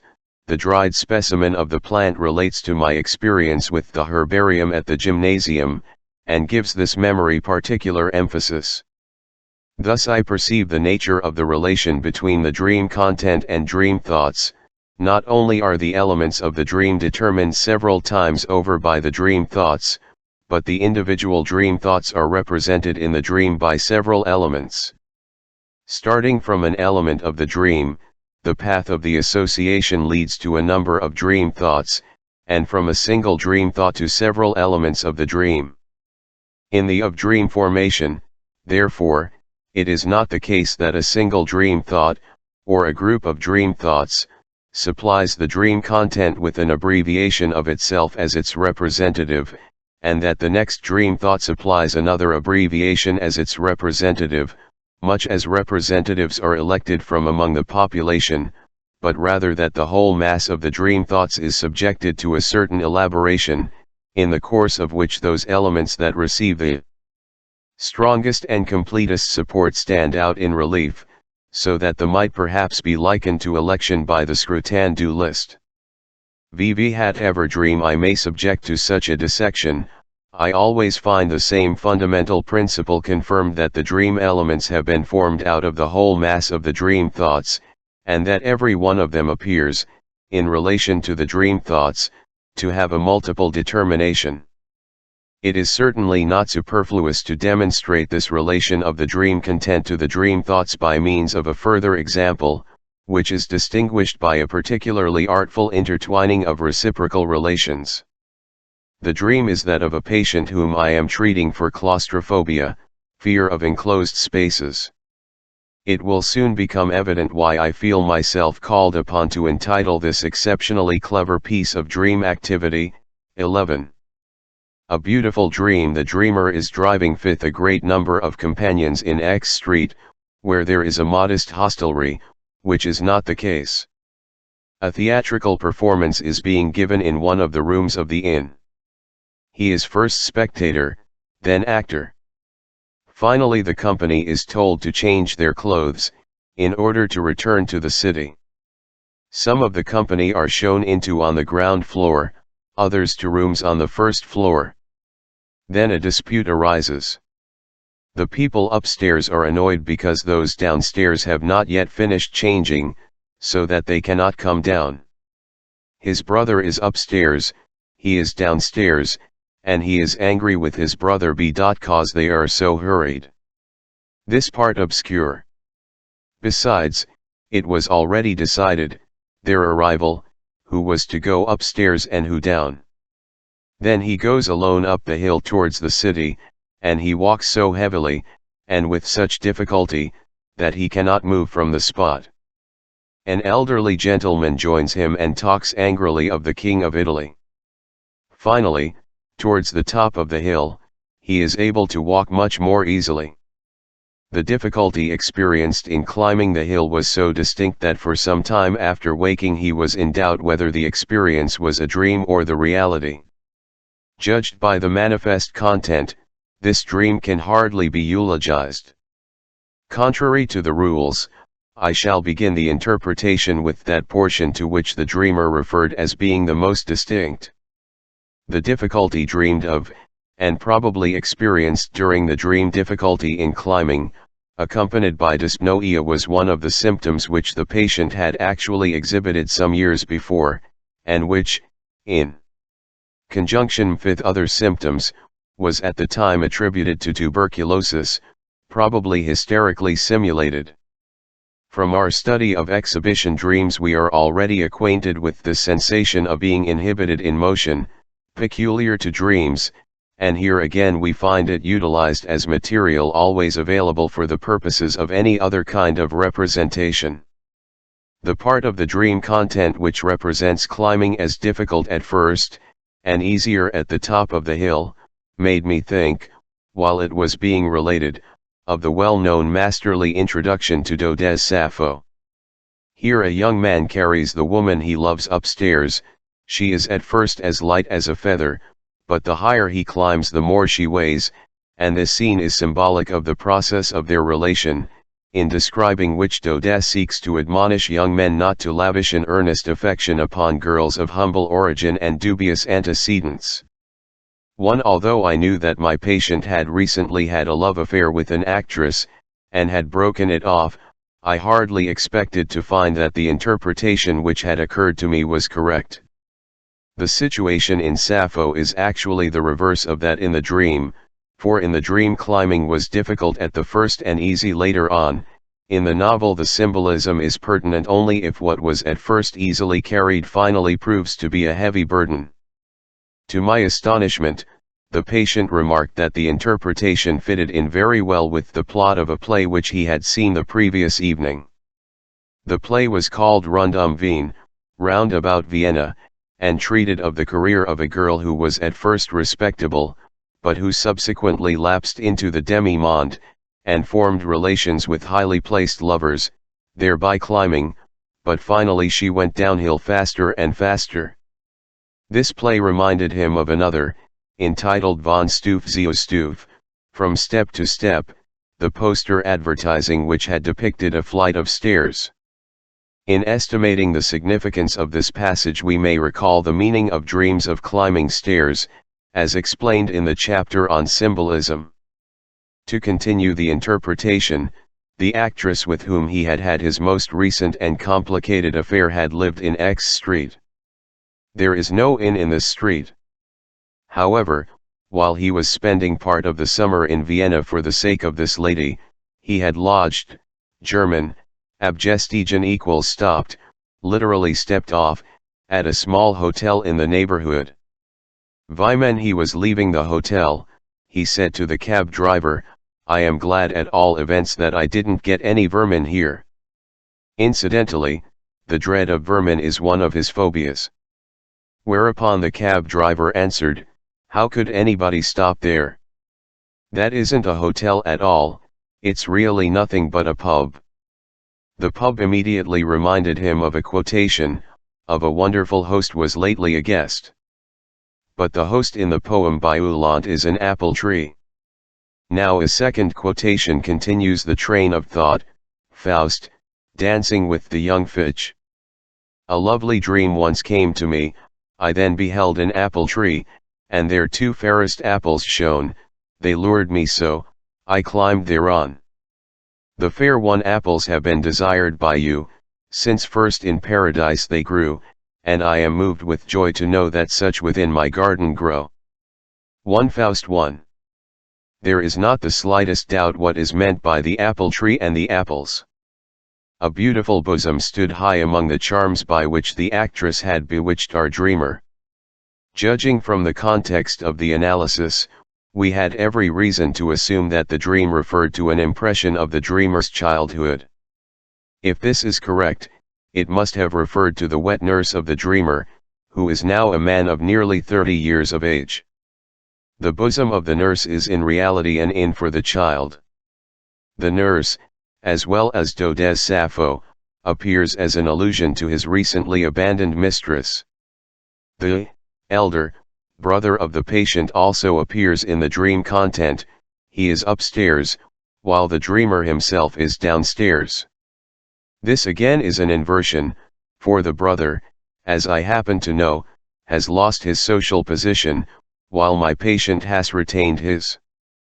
In relating the dream content, the dreamer avoided saying that his brother was upstairs and that he himself was downstairs. This would have been too obvious an expression, for in Austria we say that a man is on the ground floor when he has lost his fortune and social position, just as we say that he has come down. Now the fact that at this point in the dream something is represented as inverted must have a meaning, and the inversion must apply to some other relation between the dream thoughts and the dream content. There is an indication which suggests how this inversion is to be understood. It obviously applies to the end of the dream, where the circumstances of climbing are the reverse of those described in Sappho. Now it is evident what inversion is meant. In Sappho the man carries the woman who stands in a sexual relation to him. In the dream thoughts, conversely, there is a reference to a woman carrying a man, and, as this could occur only in childhood, the reference is once more to the nurse who carries the heavy child. Thus the final of the dream succeeds in representing Sappho and the nurse in the same allusion. Just as the name Sappho has not been selected by the poet without reference to a lesbian practice, so the portions of the dream in which people are busy upstairs and downstairs, above and beneath, point to fancies of a sexual content with which the dreamer is occupied, and which, as suppressed cravings, are not unconnected with his neurosis. Dream interpretation itself does not show that these are fancies and not memories of actual happenings. It only furnishes us with a set of thoughts and leaves it to us to determine their actual value. In this case real and imagined happenings appear at first as of equal value, and not only here, but also in the creation of more important psychic structures than dreams. A large company, as we already know, signifies a secret. The brother is none other than a representative, drawn into the scenes of childhood by fancying backwards, of all of the subsequent for women's favors. Through the medium of an experience indifferent in itself, the episode of the gentleman who talks angrily of the King of Italy refers to the intrusion of people of low rank into aristocratic society. It is as though the warning which Daudet gives to young men were to be supplemented by a similar warning applicable to a suckling child. 1. The fantastic nature of the situation relating to the dreamer's wet nurse is shown by the circumstance, objectively ascertained, that the nurse in this case was his mother. Further, I may call attention to the regret of the young man in the anecdote related to p. 222 above, that he had not taken better advantage of his opportunities with his wet nurse, as the probable source of his dream. In the two dreams here cited I have shown by italics where one of the elements of the dream recurs in the dream thoughts, in order to make the multiple relations of the former more obvious. Since, however, the analysis of these dreams has not been carried to completion, it will probably be worthwhile to consider a dream with a full analysis, in order to demonstrate the manifold determination of the dream content. For this purpose I shall select the dream of Irma's injection, see chapter 11. From this example we shall readily see that the condensation work in the dream formation has made use of more means than one. The chief person in the dream content is my patient Irma, who is seen with the features which belong to her waking life, and who therefore, in the first instance, represents herself.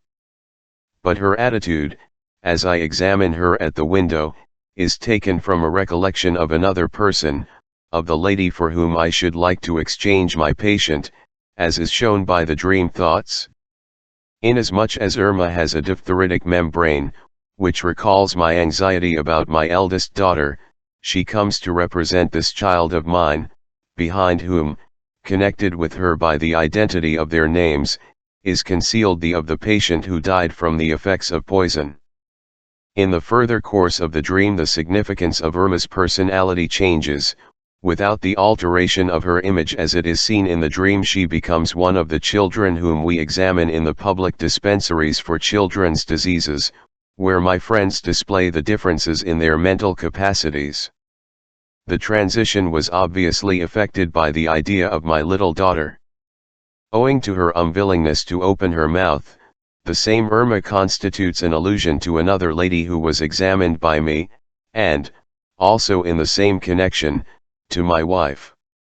Further, in the morbid changes which I discover in her throat I have summarized allusions to quite a number of all these people whom I encounter as I follow up the associations suggested by Irma do not appear personally in the dream, they are concealed behind the dream person Irma, who is thus developed into a collective image, which, as might be expected, has contradictory features. Irma comes to represent these other persons, who are discarded in the work of condensation, inasmuch as I allow anything to happen to her which reminds me of these persons, trait by trait. For the purposes of dream condensation I may construct a composite person in yet another fashion, by combining the actual features of two or more persons in a single dream image. It is in this fashion that the Dr. M of my dream was constructed. He bears the name of Dr. M, and he speaks and acts as Dr. M does, but his bodily characteristics and his malady belong to another person, my eldest brother. A single feature, paleness, is doubly determined, owing to the fact that it is common to both persons. Dr. R, in my dream about my uncle, is a similar composite person. But here the dream image is constructed in yet another fashion. I have not united features peculiar to the one person with the features of the other, thereby abridging by certain features the memory picture of each, but I have adopted the method employed by Galton in producing family portraits, namely, I have superimposed the two images, so that the common features stand out in stronger relief, while those which do not coincide neutralize one another and become indistinct. In the dream of my uncle the fair beard stands out in relief, as an emphasized feature, from a physiognomy which belongs to two persons, and which is consequently blurred. Further, in its reference to Gramving Gray the beard contains an allusion to my father and to myself. The construction of collective and composite is one of the principal methods of dream condensation. We shall presently have to deal with this in another connection. The notion of dysentery in the dream of Irma's injection has likewise a multiple determination, on the one hand, because of its paraphasic assonance with diphtheria, and on the other because of its reference to the patient whom I sent to the East, and whose hysteria had been wrongly diagnosed. The mention of propyls in the dream proves again to be an interesting case of condensation. Not propyls but amyls were included in the dream thoughts. One might think that here a simple displacement had occurred in the course of dream formation. This is in fact the case, but the displacement serves the purposes of the condensation, as is shown from the following supplementary analysis. If I dwell for a moment upon the word propylon, German, its assonance with the word propylium suggests itself to me. But a propylium is to be found not only in Athens, but also in Munich. In the latter city, a year before my dream, I had visited a friend who was seriously ill, and the reference to him in trimethylamine, which follows closely upon propyls, is unmistakable.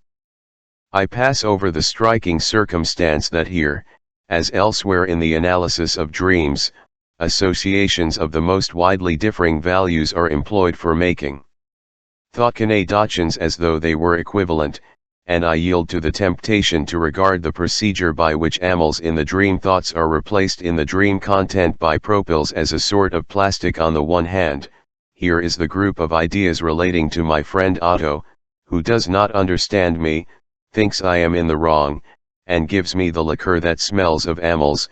On the other hand, there is the group of ideas connected with the first by contrast relating to my Berlin friend, who does understand me, who would always think that I was right, and to whom I am indebted for so much valuable information concerning the chemistry of sexual VV-Hat elements in the auto group, are to attract my particular attention are determined by the recent circumstances which are responsible for the dream.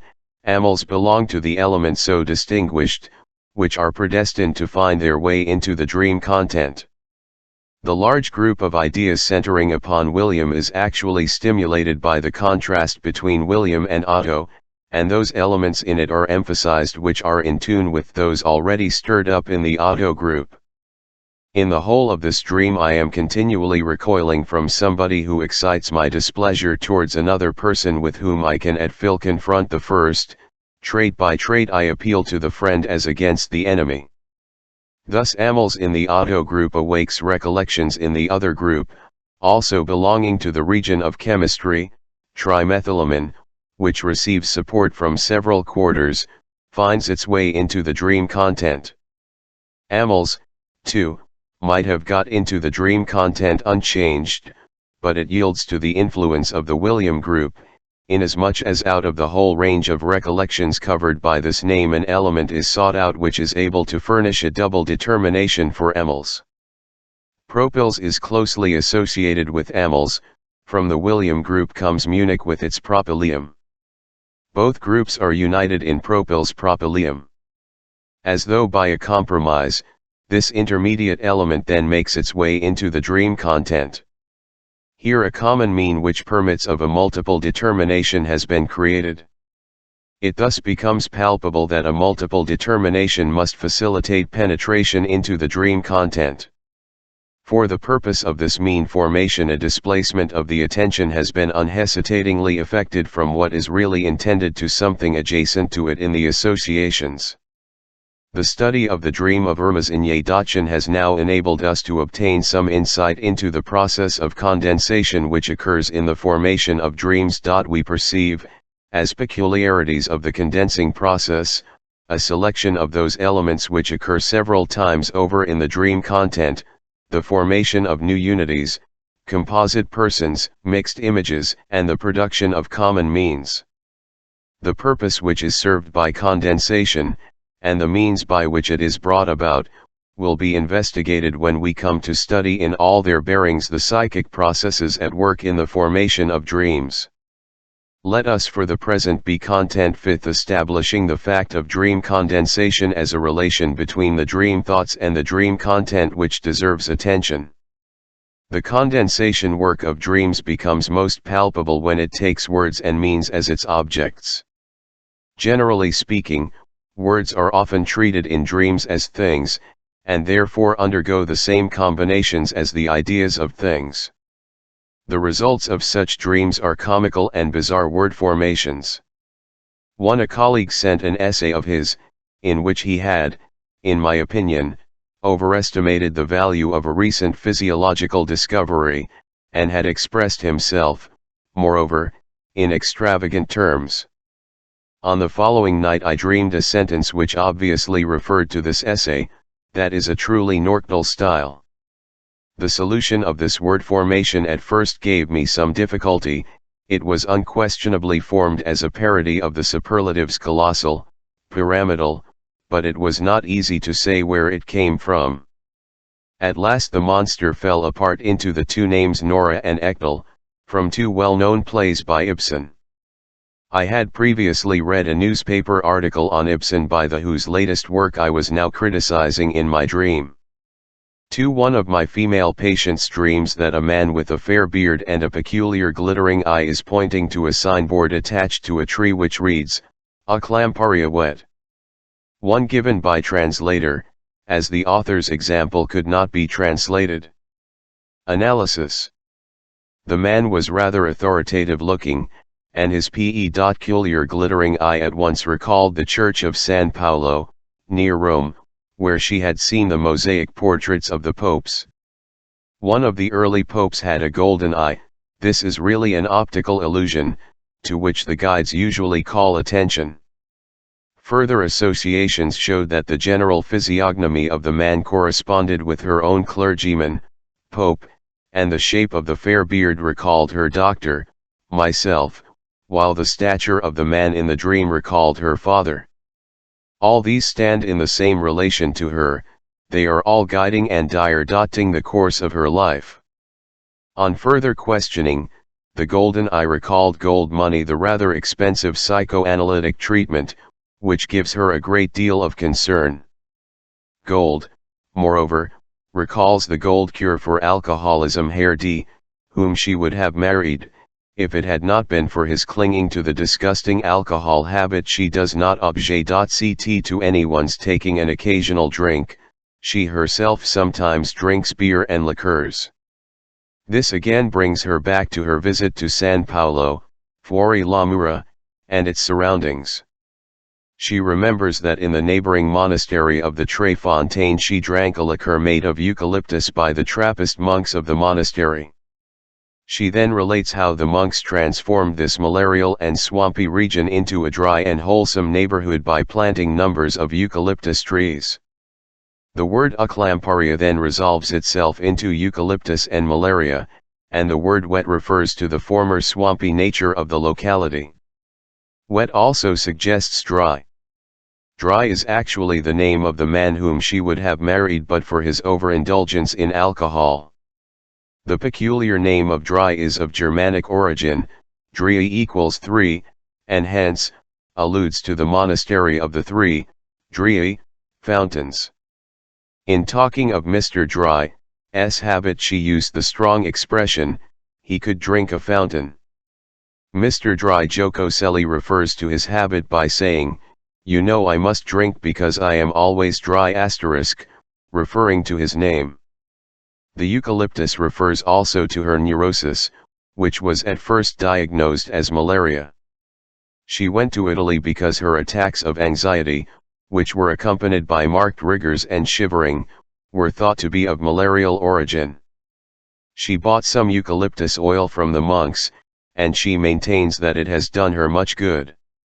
The condensation aclamparia wet is, therefore, the point of junction for the dream as well as for the neurosis. 3. In a rather long and confused dream of my own, the apparent nucleus of which is a sea voyage, it to me that the next port is Heersing, and next after that Flies. The latter is the name of my friend in B, to which city I have often journeyed.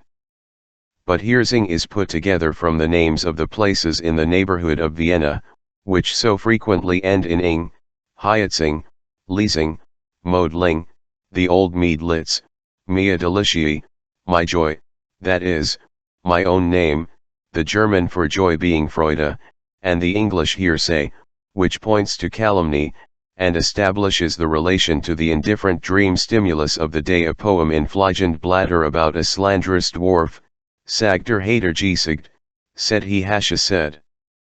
By the combination of the final syllable ing with the name Flies v Lissingen is obtained, which is a real port through which my brother passes when he comes to visit us from England. But the English for Osingen is Flushing, which signifies blushing, and recalls patients suffering from erythrophobia, fear of blushing, whom I sometimes treat, and also a recent publication of Becteru *s, relating to this neurosis, the reading of which angered me. 1. The same analysis and synthesis of syllables, a veritable chemistry of syllables, serves us for many a jest in waking life. What is the cheapest method of obtaining silver? You go to a field where silver berries are growing and pick them, then the berries are eliminated and the silver remains in a free state. Translator's example. The first person who read and criticized this book made the objection with which other readers will probably agree, that the dreamer often appears too witty. That is true, so long as it applies to the dreamer. It involves a condemnation only when its application is extended to the interpreter of the dream. In waking reality I can make very little claim to the predicate witty. If my dreams appear witty, this is not the fault of my individuality, but of the peculiar psychological conditions under which the dream is fabricated, and is intimately connected with the theory of wit and the comical. The dream becomes witty because the shortest and most direct way to the expression of its thoughts is barred for it. The dream is under constraint. My readers may convince themselves that the dreams of my patients give the impression of being quite as witty, at least, in intention, as my own, and even more so. Nevertheless, this reproach impelled me to compare the technique of wit with the dream work. For upon another occasion I had a dream which consisted of two separate parts. The first was the vividly remembered word autodidasker, the second was a faithful reproduction in the dream content of a short and harmless fancy which had been developed a few days earlier, and which was to the effect that I must tell Professor N, when I next saw him, the patient about whose condition I last consulted you is really suffering from a neurosis, just as you suspected. So not only must the newly coined autodidasker satisfy the requirement that it should contain or represent a compressed meaning, but this meaning must have a valid connection with my resolve repeated from waking life to give Professor N due credit for his diagnosis. Now autodidasker is easily separated into author, German, Autor, autodidact, and Lasker, with whom is associated the name LaSalle. The first of these words leads to the occasion of the dream, which this time is significant. I had brought home to my wife several volumes by a well-known author who is a friend of my brother's, and who, as I have learned, comes from the same neighborhood as myself, J. David. One evening she told me how profoundly impressed she had been by the pathetic sadness of a story in one of David's novels, a story of wasted talents, and our conversation turned upon the signs of talent which we perceive in our own children. Under the influence of what she had just read, Mimf expressed some concern about our children, and I comforted her with the remark that precisely such dangers as she feared can be averted by training. During the night my thoughts proceeded farther, took up my wife's concern for the children, and interwove with it all sorts of other things. Something which the novelist had said to my brother on the subject of marriage showed my thoughts a bypath which might lead to representation in the dream. This path led to Breslau. A lady who was a very good friend of ours had married and gone to live there. I found in Breslau Lasker and LaSalle, two examples to justify the fear lest our boys should be ruined by women, examples which enabled me to represent simultaneously two ways of influencing a man to his undoing. One, the cherchez la femme, by which these thoughts may be summarized, leads me, if taken in another sense, to my brother, who is still married and whose name is Alexander. Now I see that Alex, as we abbreviate the name, sounds almost like an inversion of Lasker, and that this fact must have contributed to send my thoughts on a detour by way of Breslau. Lasker died of progressive paralysis, that is, of the consequences of an infection caught from a woman, syphilis. LaSalle, also a syphilitic, was killed in a duel which he fought on account of the lady whom he had been courting. But the playing with names and syllables in which I am here engaged has yet another meaning. It represents the wish that my brother may enjoy a happy family life, and this in the following manner: in the novel of artistic life, Eloyver, which, by virtue of its content, must have been in association with my dream thoughts, the author, as is well known, has incidentally given a description of his own person and his own domestic happiness, and appears under the name of Sandoz. In the metamorphosis of his name he probably went to work as follows: Zola, when inverted, as children are fond of inverting names, gives a loss. But this was still too undisguised.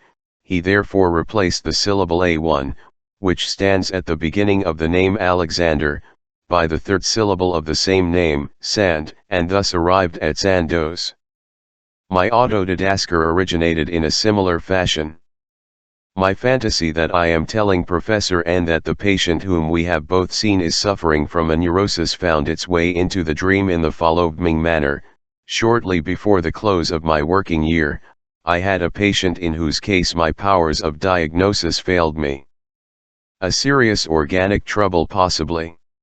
Some alterative degeneration of the spinal cord was to be assumed, but could not be conclusively demonstrated. It would have been tempting to diagnose the trouble as a neurosis, and this would have put an end to all my difficulties, but for the fact that the sexual anamnesis, failing which I am unwilling to admit a neurosis, was so energetically denied by the patient. In my embarrassment I called to my assistance the physician whom I respect most of all men, as others do also, and to whose authority I surrender most completely. He listened to my doubts, told me he thought them justified, and then said, "Keep on observing the man, it is probably a neurosis." Since I know that he does not share my opinions concerning the etiology of the neuroses, I refrained from contradicting him, but I did not conceal my skepticism. A few days later I informed the patient that I did not know what to do with him, and advised him to go to someone else. Thereupon, to my great astonishment, he began to beg my pardon for having lied to me. He had felt so ashamed, and now he revealed to me just that piece of sexual etiology which I had expected, and which I found necessary for assuming the existence of a neurosis. This was a relief to me, but at the same time a humiliation, for I had to admit that my consultant, who was not disconcerted by the absence of anamnesis, had judged the case more correctly. I made up my mind to tell him, when next I saw him, that he had been right and I had been wrong. This is just what I do in the dream. But what sort of a wish is fulfilled if I acknowledge that I am mistaken? This is precisely my wish. I wish to be mistaken as regards my fears, that is to say, I wish that my wife, whose fears I have appropriated in my dream thoughts, may prove to be mistaken. The subject to which the fact of being right or wrong is related in the dream is not far removed from that which is really of interest to the dream thoughts. We have the same pair of alternatives, of either organic or functional impairment caused by a woman, or actually by the sexual life, either tabetic paralysis or a neurosis, with which latter the nature of Lassalle's undoing is indirectly connected. In this well-constructed, and on careful analysis quite transparent, dream, Professor N appears not merely on account of this analogy, and mime fish to be proved mistaken, or the associated references to Breslau and to the family of our married friend who lives there, but also on account of the following little dialogue which followed our consultation, after he had acquitted himself of his professional duties by making the above-mentioned suggestion, Drive and proceeded to discuss personal matters. How many children have you now? 6. A thoughtful and respectful gesture. Girls, boys. 3 of each. They are my pride and my riches. Well, you must be careful. There is no difficulty about the girls, but the boys are a difficulty later on as regards their upbringing. I replied that until now they had been very tractable. Obviously this prognosis of my boy's future pleased me as little as his diagnosis of my patient, whom he believed to be suffering only from a neurosis. These two impressions, then, are connected by their continuity, by their being successively received, and when I incorporate the story of the neurosis into the dream, I substitute it for the conversation on the subject of upbringing, which is even more closely connected with the dream thoughts, since it touches so closely upon the anxiety subsequently expressed by Mimfov. Thus, even my fear that N may prove to be right in his remarks on the difficulties to be met with in bringing up boys is admitted into the dream content, inasmuch as it is concealed behind the of my wish that I may be wrong to harbor such apprehensions. The same fantasy serves without alteration to represent both the conflicting alternatives. Examination dreams present the same difficulties to interpretation that I have already described as characteristic of most typical dreams.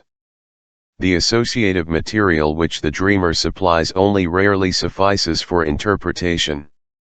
A deeper understanding of such dreams has to be accumulated from a considerable number of examples. Not long ago I arrived at a conviction that reassurances like "but you already are a doctor," and so on, not only convey a consolation but imply a reproach as well.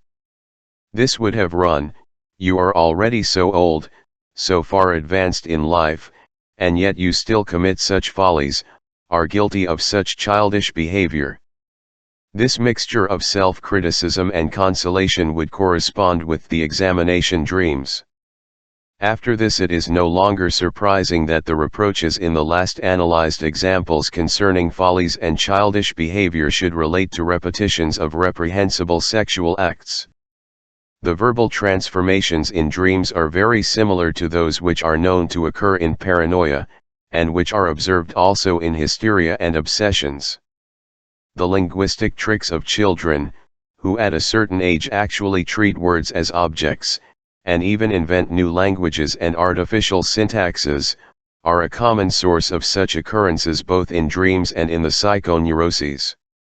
The analysis of nonsensical word formations in dreams is particularly well suited to demonstrate the degree of condensation effected in the dream work. From the small number of the selected examples here considered, it must not be concluded that such material is seldom observed or is at all exceptional.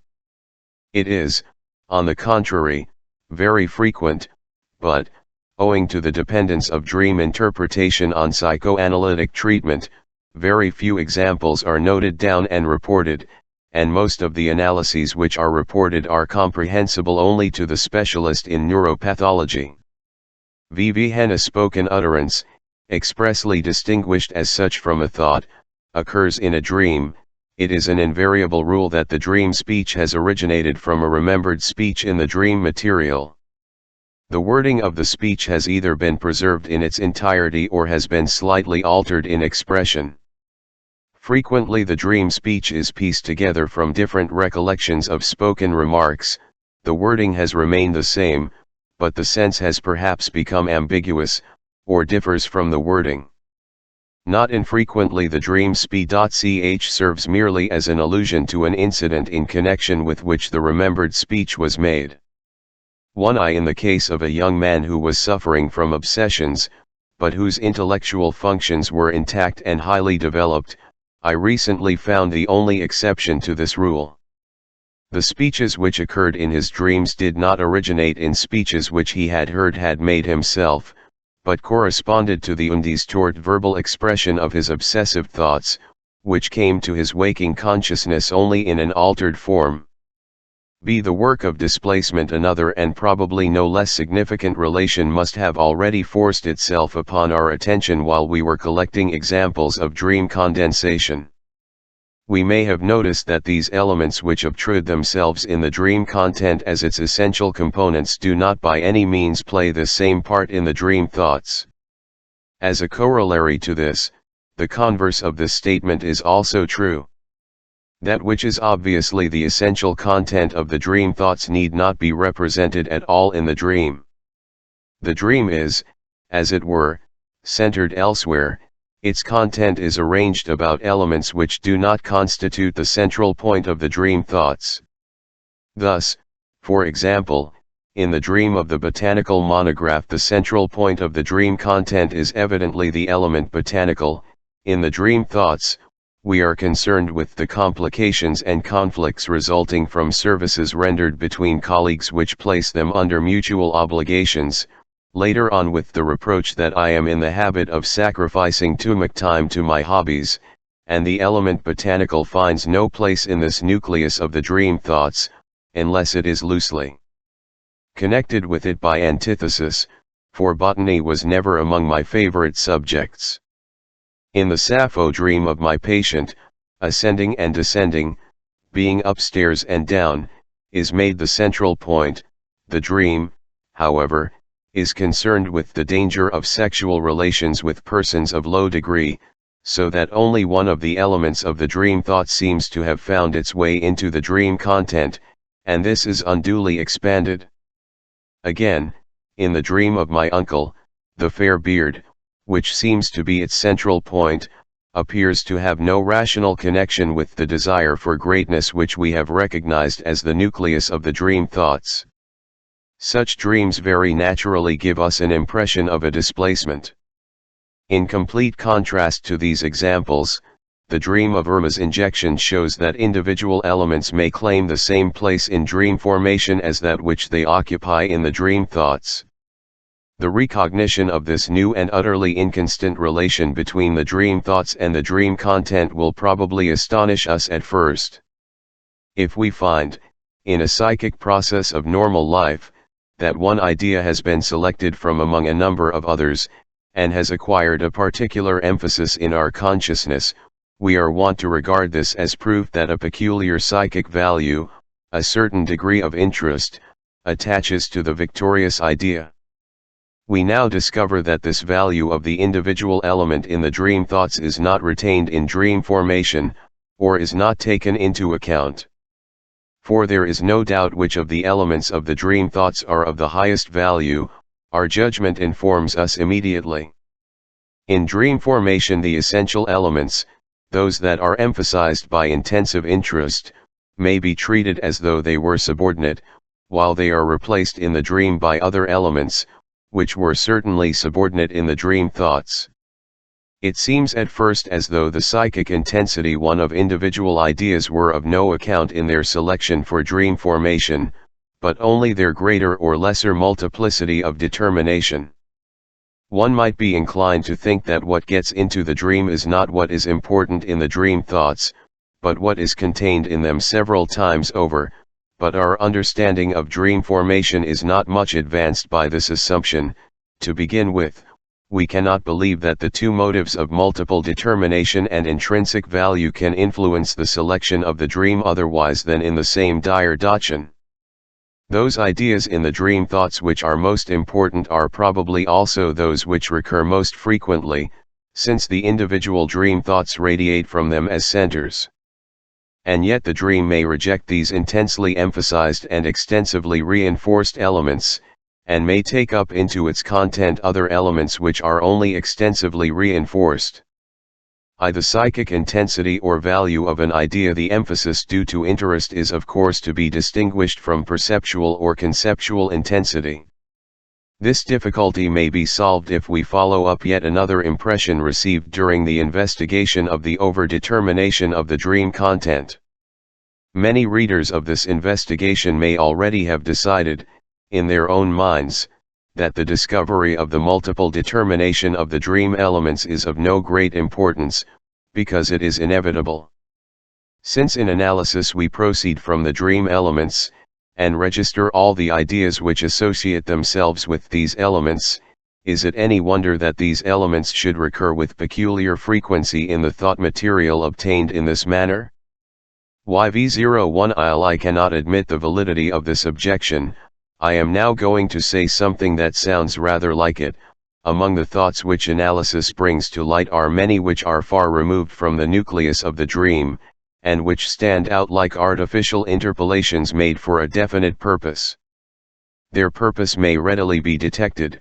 They establish a connection, often a forced and far-fetched connection, between the dream content and the dream thoughts, and in many cases, if these elements were weeded out of the analysis, the components of the dream content would not only not be overdetermined, but they would not be sufficiently determined. We are thus led to the conclusion that multiple determination, decisive as regards the selection made by the dream, is perhaps not always a primary factor in dream formation, but is often a secondary product of a psychic force which is as yet unknown to us. Nevertheless, it must be of importance for the entrance of the individual elements into the dream, for we may observe that, in cases where multiple determination does not proceed easily from the dream material, it is brought about with a certain effort. It now becomes very probable that a psychic force expresses itself in the dream work which, on the one hand, strips the elements of the high psychic value of their intensity and, on the other hand, by means of overdetermination, creates new significant values from elements of slight value, which new values then make their way into the dream content. Now if this is the method of procedure, there has occurred in the process of dream formation a transference and displacement of the psychic intensities of the individual elements, from which results the textual difference between the dream content and the thought content. The process which we here assume to be operative is actually the most essential part of the dream work. It may fitly be called dream displacement. Dream displacement and dream condensation are the two craftsmen to whom we may chiefly ascribe the structure of the dream. I think it will be easy to recognize the psychic force which expresses itself in dream displacement. The result of this displacement is that the dream content no longer has any likeness to the nucleus of the dream thoughts, and the dream reproduces only a distorted form of the dream wish in the unconscious. But we are already acquainted with dream distortion. We have traced it back to the censorship which one psychic instance in the psychic life exercises over another. Dream displacement is one of the chief means of achieving this distortion. Is fecit, cui profuit. 1. We must assume that dream displacement is brought about by the influence of this censorship, the endopsychic defense. 2. The doer gained. 2. Since I regard the attribution of dream distortion to the censorship as the central point of my conception of the dream, I will here quote the closing passage of a story, Traumen wie Wachen, from Fantasie eines Realisten, by Linkhuis, Vienna, 2nd edition 1900, in which I find this chief feature of my doctrine reproduced, concerning a man who possesses the remarkable faculty of never dreaming nonsense. Your marvelous faculty of dreaming as if you were awake is based upon your virtues, upon your goodness, your justice, and your love of truth. It is the moral clarity of your nature which makes everything about you intelligible to me.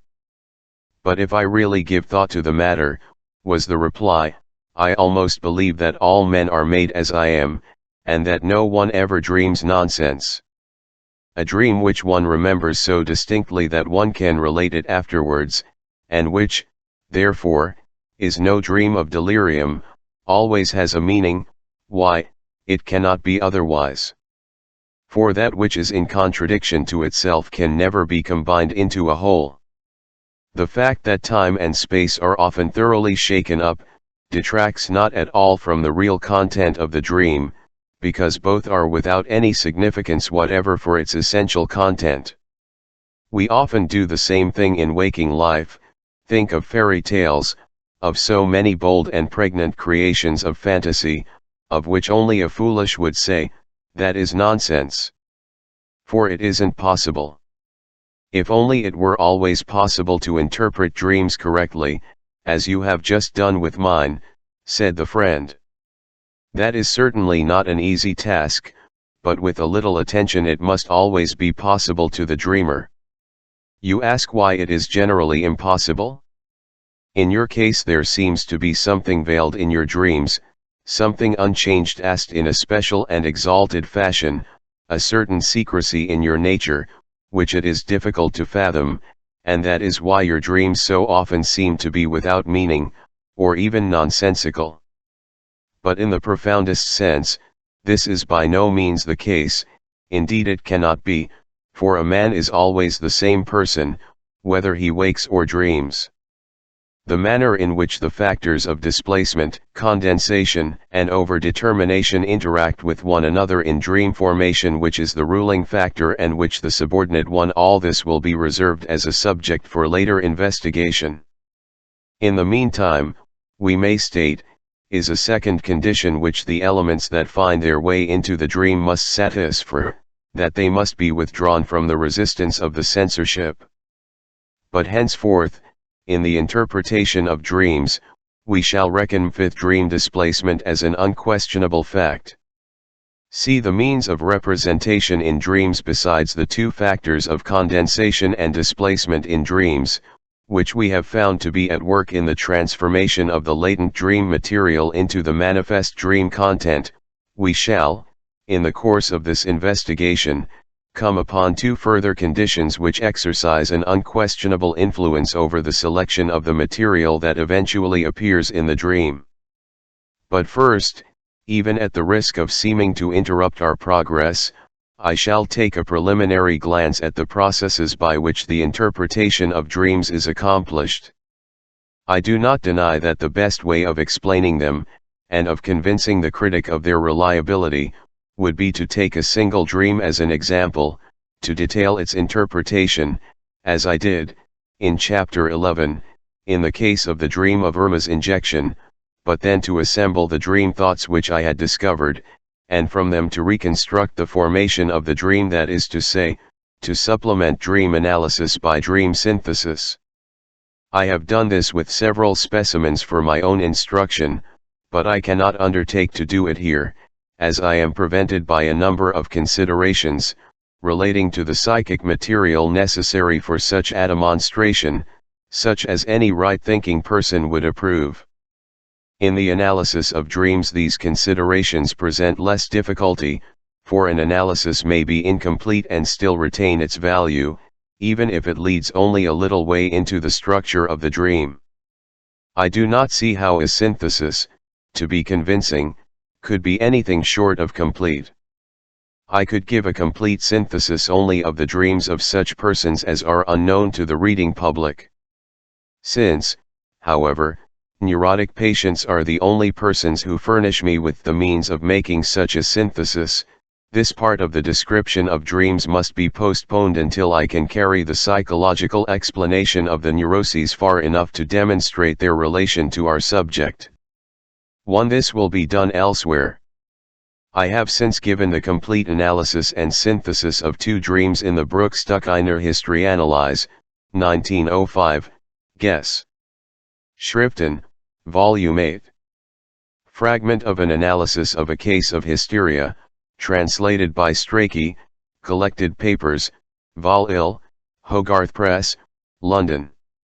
Oranck's analysis, Ein Traum sich selbst tötet, deserves mention as the most complete interpretation of a comparatively long dream. From my attempts to construct dreams synthetically from their dream thoughts, I know that the material which is yielded by interpretation varies m value. Part of it consists of the essential dream thoughts, which would completely replace the dream and would in themselves be a sufficient substitute for it, were there no dream censorship. To the other part, one is wont to ascribe slight importance, nor does one set any value on the assertion that all these thoughts have participated in the formation of the dream. On the contrary, they may include notions which are associated with experiences that have occurred subsequently to the dream, between the dream and the interpretation. This part comprises not only all the connecting paths which have led from the manifest to the latent dream content, but also the intermediate and approximating associations by means of which one has arrived at a knowledge of these connecting paths during the work of interpretation. At this point we are interested exclusively in the essential dream thoughts. These commonly reveal themselves as a complex of thoughts and memories of the most intricate possible construction, with all the characteristics of the thought processes known to us in waking life. Not infrequently they are trains of thought which proceed from more than one center, but which are not without points of contact, and almost invariably we find, along with a train of thought, its contradictory counterpart, connected with it by the association of contrast. The individual parts of this complicated structure naturally stand in the most manifold logical relations to one another. They constitute foreground and background, digressions, illustrations, conditions, lines of argument and objections. Vhen the whole mass of these dream thoughts is subjected to the pressure of the dream work, during which the fragments are turned about, broken up and compacted, somewhat like drifting ice. The question arises, what becomes of the logical ties which had hitherto provided the framework of the structure? Vn had representation do if, because, as though, although, either or and all the other conjunctions, without which we cannot understand a phrase or a sentence, receive in our dreams. To begin with, we must answer that the dream has at its disposal no means of representing these logical relations between the dream thoughts.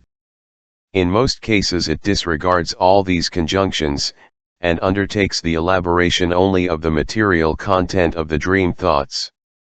It is left to the interpretation of the dream to restore the coherence which the dream work has destroyed. If dreams lack the ability to express these relations, the psychic material of which they are wrought must be responsible for this defect. As a matter of fact, the representative arts painting and sculpture are similarly restricted, as compared with poetry, which is able to employ speech, and here again the reason for this limitation lies in the material by the elaboration of which the two plastic arts endeavor to express something. Before the art of painting arrived at an understanding of the laws of expression by which it is bound, it attempted to make up for this deficiency. In old paintings little labels hung out of the mouths of the persons represented, Gimkin writing the speech which the artist despaired of expressing in the picture. Here, perhaps an objection will be raised, challenging the assertion that our dreams dispense with the representation of logical relations. There are dreams in which the most complicated intellectual operations take place, arguments for and against are adduced, jokes and comparisons are made, just as in our waking thoughts. But here again appearances are deceptive. If the interpretation of such dreams is continued, it will be found that all these things are dream material, not the representation of intellectual activity in the dream.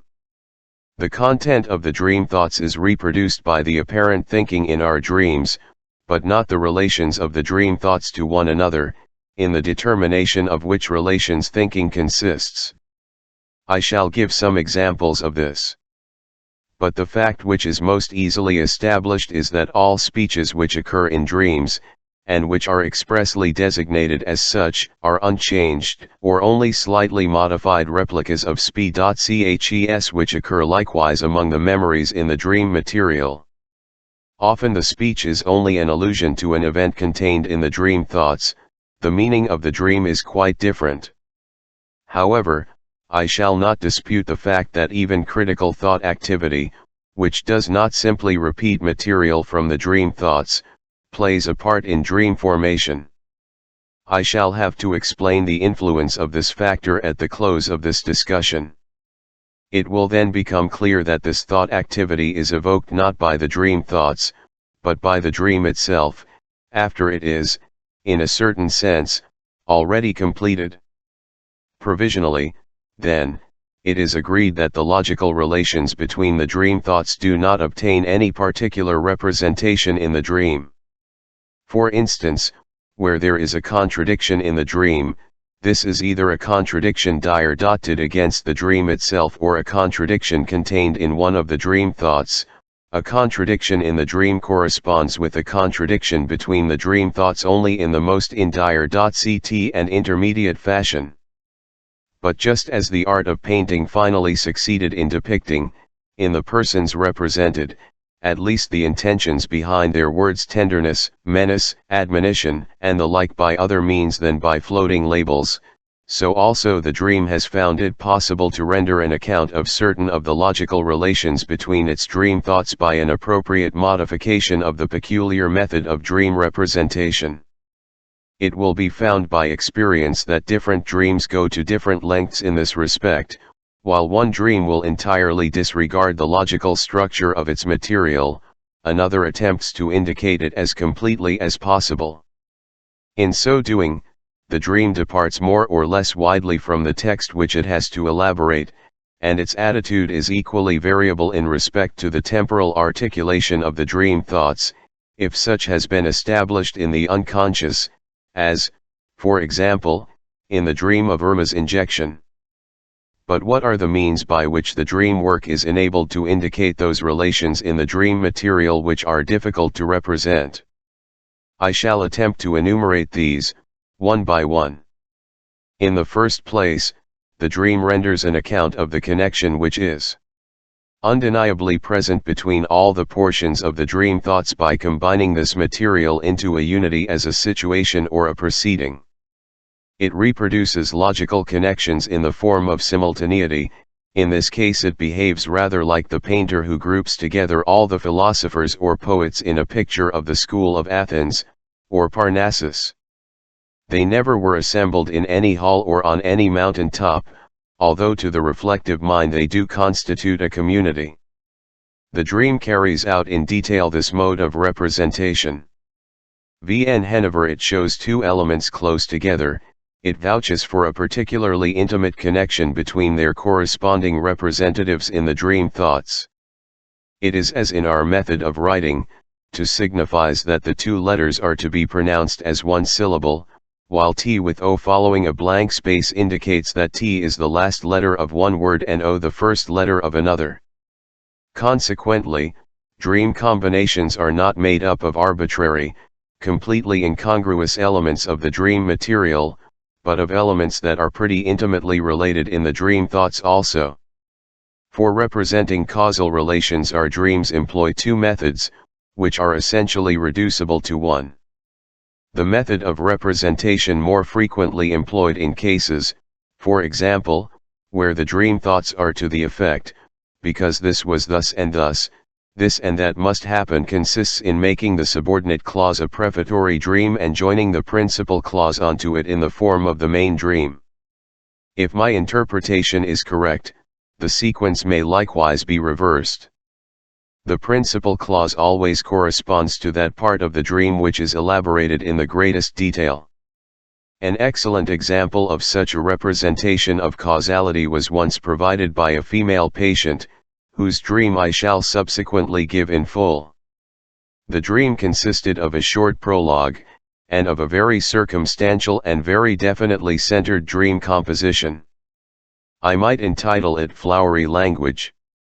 The preliminary dream is as follows: she goes to the two maids in the kitchen and scolds them for taking so long to prepare a little bite of food. She also sees a very large number of heavy kitchen utensils in the kitchen turned upside down in order to drain, even heaped up in stacks. The two maids go to fetch water, and have, as it were, to climb into a river, which reaches up to the house or into the courtyard.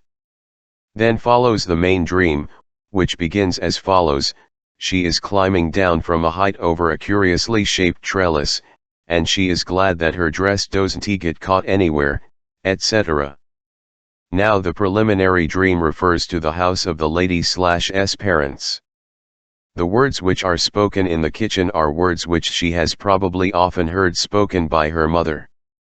The piles of clumsy pots and pans are taken from an unpretentious hardware shop located in the same house.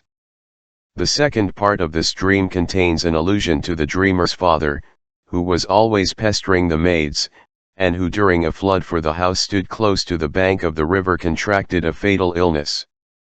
The thought which is concealed behind the preliminary dream is something like this: because I was born in this house, in such sordid and unpleasant surroundings. The main dream takes up the same thought, and presents it in a form that has been altered by a wish fulfillment: I am of exalted origin. Properly then, because I am of such humble origin, the course of my life has been so and so. As far as I can see, the division of a dream into two unequal portions does not always signify a causal relation between the thoughts of the two portions. It often seems as though in the two dreams the same material were presented from different points of view. This is certainly the case when a series of dreams, dreamed the same night, end in a seminal emission, the somatic need enforcing a more and more definite expression.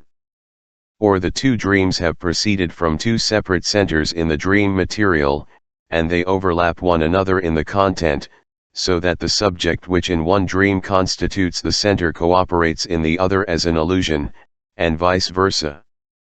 But in a certain number of dreams the division into short preliminary dreams and long subsequent dreams actually signifies a causal relation between the two portions.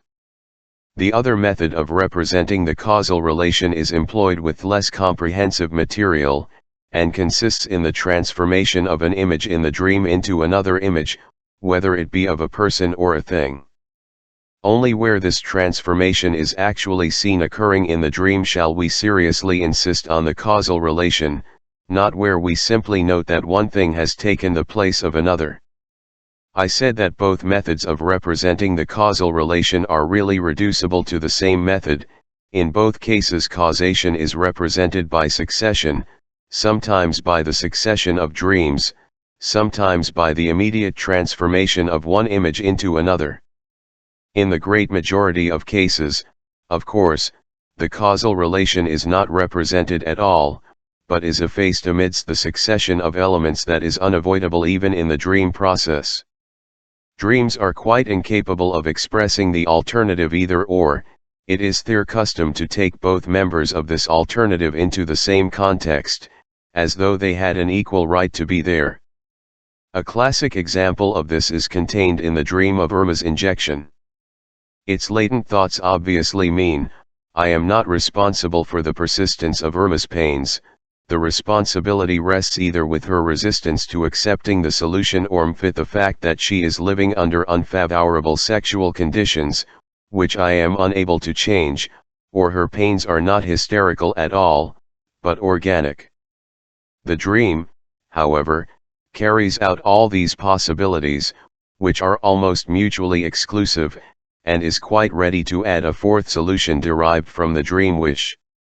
After interpreting the dream, I then inserted the either or in its context in the dream thoughts. But when in narrating a dream the narrator is inclined to employ the alternative either or, it was either a garden or a living room, etc., there is not really an alternative in the dream thoughts, but an and a simple addition. When we use either or we are as a rule describing a quality of vagueness some element of the dream, but a vagueness which may still be cleared up. The rule to be applied in this case is as follows: the individual members of the alternative are to be treated as equal and connected by an and. For instance, after waiting long and vainly for the address of a friend who is traveling in Italy, I dream that I receive a telegram which gives me the address. On the telegraph form I see printed in blue letters, the first word is blurred perhaps via or villa, the second is distinctly Caesarno, or even, Casa. The second word, which reminds me of Italian names, and of our discussions on etymology, also expresses my annoyance in resp. of the fact that my friend has kept his address a secret from me, but each of the possible first three words may be recognized on analysis as an independent and equally justifiable starting point in the concatenation of ideas. During the night before the funeral of my father I dreamed of a printed placard, a card, or poster rather like the notices in the waiting rooms of railway stations which announce that smoking is prohibited. The sign reads either, "You are requested to shut the eyes," "You are requested to shut one eye," an alternative which I am in the habit of representing in the following form, the "You are requested to shut eyes." Each of the two versions has its special meaning, and leads along particular paths in the dream interpretation. I had made the simplest possible funeral arrangements, for I knew what the deceased thought about such matters. Other members of the family, however, did not approve of such puritanical simplicity. They thought we should feel ashamed in the presence of the other mourners. Hence one of the wordings of the dream asks for the shutting of one eye, that is to say, it asks that people should show consideration. The significance of the vagueness, which is here represented by an either or, is plainly to be seen. The dream work has not succeeded in concocting a coherent and yet ambiguous wording for the dream thoughts. Thus the two principal trains of thought are separated from each other, even in the dream content. In some few cases the division of a dream into two equal parts expresses the alternative which the dream finds it so difficult to present. The attitude of dreams to the category of antithesis and contradiction is very striking. This category is simply ignored. The word no does not seem to exist for a dream. Dreams are particularly fond of reducing antitheses to uniformity, or representing them as one and the same thing. Dreams likewise take the liberty of representing any element whatever by its desired opposite, so that it is at first impossible to tell, in respect of any element which is capable of having an opposite, whether it is contained in the dream thoughts in the negative or the positive sense. In one of the recently cited dreams, whose introductory portion we have already interpreted, because my origin is so and so, the dreamer climbs down over a trellis, and holds a blossoming bough in her hands. Since this picture suggests to her the angel in paintings of the Annunciation, her own name is Mary, bearing a lily stem in his hand, and the white-robed girls walking in procession on Corpus Christi Day, when the streets are decorated with green boughs. The blossoming bough in the dream is quite clearly an allusion to sexual innocence. But the bough is thickly studded with red blossoms, each of which resembles a camellia. At the end of her walk, so the dream continues, the blossoms are already beginning to fall, then follow unmistakable allusions to menstruation. But this very bough, which is carried like a lily stem and as though by an innocent girl, is also an allusion to Camille, who, as we know, usually wore a white camellia, but a red one during menstruation. The same blossoming bough, the flower of maidenhood in Goethe's Songs of the Miller's Daughter, represents at once sexual innocency and its opposite. Moreover, the same dream, which expresses the dreamer's joy at having succeeded in passing through life unsullied, hints in several places, as in the falling of the blossom, at the opposite train of thought, namely, that she had been guilty of various sins against sexual purity, that is, in her childhood. In the analysis of the dream we may clearly distinguish the two trains of thought, of which the comforting one seems to be superficial, and the reproachful one more profound. The two are diametrically opposed to each other, and their similar yet contrasting elements have been represented by identical dream elements. From a work of K. Abels, Der Gegensätze der Urwort, 1884, see my review of it in the Bleuler Freude-Jahrbuch, 2, 1910, Guess. Schriften Volume X. I learned the surprising fact, which is confirmed by other philologists, that the oldest languages behave just as dreams do in this regard. They had originally only one word for both extremes in a series of qualities or activities: strong weak, old young, far near, bind separate, and formed separate designations for the two opposites only secondarily, by slight modifications of the common primitive word. Abel demonstrates a very large number of those relationships in ancient Egyptian, and points to distinct remnants of the same development in the Semitic and Indo-Germanic languages. The mechanism of dream formation is favorable in the highest degree to only one of the logical relations. This relation is that of similarity, agreement, contiguity, just as, a relation which may be represented in our dreams, as no other can be, by the most varied expedients.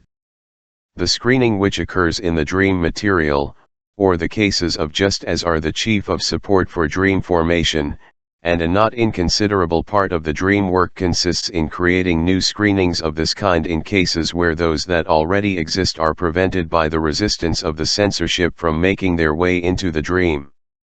The effort towards condensation evinced by the dream work facilitates the representation of a relation of similarity. Similarity, agreement, community, are quite generally expressed in dreams by contraction into a unity, which is either already found in the dream material or is newly created. The first case may be referred to as identification, the second as composition. Identification is used where the dream is concerned with persons, composition where things constitute the material to be unified, but compositions are also made of persons. Localities are often treated as persons. Identification consists in giving representation in the dream content to only one of two or more persons who are related by some common feature, while the second person or other persons appear to be suppressed as far as the dream is concerned. In the dream, this one screening person enters into all the relations and situations which derive from the persons whom he screens. In cases of composition, however, when persons are combined, there are already present in the dream image features which are characteristic of, but not common to, the persons in question, so that a new unity, a composite person, appears as the result of the union of these features. The combination itself may be effected in various ways. Either the dream person bears the name of one of the persons to whom he refers, and in this case we simply know, in a manner that is quite analogous to knowledge in waking life, that this or that person is intended while the visual features belong to another person, or the dream image itself is compounded of visual features which in reality are derived from the two. Also, in place of the visual features, the part played by the second person may be represented by the attitudes and gestures which are usually ascribed to him by the words he speaks, or by the situations in which he is placed. In this latter method of characterization, the sharp distinction between the identification and the combination of persons begins to disappear. But it may also happen that the formation of such a composite person is unsuccessful. The situations or actions of the dream are then attributed to one person, and the other, as a rule the more important, is introduced as an inactive spectator. Perhaps the dreamer will say, "My mother was there too, Stekel." Such an element of the dream content is then comparable to a determinative in hieroglyphic script which is not meant to be expressed, but is intended only to explain another sign. The common feature which justifies the union of two persons, that is to say, which enables it to be made, may either be represented in the dream or it may be absent. As a rule, identification or composition of persons actually serves to avoid the necessity of representing this common feature. Instead of repeating, A is ill-disposed towards me, and so is B, I make, in my dream, a composite person of A and B, or I conceive A as doing something which is alien to his character, but which is characteristic of B. The dream person obtained in this way appears in the dream in some new connection, and the fact that he signifies both A and B justifies my inserting that which is common to both persons, their hostility towards me, at the proper place in the dream interpretation. In this manner I often achieve a quite extraordinary degree of condensation of the dream content. I am able to dispense with the direct representation of the very complicated relations belonging to one person, if I can find a second person who has an equal claim to some of these relations. It will be readily understood how far this representation by means of identification may circumvent the censoring resistance which sets up such harsh conditions for the dream work. The thing that offends the censorship may reside in those very ideas which are connected in the dream material with the one person. I now find a second person, who likewise stands in some relation to the objectionable material, but only to a part of it. Contact at that one point which offends the censorship now justifies my formation of a composite person, who is characterized by the indifferent features of each. This person, the result of combination or identification, being free of the censorship, is now suitable for incorporation in the dream content. Thus, by the application of dream condensation, I have satisfied the demands of the dream censorship. When a common feature of two persons is represented in a dream, this is usually a hint to look for another concealed common feature, the representation of which is made impossible by the censorship. Here a displacement of the common feature has occurred, which in some degree facilitates representation. From the circumstance that the composite person is shown to me in the dream with an indifferent common feature, I must infer that another common feature which is by no means indifferent exists in the dream thoughts. Accordingly, the identification or combination of persons serves various purposes in our dreams.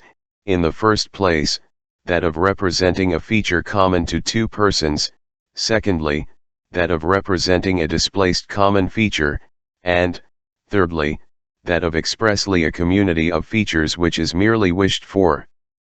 As the wish for a community of features in two persons often coincides with the interchanging of these persons, this relation also is expressed in dreams by identification. In the dream of Irma's injection, I'm fish to exchange one patient for another, that is to say, I wish this other person to be my patient, as the former person has been. The dream deals with this wish by showing me a person who is called Irma, but who is examined in a position such as I have had occasion to see only the other person occupy. In the dream about my uncle, this substitution is made the center of the dream. I identify myself with the minister by judging and treating my colleagues as shabbily as lie does. It has been my experience, and to this I have found no exception, that every dream treats of oneself. Dreams are absolutely egoistic.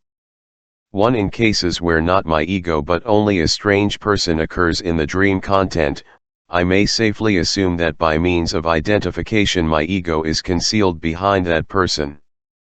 I am permitted to supplement my ego. On other occasions, when my ego appears in the dream, the situation in which it is placed tells me that another person is concealing himself, by means of identification, behind the ego. In this case I must be prepared to find that in the interpretation I should transfer something which is connected with this person, the hidden common feature, to myself. There are also dreams in which my ego appears together with other persons who, when the identification is resolved, once more show themselves to be my ego. Through these identifications I shall then have to connect with my ego certain ideas to which the censorship has objected. I may also give my ego multiple representation in my dream, either directly or by means of identification with other people. By means of several such identifications an extraordinary amount of thought material may be condensed. 2. That one's ego should appear in the same dream several times or different forms is fundamentally no more surprising than that it should appear, in conscious thinking, many times and in different places or in different relations, as, for example, in the sentence, "Hen I think what a healthy child I was." Cf. here the observations made in chapter V. If I do not know behind which of the persons appearing in the dream I am to look for my ego. 1. Observe the following rule: that person in the dream who is subject to an emotion which I am aware of while asleep is the one that conceals my ego. Still easier than in the case of persons is the resolution of identifications in the case of localities designated by their own names, as here the disturbing influence of the all-powerful ego is lacking. In one of my dreams of Rome, chapter V, B, the name of the place in which I find myself is Rome. I am surprised, however, by a large number of German placards at a street corner. This last is a wish fulfillment, which immediately suggests Prague. The wish itself probably originated at a period of my youth when I was imbued with a German nationalistic spirit which today is quite subdued. At the time of my dream I was looking forward to meeting a friend in Prague. The identification of Rome with Prague is therefore explained by a desired common feature. I would rather meet my friend in Rome than in Prague. For the purpose of this meeting I should like to exchange Prague for Rome. The possibility of creating composite formations is one of the chief causes of the fantastic character so common in dreams, in that it introduces into the dream content elements which could never have been objects of perception. The psychic process which occurs in the creation of composite formations is obviously the same as that which we employ in conceiving or figuring a dragon or a centaur in our waking senses. The only difference is that, in the fantastic creations of waking life, the impression intended is itself the decisive factor, while the composite formation in the dream is determined by a factor, the common feature in the dream thoughts, which is independent of its form. Composite formations in dreams may be achieved in a great many different ways. In the most artless of these methods, only the properties of the one thing are represented, and this representation is accompanied by a knowledge that they refer to another object also. A more careful technique combines features of the one object with those of the other in a new image, while it makes skillful use of any really existing resemblances between the two objects. The new creation may prove to be wholly absurd, or even successful as a fantasy, according as the material and the fit employed in constructing it may permit. If the objects to be condensed into a unity are too incongruous, the dream work is content with creating a composite formation with a comparatively distinct nucleus, to which are attached more indefinite modifications. The unification into one image has here been to some extent unsuccessful. The two representations overlap one another, and give rise to something like a contest between the visual images. Similar representations might be obtained in a drawing if one were to attempt to give form to a unified abstraction of disparate perceptual images. Dreams naturally abound in such composite formations. I have given several examples of these in the dreams already analyzed, and will now cite more such examples. In the dream earlier in this chapter which describes the career of my patient in flowery language, the dream ego carries a spray of blossoms in her hand which, as we have seen, signifies at once sexual innocence and sexual transgression. Moreover, from the manner in which the blossoms are set on, they recall cherry blossom. The blossoms themselves, considered singly, are camellias, and finally the whole spray gives the dreamer the impression of an exotic plant. The common feature in the elements of this composite formation is revealed by the dream thoughts. The blossoming spray is made up of allusions to presents by which she was induced or was to have been induced to behave in a manner agreeable to the giver. So it was with cherries in her childhood, and with the camellia tree in her later years. The exotic character is an allusion to a much-traveled naturalist, who sought to win her favor by means of a drawing of a flower.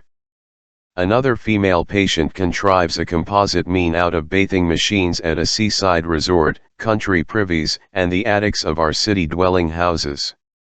A reference to human nakedness and exposure is common to the first two elements, and we may infer from their connection with the third element that, in her childhood, the garret was likewise the scene of bodily exposure.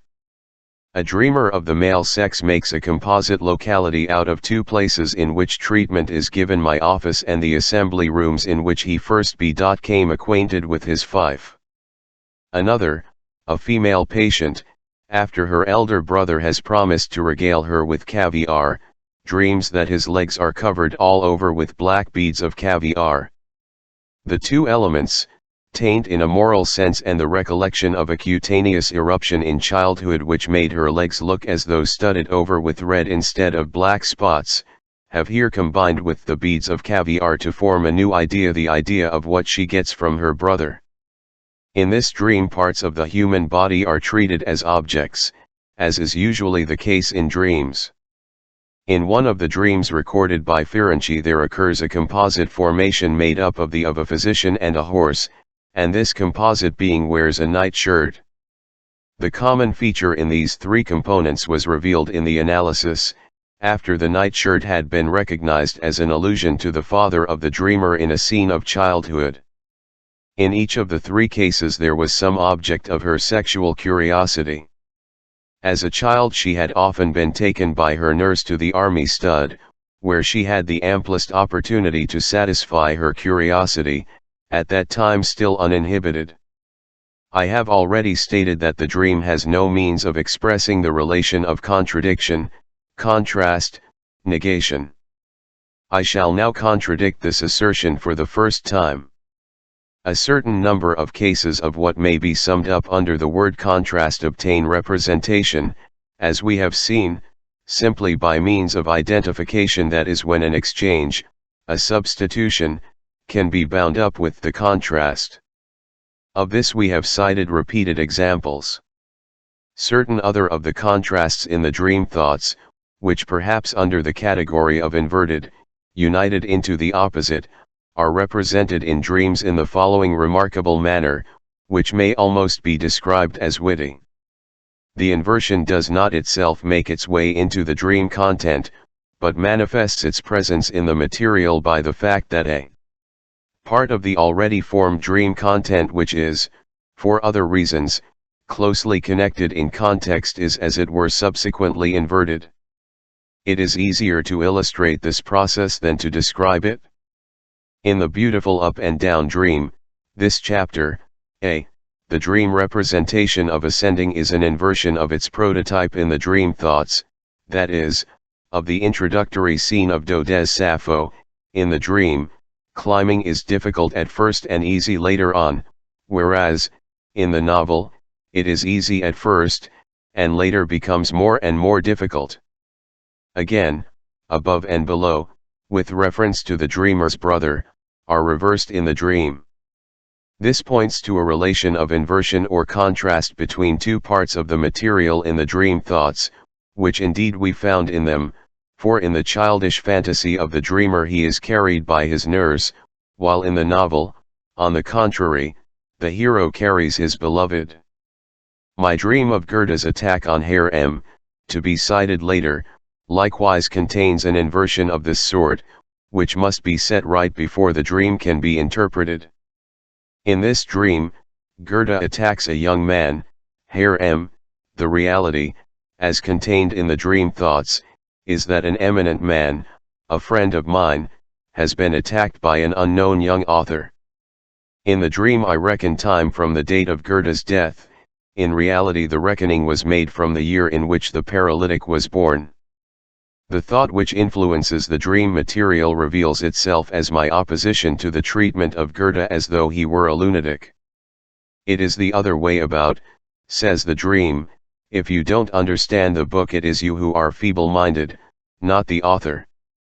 All these dreams of inversion, moreover, seem to me to imply an allusion to the contemptuous phrase, to turn one's back upon a person, German, einem die Kehrseite sehen, lit to show a person one's backside, cf. the inversion in respect of the dreamer's brother in the Sappho dream.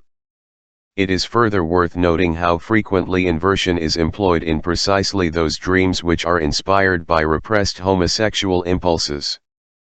Moreover, inversion, or transformation into the opposite, is one of the most favored and most versatile methods of representation which the dream work has at its disposal.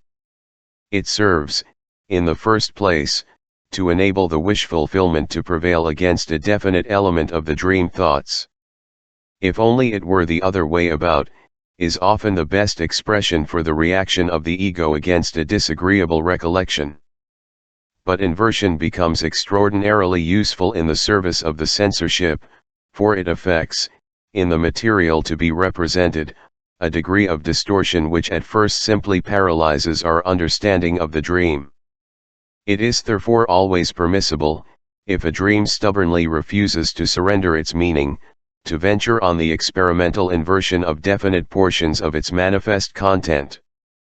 Then, not infrequently, everything becomes clear. Besides the inversion of content, the temporal inversion must not be overlooked. A frequent device of dream distortion consists in presenting the final issue of the event or the conclusion of the train of thought at the beginning of the dream, and appending at the end of the dream the premises of the conclusion, or the causes of the event. Anyone who forgets this technical device of dream distortion stands helpless before the problem of dream interpretation. 1. The hysterical attack often employs the same device of temporal inversion in order to conceal its meaning from the observer. The attack of a hysterical girl, for example, consists in enacting a little romance, which she has imagined in the unconscious in connection with an encounter in a tram. A man, attracted by the beauty of her foot, addresses her while she is reading, whereupon she goes with him and a passionate love scene ensues. Her attack begins with the representation of the scene by writhing movements of the body, accompanied by movements of the lips and folding of the arms to signify kisses and embraces, whereupon she hurries into the next room, sits down on a chair, lifts her skirt in order to show her foot, acts as though she were about to read a book, and speaks to me, answers me. Cf. the observation of Artemidorus, in interpreting dream stories, one must consider them the first time from the beginning to the end, and the second time from the end to the beginning. In many cases, indeed, we discover the meaning of the dream only when we have subjected the dream content to a multiple inversion, in accordance with the different relations. For example, in the dream of a young patient who is suffering from obsessional neurosis, the memory of the childish death wish directed against a dreaded father concealed itself behind the following words: his father scolds him because he comes home so late, but the context of the psychoanalytic treatment and the impressions of the dreamer show that the sentence must be read as follows: he is angry with his father, and further, that his father always came home too early, i.e., too soon. he would have preferred that his father should not come home at all, which is identical with the wish, see chapter v.d., that his father would die. As a little boy, during the prolonged absence of his father, the dreamer was guilty of a sexual aggression against another child, and was punished by the threat, "Just you wait until your father comes home." If we should seek to trace the relations between the dream content and the dream thoughts a little farther, we shall do this best by making the dream itself our point of departure, and asking ourselves, do certain formal characteristics of the dream presentation signify in relation to the dream thoughts? First and foremost among the formal characteristics which are bound to impress us in dreams are the differences in the sensory intensity of the single dream images, and in the distinctness of various parts of the dream, or of whole dreams as compared with one another.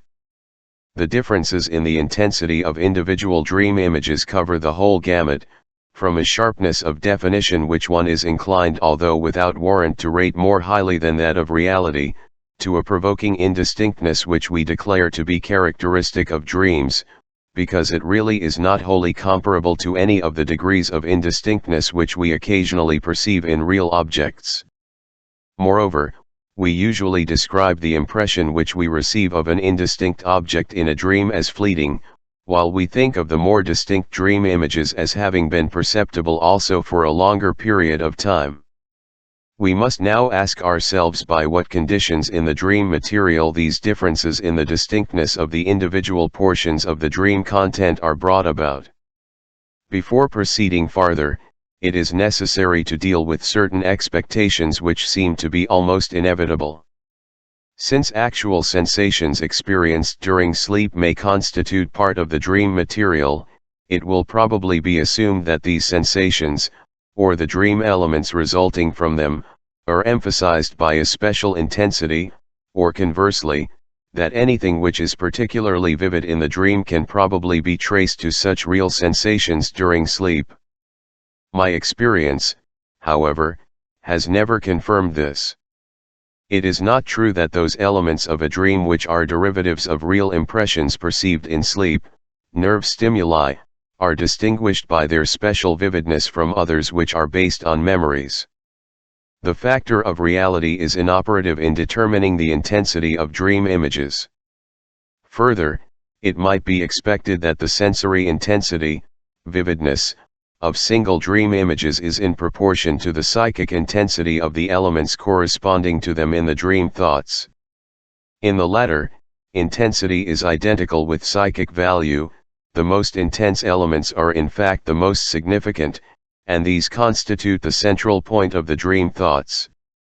We know, however, that it is precisely these elements which are usually not admitted to the dream content, owing to the vigilance of the censorship.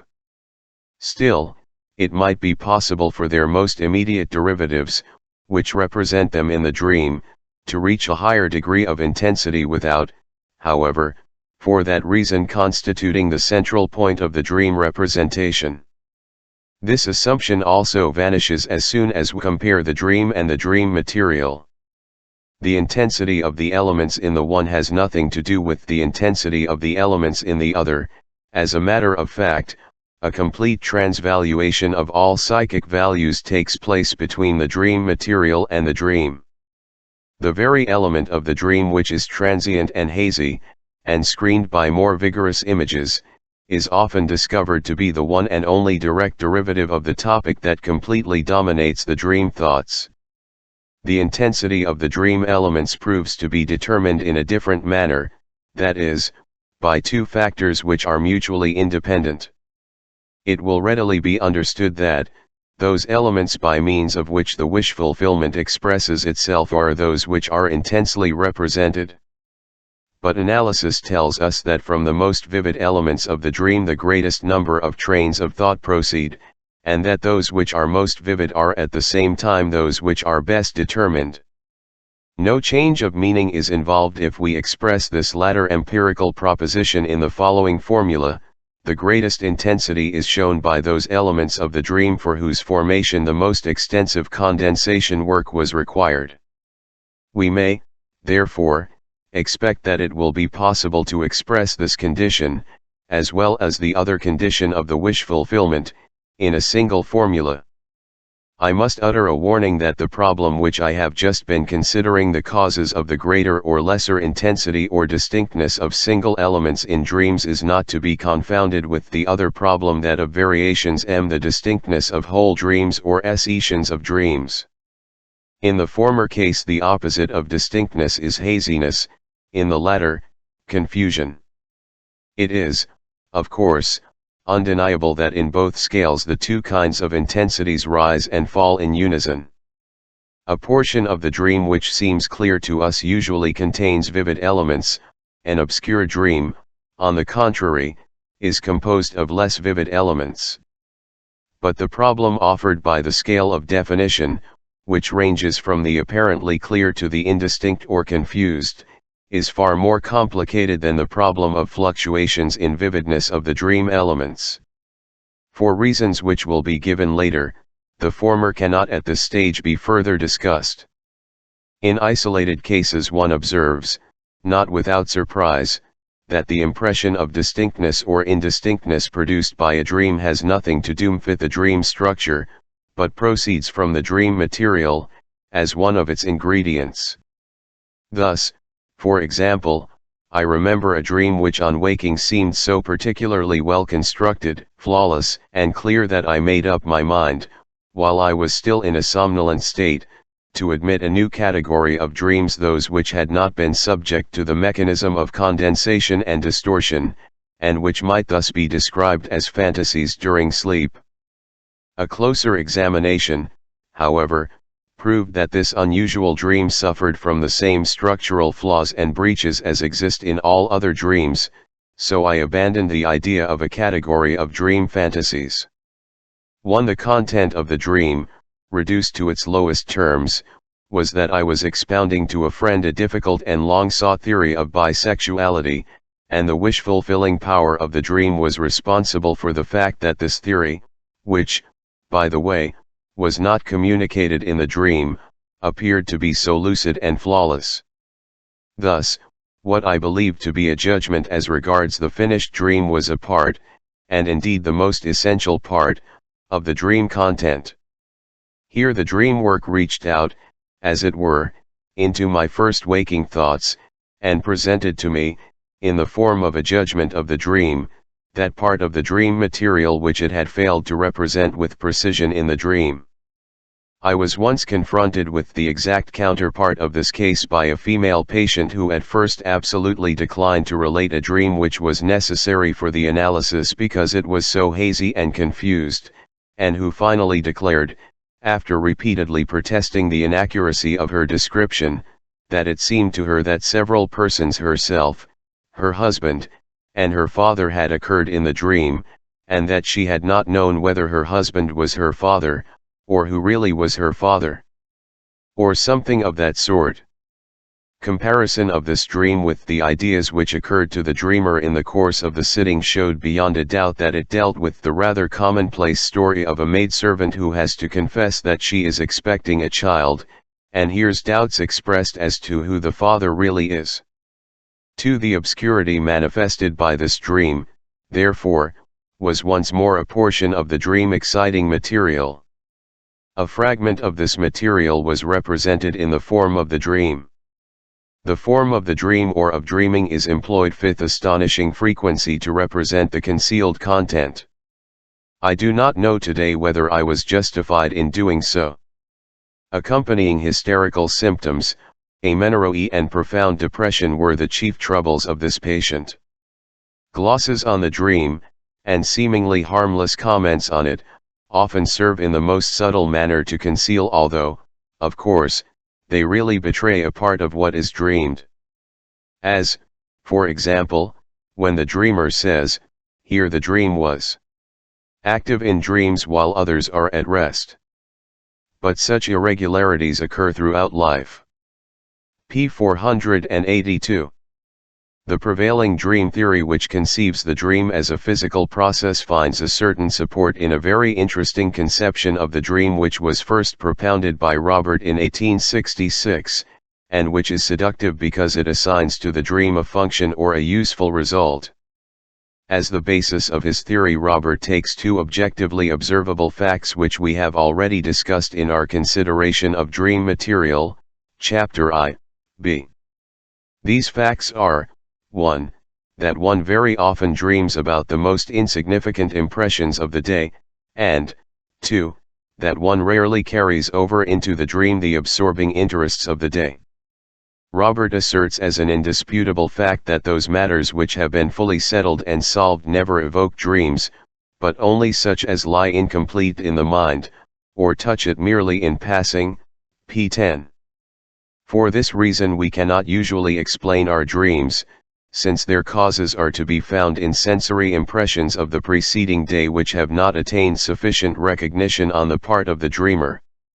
The condition permitting an impression to reach the dream is, therefore, that this impression has been disturbed in its elaboration, or that it was too insignificant to lay claim to such elaboration. Robert therefore conceives the dream as a physical process of elimination which in its psychic reaction reaches the consciousness. Dreams are eliminations of thoughts nipped in the bud. A man deprived of the capacity for dreaming would in time become mentally unbalanced, because an immense number of unfinished and unsolved thoughts and superficial impressions would accumulate in his brain, under the pressure of which all that should be incorporated in the memory as a completed whole would be stifled. The dream acts as a safety valve for the overburdened brain. Dreams possess a healing and unburdening power, p. 32. We should misunderstand Robert if we were to ask him how a representation in the dream could bring about an unburdening of the mind. The writer apparently concluded from these two peculiarities of the dream material that during sleep such an elimination of worthless impressions is effected somehow as a somatic process, and that dreaming is not a spe.chale psychic process, but only the information which we receive of such elimination. Moreover, elimination is not the only thing that takes place in the mind during sleep. Robert himself adds that stimuli of the day are likewise elaborated, and what cannot be eliminated from the undigested thought material lying in the mind is bound up into a completed whole by mental clues borrowed from the imagination, and is thus enrolled in the memory as a harmless fantasy picture, p. 23. But it is in his criticism of the sources of dreams that Robert is most flatly opposed to the prevailing theory. Vn. According to this theory there would be no dream if the external and internal sensory stimuli did not repeatedly wake the mind. According to Robert, the impulse to dream lies in the mind itself.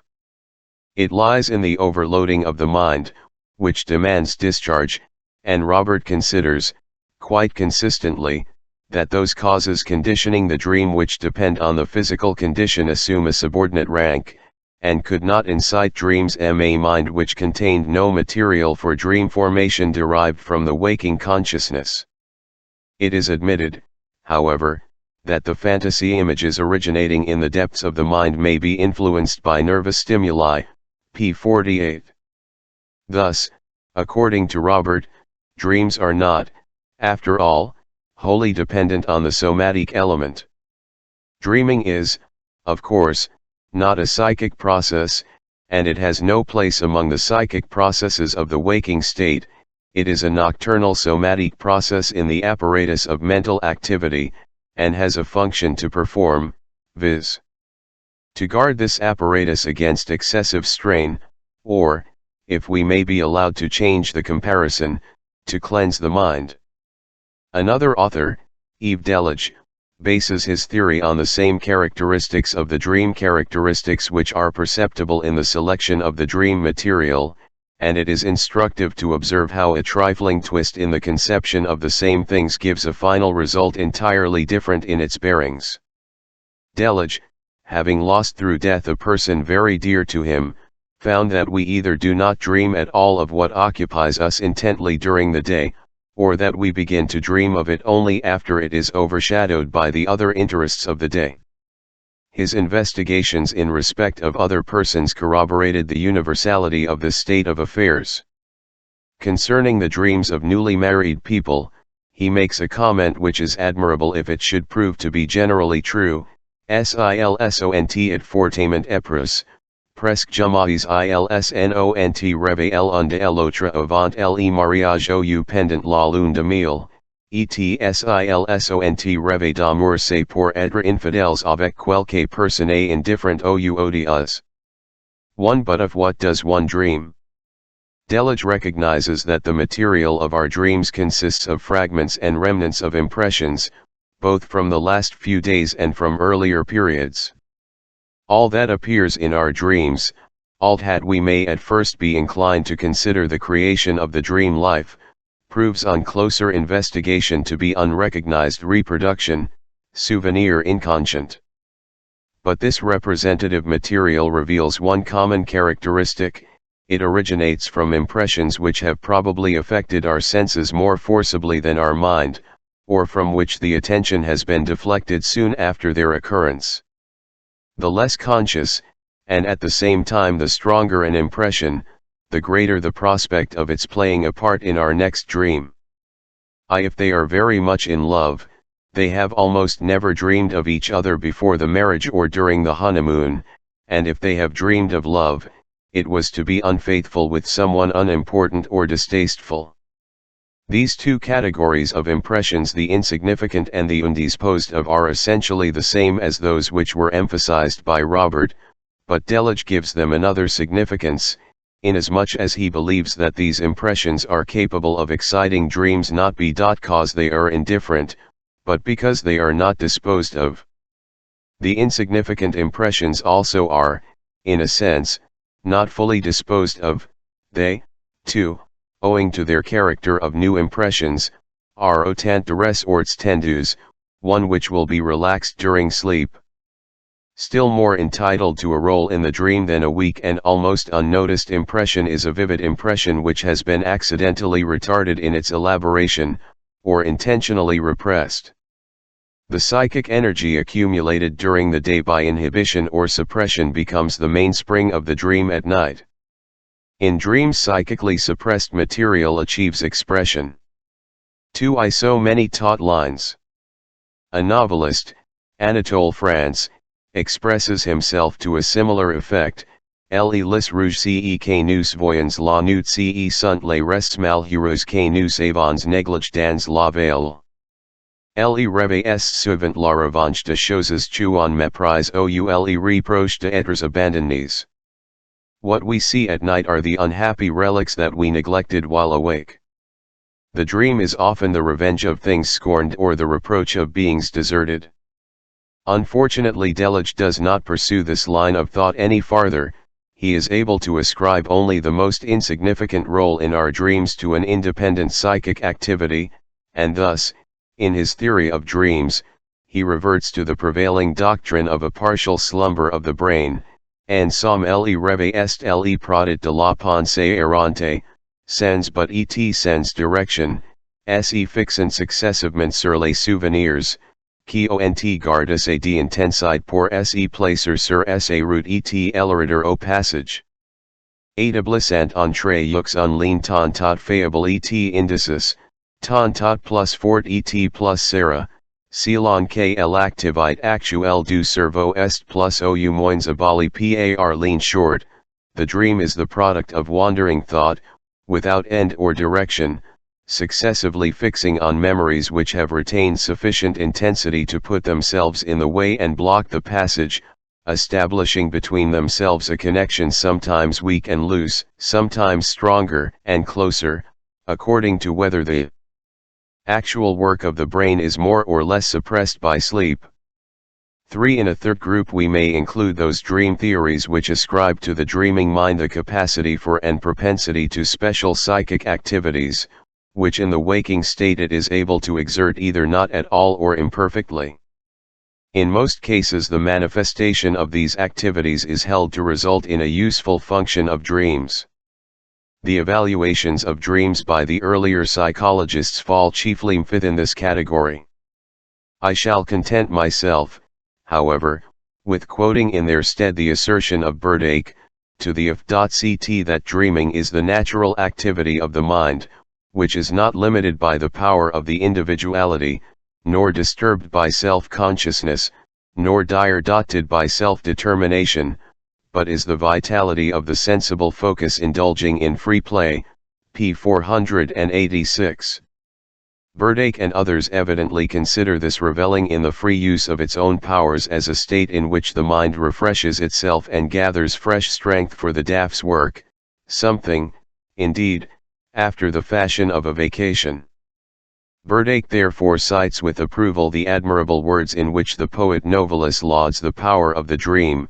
The dream is a bulwark against the regularity and commonplace character of life, a free recreation of the fettered fantasy, in which it intermingles all the images of life and interrupts the constant seriousness of the adult by the joyful play of the child. Without the dream we should surely grow old earlier, so that the dream may be considered, if not precisely as a gift from above, yet as a delightful exercise, a friendly companion on our pilgrimage to the grave. The refreshing and healing activity of dreams is even more impressively described by Pourcanier, p. 456. The productive dreams in particular would perform these functions. These are the unconstrained play of the imagination, and have no connection with the events of the day.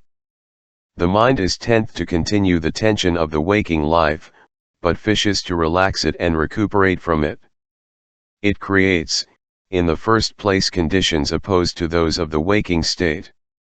It cures sadness by joy, worry by hope and cheerfully distracting images, hatred by love and friendliness, and fear by courage and confidence. It appeases doubt by conviction and firm belief, and vain expectation by realization. Sleep heals many sore spots in the mind, which the day keeps continually open, by covering them and guarding them against fresh irritation. On this depends in some degree the consoling action of time.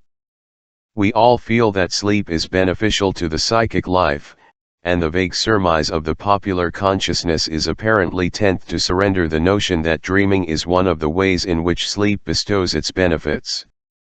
The most original and most comprehensive attempt to explain dreaming as a special activity of the mind, which can freely unfold itself only in the sleeping state, is that made by Skerner in 1861. Skerner's book is written in a heavy and bombastic style and is inspired by an almost intoxicated enthusiasm for the subject, which is bound to repel us unless it can carry us away with it.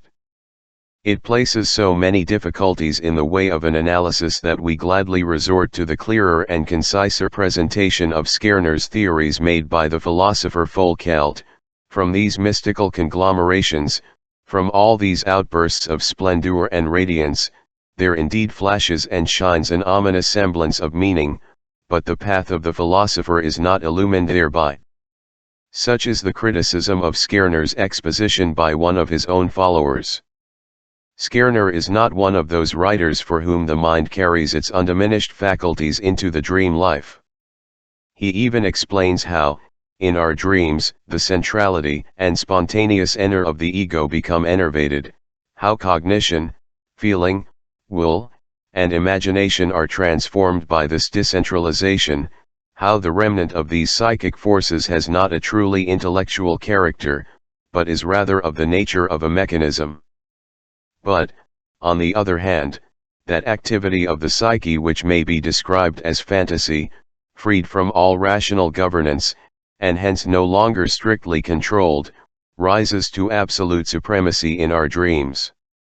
To be sure, it borrows all its building material from the memory of the waking state, but with this material it builds up structures which differ from those of the waking state as day differs from night. In our dreams it reveals itself as not only reproductive but also productive. Its peculiarities give the dream life its singular character. It shows a preference for the unlimited, the exaggerated, the prodigious, but by its liberation from the inhibiting categories of thought, it gains a greater flexibility and agility, and indulges in pleasurable turns. It is excessively sensitive to the delicate emotional stimuli of the mind, to its stirring and disturbing effects, and it rapidly recasts the inner life into an external, Plastic visibility. The dream fantasy lacks the language of concepts. VV had it wishes to say it must express in visible form, and since in this case the concept does not, dream is, therefore, equivalent to the wish that what has been characterized as a dream had never occurred. In other words, when a particular incident is represented by the dream work in a dream, it signifies the strongest confirmation of the reality of this incident, the most emphatic affirmation of it. The dream work utilizes the dream itself as a form of repudiation, and thereby confirms the theory that a dream is a wish fulfillment. Regard for representability. We have hitherto been concerned with investigating the manner in which our dreams represent the relations between the dream thoughts, but we have often extended our inquiry to the further question as to what alterations the dream material itself undergoes for the of dream formation. We now know that the dream material, after being stripped of a great many of its relations, is subjected to compression, while at the same time displacements of the intensity of its elements enforce a psychic transvaluation of this material. The displacements which we have considered were shown to be substitutions of one particular idea for another, in some way related to the original by its associations, and the displacements were made to facilitate the condensation, inasmuch as in this manner, instead of two elements, a common mean between them found its way into the dream. So far, no mention has been made of any other kind of displacement. But we learn from the analyses that displacement of another kind does occur, and that it manifests itself in an exchange of the verbal expression for the thought in question. In both cases we are dealing with a displacement along a chain of associations, but the same process takes place in different psychic spheres, and the result of this displacement in the one case is that one element is replaced by another, while in the other case an element exchanges its verbal shape for another. This second kind of displacement occurring in dream formation is not only of great theoretical interest, but also peculiarly well fitted to explain the appearance of fantastic absurdity in which dreams disguise themselves. Displacement usually occurs in such a way that a colorless and abstract expression of the dream thought is exchanged for one that is pictorial and concrete. The advantage, and along with it the purpose, of this substitution is obvious. Whatever is pictorial is capable of representation in dreams and can be fitted into a situation in which abstract expression would confront the dream representation with difficulties not unlike those which would arise if a political leading article had to be represented in an illustrated journal. Not only the possibility of representation, but also the interests of condensation and of the censorship, may be furthered by this exchange. Once the abstractly expressed and unserviceable dream thought is translated into pictorial language, those contacts and identities between this new expression and the rest of the dream material which are required by the dream work, and which it contrives whenever they are not available, are more readily provided, since in every language concrete terms, owing to their evolution, are richer in associations than are abstract terms. It may be imagined that a good part of the intermediate work in dream formation, which seeks to reduce the separate dream thoughts to the tersest and most unified expression in the dream, is effected in this manner, by fitting paraphrases of the various thoughts. The one thought whose mode of expression has perhaps been determined by other factors will therewith exert a distributive and selective influence on the expressions available for the others, and it may even do this from the very start, just as it would in the creative activity of a poet. A poem is to be written in rhymed couplets. The second rhyming line is bound by two conditions: it must express the meaning allotted to it, and its expression must permit of a rhyme with the first line. The best poems are, of course, those in which one does not detect the effort to find a rhyme, and in which both thoughts have as a matter of course, by mutual induction, selected the verbal expression which, with a little subsequent adjustment, will permit of the rhyme. In some cases the change of expression serves the purposes of dream condensation more directly, in that it provides an arrangement of words which, being ambiguous, permits of the expression of more than one of the dream thoughts. The whole range of verbal wit is thus made to serve the purpose of the dream work. The part played by words in dream formation ought not to surprise us.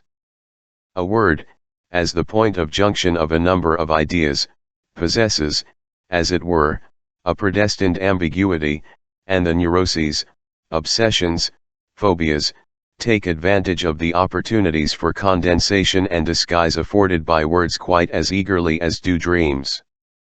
One that dream distortion also profits by this displacement of expression may be readily demonstrated. It is indeed confusing if one ambiguous word is substituted for two with single meanings, and the replacement of sober, everyday language by a plastic mode of expression baffles our understanding. Chally, since a dream never tells us whether the elements presented by it are to be interpreted literally or metaphorically, whether they refer to the dream material directly, or only by means of interpolated expressions. Generally speaking, in the interpretation of any element of a dream it is doubtful whether it, a, is to be accepted in the negative or the positive sense, contrast relation, b, is to be interpreted historically, as a memory, c, is symbolic, or whether, d, its valuation is to be based upon its wording. In spite of this versatility, we may say that the representation effected by the dream work, which was never even intended to be understood, does not impose upon the translator any greater difficulties than those that the ancient of hieroglyphics imposed upon their readers. Compare wit and its relation to the unconscious. I have already given several examples of dream representations which are held together only by ambiguity of expression. Her mouth opens without difficulty, in the dream of Irma's in Yedachin, I cannot go yet after all, in the last dream related, etc. I shall now cite a dream in the analysis of which plastic representation of the abstract thoughts plays a greater part. The difference between such dream interpretation and the interpretation by means of symbols may nevertheless be clearly defined.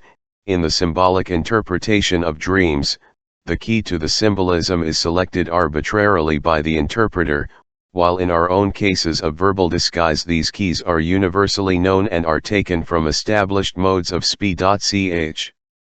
Provided one hits on the right idea on the right, one may solve dreams of this kind, either completely or in part, independently of any statements made by the dreamer. A lady friend of mine dreams she is at the opera. It is a Wagnerian performance, which has lasted until 7:45 in the morning. In the stalls and pit there are tables, at which people are eating and drinking. Her cousin and his young wife, who have just returned from their honeymoon, are sitting at one of these tables. Beside them is a member of the aristocracy. The young wife is said to have brought him back with her from the honeymoon quite openly, just as she might have brought back a hat. In the middle of the stalls there is a high tower, on the top of which there is a platform surrounded by an iron railing. There, high overhead, stands the conductor, with the features of Hans Richter, continually running round behind the railing, perspiring terribly, and from this position he is conducting the orchestra, which is arranged round the base of the tower. She herself is sitting in a box with a friend of her own sex, known to me. Her younger sister tries to hand her up, from the stalls, a large lump of coal, alleging that she had not known that it would be so long, and that she must by this time be miserably cold. As though the boxes ought to have been heated during the long performance.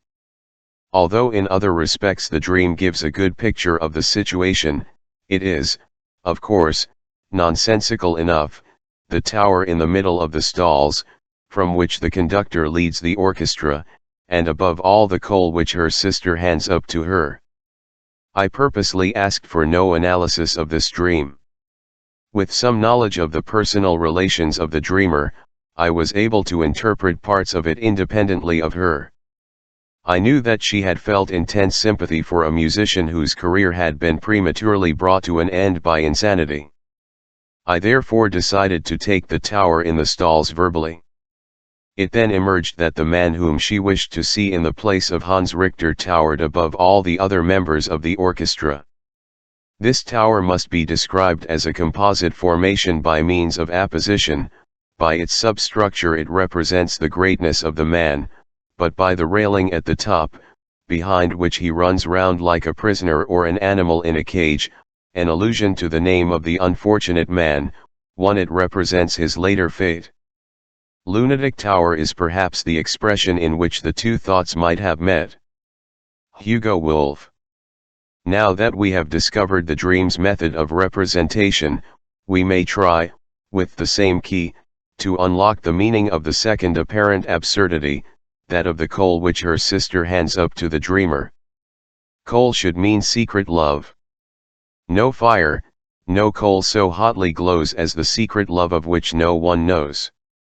She and her friend remain seated one while her younger sister, who still has a prospect of marrying, hands her up the coal because she did not know that it would be so long. What would be so long is not told in the dream. If it were an anecdote, we should say the performance, but in the dream we may consider the sentence as it is, declare it to be ambiguous, and add before she married. The interpretation secret love is then confirmed by the mention of the cousin who is sitting with his wife in the stalls, and by the open love affair attributed to the latter. The contrasts between secret and open love, between the dreamer's fire and the coldness of the young wife, dominate the dream. Moreover, here once again there is a person in a high position as a middle term between the aristocrat and the musician who is justified in raising high hopes. The German Sitzengeblieben is often applied to women who have not succeeded in getting married. Tr.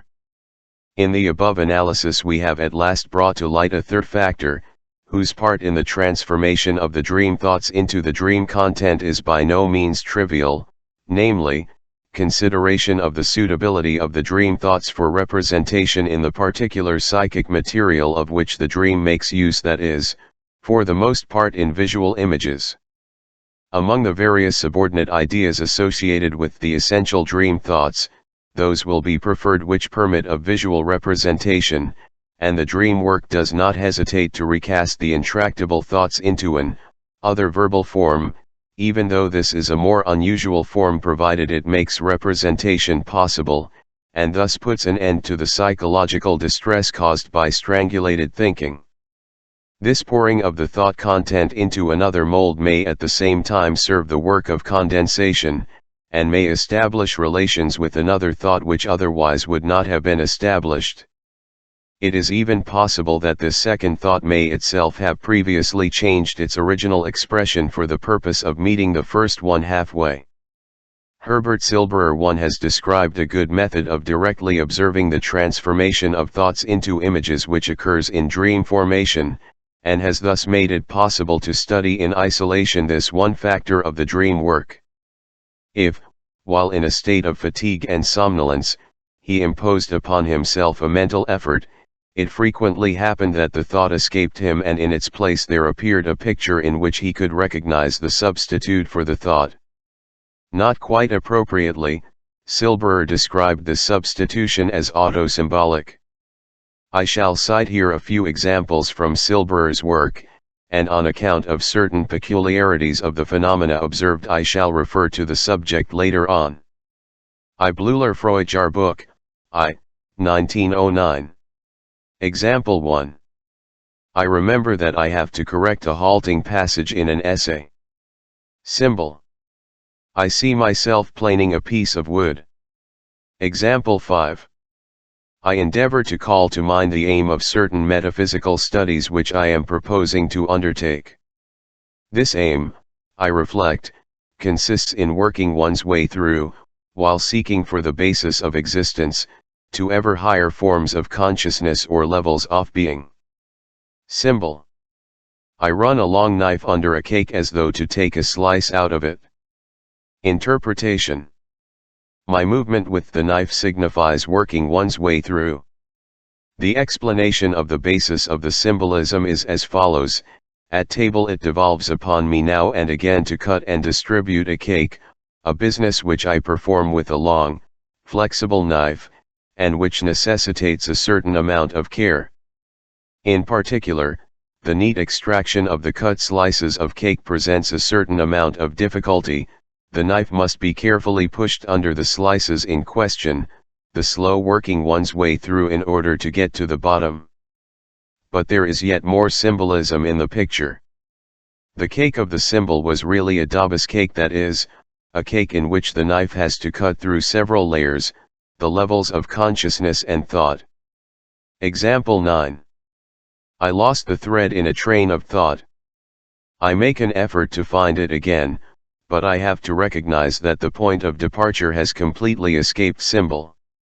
Part of a form of type, the last lines of which have fallen out. In view of the part played by witticisms, puns, quotations, songs, and proverbs in the intellectual life of educated persons, it would be entirely in accordance with our expectations to find disguises of the sort used with extreme frequency in the representation of the dream thoughts. Only in the case of a few types of material has a generally valid dream symbolism established itself on the basis of generally known allusions and verbal equivalents. A good part of the symbolism, however, is common to the psychoneuroses, legends, and popular usages as well as to dreams. In fact, if we look more closely into the matter, we must realize that in employing this kind of substitution the dream work is doing nothing at all original. For the achievement of its purpose, which in this case is representation without interference from the censorship, it simply follows the paths which it finds already marked out in unconscious thinking, and gives the preference to those transformations of the repressed material which are permitted to become conscious also in the form of witticisms and allusions, and with which all the fantasies of neurotics are replete. Here we suddenly begin to understand the dream interpretations of Skerner, whose essential correctness I have vindicated elsewhere. The preoccupation of the imagination with one's own body is by no means peculiar to or characteristic of the dream alone. My analyses have shown me that it is constantly found in the unconscious thinking of neurotics, and may be traced back to sexual curiosity, whose object, in the adolescent youth or maiden, is the genitals of the opposite sex, or even of the same sex. But, as Skerner and Foucault very truly insist, the house does not constitute the only group of ideas which is employed for the symbolization of the body, either in dreams or in the unconscious fantasies of neurosis. To be sure, I know patients who have steadily adhered to an architectural symbolism for the body and the genitals. Sexual interest, of course, extends far beyond the region of the external genital organs. Patients for whom posts and pillars signify legs, as in the Song of Songs, to whom every door suggests a bodily aperture, hole, and every water pipe the urinary system, and so on. But the groups of ideas appertaining to plant life, or to the kitchen, are just as often chosen to conceal sexual images. One in respect of the former everyday language, the sediment of imaginative comparisons dating from the remotest times, has abundantly paved the way: the vineyard of the Lord, the seed of Abraham, the garden of the maiden in the Song of Songs. The ugliest as well as the most intimate details of sexual life may be thought or dreamed of in apparently innocent allusions to culinary operations, and the symptoms of hysteria will become absolutely unintelligible if we forget that sexual symbolism may conceal itself behind the most commonplace and inconspicuous matters as its safest hiding place. That some neurotic children cannot look at blood and raw meat, that they vomit at the sight of eggs and macaroni, and that the dread of snakes, which is natural to mankind, is monstrously exaggerated in neurotics, all this has a definite sexual meaning. If merely the neurosis employs a disguise of this sort, it treads the paths once trodden by the whole of humanity in the early stages of civilization, paths to whose thinly veiled existence our idiomatic expressions, proverbs, superstitions, and customs testify to this day. A mass of corroborative material may be found in the 3 supplementary volumes of Edward Fuchs's Illustrierte Zeitgeschichte, privately printed by A. Lang, Munich. I here insert the promised flower dream of a female patient, in which I shall print in Roman type everything which is to be sexually interpreted. This beautiful dream lost all its charm for the dreamer once it had been interpreted. A preliminary dream. She goes to the two maids in the kitchen and scolds them for taking so long to prepare a little bite of food.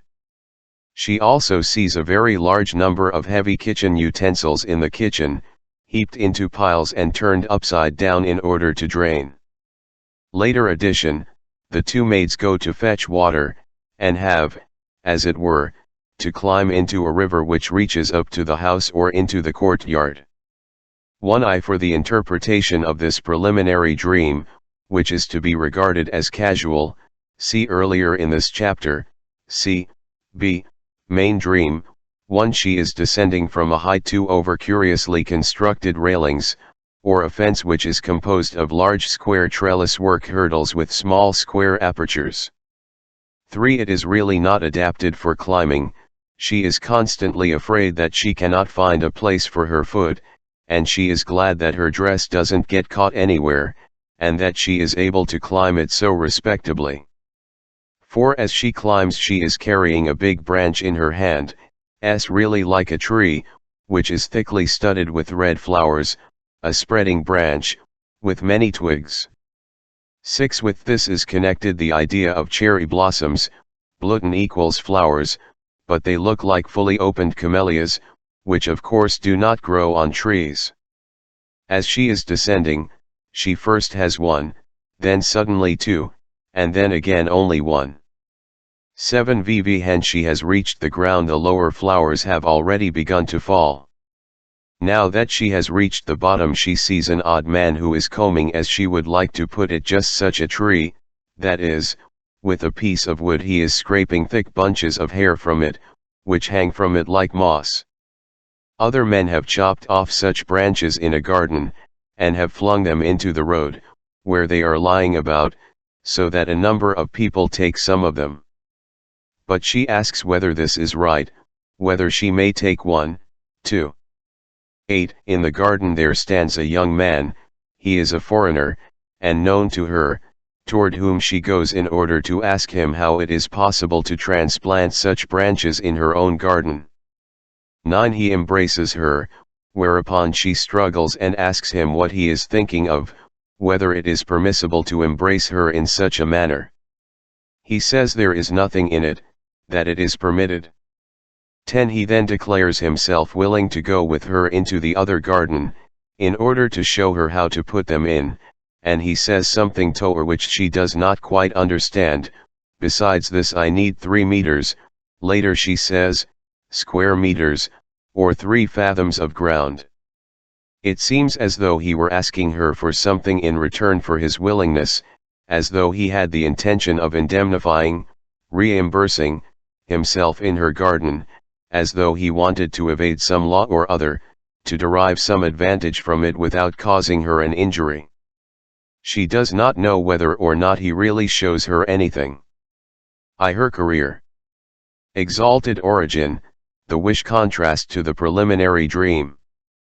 A composite formation, which unites 2 localities, the so-called garret, German, Bodenflur, garret, of her father's house, in which she used to play with her brother, the object of her later fantasies, and the farm of a malicious uncle, who used to tease her. Wish contrast to an actual memory of her uncle's farm, to the effect that she used to expose herself while she was asleep. Just as the angel bears a lily stem in the Annunciation. For the explanation of this composite formation, see earlier in this chapter. See, innocence, menstruation, Laudaim auxiliary camellias. Referring to the plurality of the persons who serve her fantasies. 8. Whether it is permissible to masturbate. Sichinum herunterisen means to pull off and colloquially to masturbate. Tr. The branch, ast, has long been used to represent the male organ, and, moreover, contains a very distinct allusion to the family name of the dreamer. Refers to the matrimonial precautions, as does that which immediately follows. The above dream, which has been given prominence on account of its symbolic elements, may be described as a biographical dream. Such dreams frequently in psychoanalysis, but perhaps only rarely outside it. An analogous biographical dream is recorded later in this chapter, among the examples of dream symbolism. Have, of course, an abundance of such material, but to reproduce it here would lead us too far into the consideration of neurotic conditions. Everything points to the same conclusion, namely, that we need not assume that any SPE.CHAL symbolizing activity of the psyche is operative in dream formation, that, on the contrary, the dream makes use of such symbolizations as are to be found ready-made in unconscious thinking, since these, by reason of their case of representation, and for the most part by reason of their being exempt from the censorship, satisfy more effectively the requirements of dream formation. Representation in dreams by symbols. Some further typical dreams. The analysis of the last biographical dream shows that I recognized the symbolism in dreams from the very outset. But it was only little by little that I arrived at a full appreciation of its extent and significance, as the result of increasing experience, and under the influence of the works of W. Stekel, concerning which I may here fittingly say something. This author, who has perhaps injured psychoanalysis as much as he has benefited it, produced a large number of novel symbolic translations, to which no credence was given at first, but most of which were later confirmed and had to be accepted. Stekel's services are in no way belittled by the remark that the sceptical reserve with which these symbols were received was not unjustified. For the examples upon which he based his interpretations were often unconvincing, and, moreover, he employed a method which must be rejected as scientifically unreliable. Stekel found his symbolic meanings by way of intuition, by virtue of his individual faculty of immediately understanding the symbols. But such an art cannot be generally assumed, its efficiency is immune from criticism, and its results have therefore no claim to credibility. It is as though one were to base one's diagnosis of infectious diseases on the olfactory impressions received beside the sick bed, although of course there have been clinicians to whom the sense of smell atrophied in most people has been of greater service than to others, and who really have been able to diagnose a case of abdominal typhus by their sense of smell. The progressive experience of psychoanalysis has enabled us to discover patients who have displayed in a surprising degree this immediate understanding of dream symbolism. Many of these patients suffered from dementia praecox, so that for a time there was an inclination to suspect that all dreamers with such an understanding of symbols were suffering from that disorder. But this did not prove to be the case. It is simply a question of a personal gift or idiosyncrasy without perceptible pathological significance. When one has familiarized oneself with the extensive employment of symbolism for the representation of sexual material in dreams, one naturally asks oneself whether many of these symbols have not a permanently established meaning, like the signs in shorthand, and one even thinks of attempting to compile a new dream book on the lines of the cipher method. In this connection it should be noted that symbolism does not appertain sp.chally to dreams, but rather to the unconscious imagination, and particularly to that of the people, and it is to be found in a more developed condition in folklore, myths, legends, idiomatic phrases, proverbs, and the current witticisms of a people than in dreams. We should have, therefore, to go far beyond the province of dream interpretation in order fully to investigate the meaning of symbolism, and to discuss the numerous problems for the most part still unsolved which are associated with the concept of the symbol. We shall here confine ourselves to saying that representation by a symbol comes under the heading of the indirect representations, but that we are warned by all sorts of signs against indiscriminately classing symbolic representation with the other modes of indirect representation before we have clearly conceived its distinguishing characteristics. In a number of cases, the common quality shared by the symbol and the thing which it represents is obvious, in others, it is concealed. In these latter cases the choice of the symbol appears to be enigmatic. And these are the very cases that must be able to elucidate the ultimate meaning of the symbolic relation, they to the fact that it is of a genetic nature. What is today symbolically connected was probably united, in primitive times, by conceptual and linguistic identity. 2. The symbolic relationship seems to be a residue and reminder of a former identity.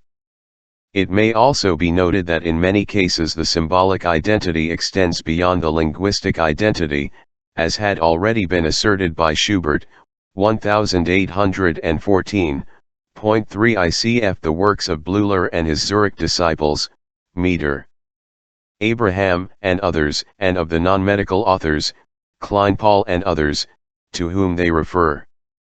But the most pertinent things that have been said on the subject will be found in the work of O. Rank and H. Sachs, Die Bedeutung der Psychoanalyse für die Geisteswissenschaft, 1913, Chapter I2. This conception would seem to find an extraordinary confirmation in a theory advanced by Hans Sperber, über den Einfluss sexueller Moment auf Entstehung und die Entwicklung der Sprache, in Imago, I. 1912. Sperber believes that primitive words denoted sexual things exclusively, and subsequently lost their sexual significance and were applied to other things and activities, which were compared with the sexual. For example, a ship sailing on the sea may appear in the urinary dreams of Hungarian dreamers, despite the fact that the term of to ship, for to urinate, is foreign to this language, Firenci. In the dreams of the French and the other Romance peoples, room serves as a symbolic representation for woman, although these peoples have nothing analogous to the German Frauenzimmer.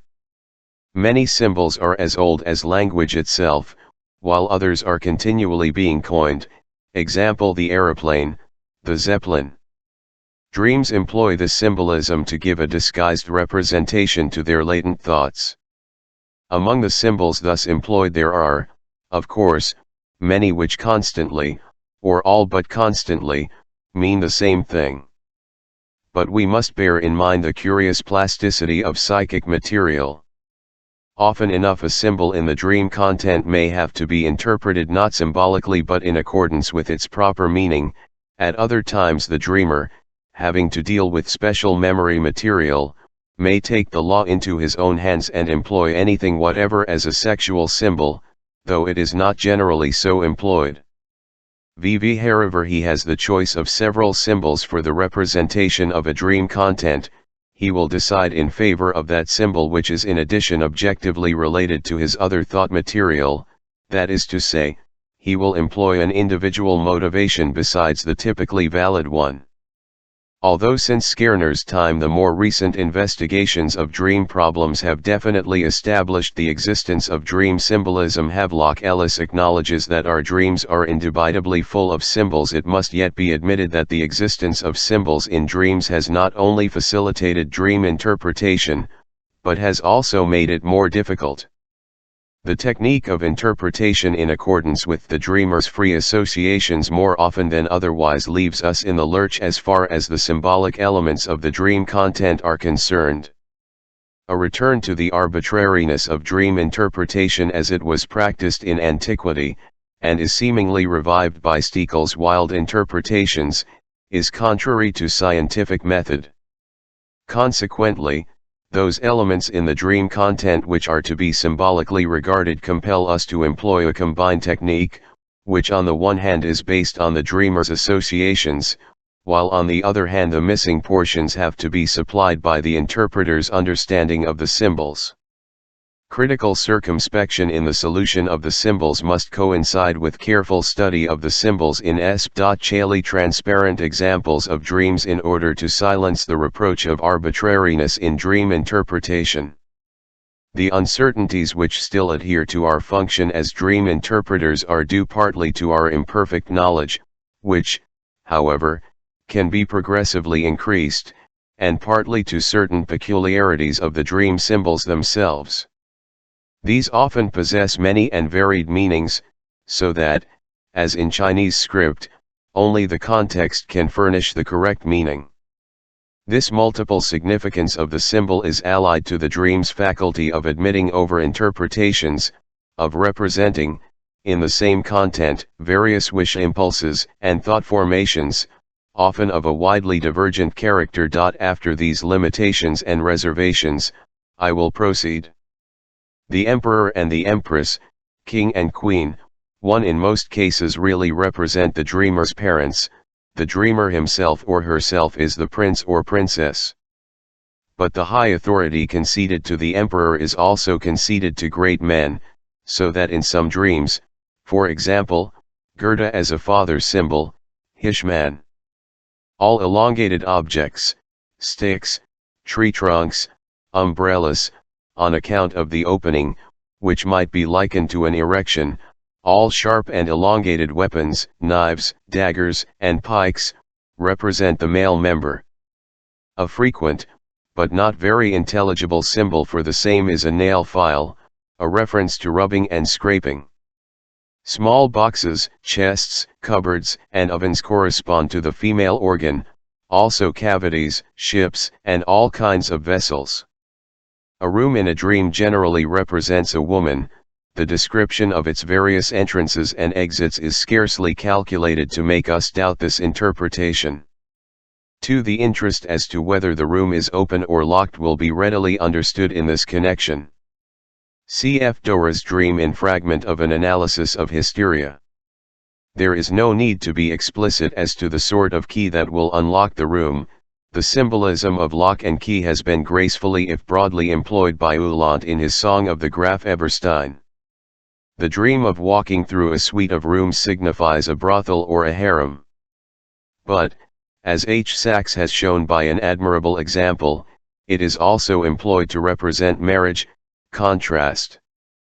An interesting relation to the sexual investigations of childhood emerges when the dreamer dreams of two which were previously one, or finds that a familiar room in a house of which he dreams has been divided into two, or the reverse. In childhood the female genitals and anus, the behind, 3 are conceived of as a single opening according to the infantile cloaca theory, and only later is it discovered that this region of the body contains 2 separate cavities and openings. Steep inclines, ladders, and stairs, and going up or down them, are symbolic representations of the sexual act.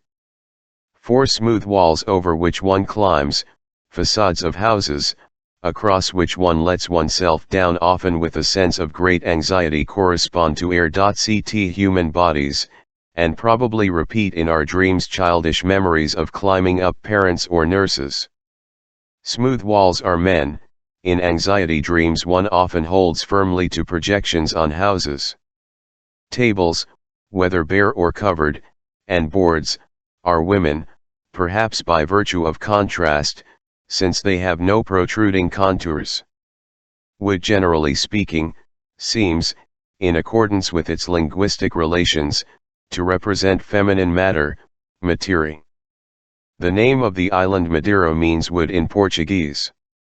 Since bed and board, mensa et thoros, constitute marriage, in dreams the latter is often substituted for the former, and as far as practicable the sexual representation complex is transposed to the eating complex. Of articles of dress, a woman's hat may very often be interpreted with certainty as the male genitals. In the dreams of men, one often finds the necktie as a symbol for the penis. This is not only because neckties hang down in front of the body, and are characteristic of men, but also because one can seal.ct them at pleasure, a freedom which nature prohibits as regards the original of the symbol. Persons who make use of the symbol in dreams are very extravagant in the matter of ties, and possess whole collections of them. All complicated machines and appliances are very probably the genitals, as a rule the male genitals, in the description of which the symbolism of dreams is as indefatigable as human wit. It is quite unmistakable that all weapons and tools are used as symbols for the male organ, example plowshare, hammer, gun, revolver, dagger, sword, etc. Again, Many of the landscapes seen in dreams, especially those that contain bridges or wooded mountains, may be readily recognized as descriptions of the genitals. Marcinowski collected a series of examples in which the dreamer explained his dream by means of drafmings, in order to represent the landscapes and places appearing in it. These drawings clearly showed the distinction between the manifest and the latent meaning of the dream. Vivihares, naively regarded, they seemed to represent plans, maps, and so forth. Closer investigation showed that they were representations of the human body, of the genitals, etc., and only after conceiving them thus could the dream be understood.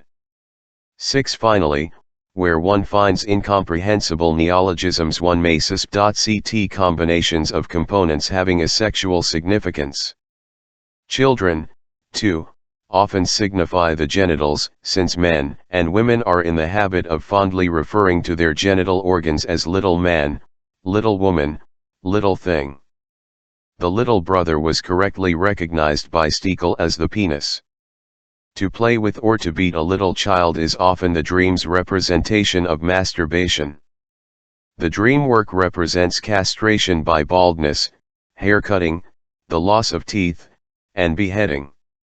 As an insurance against castration, the dream uses one of the common symbols of the penis in double or multiple form, and the appearance in a dream of a lizard, an animal whose tail, if pulled off, is regenerated by a new growth, has the same meaning.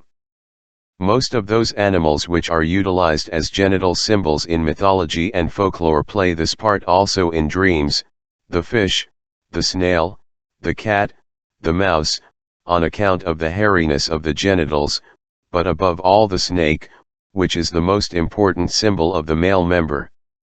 Small animals and vermin are substitutes for little children, example undesired sisters or brothers. To be infected with vermin is often the equivalent for pregnancy. As a very recent symbol of the male organ I may mention the airship, whose employment is justified by its relation to flying, and also, occasionally, by its form. Stekel has given a number of other symbols, not yet sufficiently verified, which he has illustrated by examples.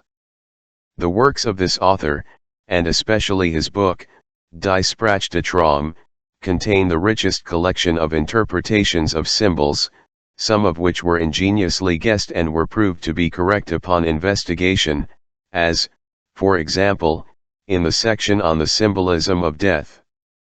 The author's lack of critical reflection, and his tendency to generalize at all costs, make his interpretations doubtful or inapplicable, so that in making use of his works caution is urgently advised. I shall therefore restrict myself to mentioning a few examples. In the USA, the father is represented in dreams as the president, and even more often as the governor, a title which is frequently applied to the parent in everyday life. A patient living in a boarding house dreams that he meets one of the servants, and asks her what her number is. To his surprise she answers, 14. He has, in fact, entered into relations with the girl in question, and has often had her in his bedroom.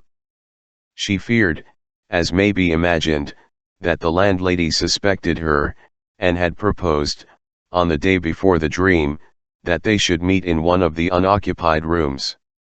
In reality this room had the number 14, while in the dream the woman bore this number. A clearer proof of the identification of woman and room could hardly be imagined. Ernest Jones, in turn. Zeitschrift. F. Psychoanalyse, 2, 1914. Cf. Artemidorus, The Symbolism of Dreams, German version by F. S. Krauss, Vienna, 1881, p. 110, thus, for example, the bedroom signifies the wife, supposing one to be in the house. Cf. The Cloaca Theory in 3 Contributions to the Theory of Sex. CP 123 to 124 above. 5 Cf. in the Zentralblatt für Psychoanalyse, 2, 675, the drawing of a 19-year-old manic patient, a man with a snake as a necktie, which is turning towards a girl. Also the Storydersham Haftage, Anthropophydia, 6, 334. A woman entered a bathroom, and there came face to face with a man who hardly had time to put on his shirt. He was greatly embarrassed, but at once covered his throat with the front of his shirt, and said, "Please excuse me, I have no necktie." C. F. Pfister's works on cryptography and picture puzzles. Right and left, according to Stekel, are to be understood in dreams in an ethical sense. The right-hand path always signifies the way to righteousness, the left-hand path the path to crime. Thus the left may signify homosexuality, incest, and perversion, while the right signifies marriage, relations with a prostitute, etc. The meaning is always determined by the individual moral standpoint of the dreamer. Loccit, p. 466. Relatives in dreams generally stand for the genitals, p. 473. Here I can confirm this meaning only for the son, the daughter, and the younger sister, that is, wherever little thing could be employed. On the other hand, verified examples allow us to recognize sisters as symbols of the breasts, and brothers as symbols of the larger hemispheres. To be unable to overtake a carriage is interpreted by Stekel as regret at being unable to catch up with a difference in age, p. 479. The luggage of a traveler is the burden of sin by which one is oppressed, Ibid, but a traveler's luggage often proves to be an unmistakable symbol of one's own genitals. To numbers, which frequently occur in dreams, Stekel has assigned a fixed symbolic meaning, but these interpretations seem neither sufficiently verified nor of universal validity, although in individual cases they can usually be recognized as plausible. We have, at all events, abundant confirmation that the figure 3 is a symbol of the male genitals. One of Stekel's generalizations refers to the double meaning of the genital symbols. VV, here is there a symbol, he asks, which, if in any way permitted by the imagination, may not be used simultaneously in the masculine and the feminine sense. To be sure, the clause in parenthesis retracts much of the absolute character of this assertion, for this double meaning is not always permitted by the imagination. Still, I think it is not superfluous to state that in my experience this general statement of Stekel's requires elaboration.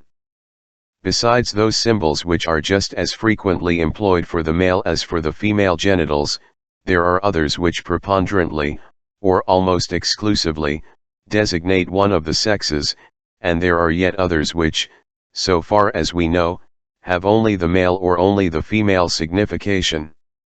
To use long, stiff objects and weapons as symbols of the female genitals, or hollow objects, chests, boxes, etc., as symbols of the male genitals, is certainly not permitted by the imagination. It is true that the tendency of dreams, and of the unconscious fantasy, to employ the sexual symbols bisexually, reveals an archaic trait, for in childhood the difference in the genitals is unknown, and the same genitals are attributed to both sexes. One may also be misled as regards the significance of a bisexual symbol if one forgets the fact that in some dreams a general reversal of sexes takes place, so that the male organ is represented by the female, and vice versa. Such dreams express, for example, the wish of a woman to be a man. The genitals may even be represented in dreams by other parts of the body, the male member by the hand or the foot, the female genital orifice by the mouth, the ear, or even the eye. The secretions of the human body, mucus, tears, urine, semen, etc., may be used in dreams interchangeably.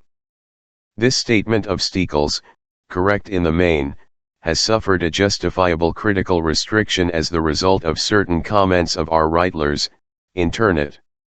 Zeitschrift für Psychologie, I. 1913. The gist of the matter is the replacement of an important secretion, such as the semen, by an indifferent one. These very incomplete indications may suffice to stimulate others to make a more painstaking collection. 1. Have attempted a much more detailed account of dream symbolism in my general introduction to psychoanalysis. In spite of all the differences between Skerner's conception of dream symbolism and the one developed here, I must still insist that Skerner should be recognized as the true discoverer of symbolism in dreams, and that the experience of psychoanalysis has brought his book, published in 1861, into posthumous repute.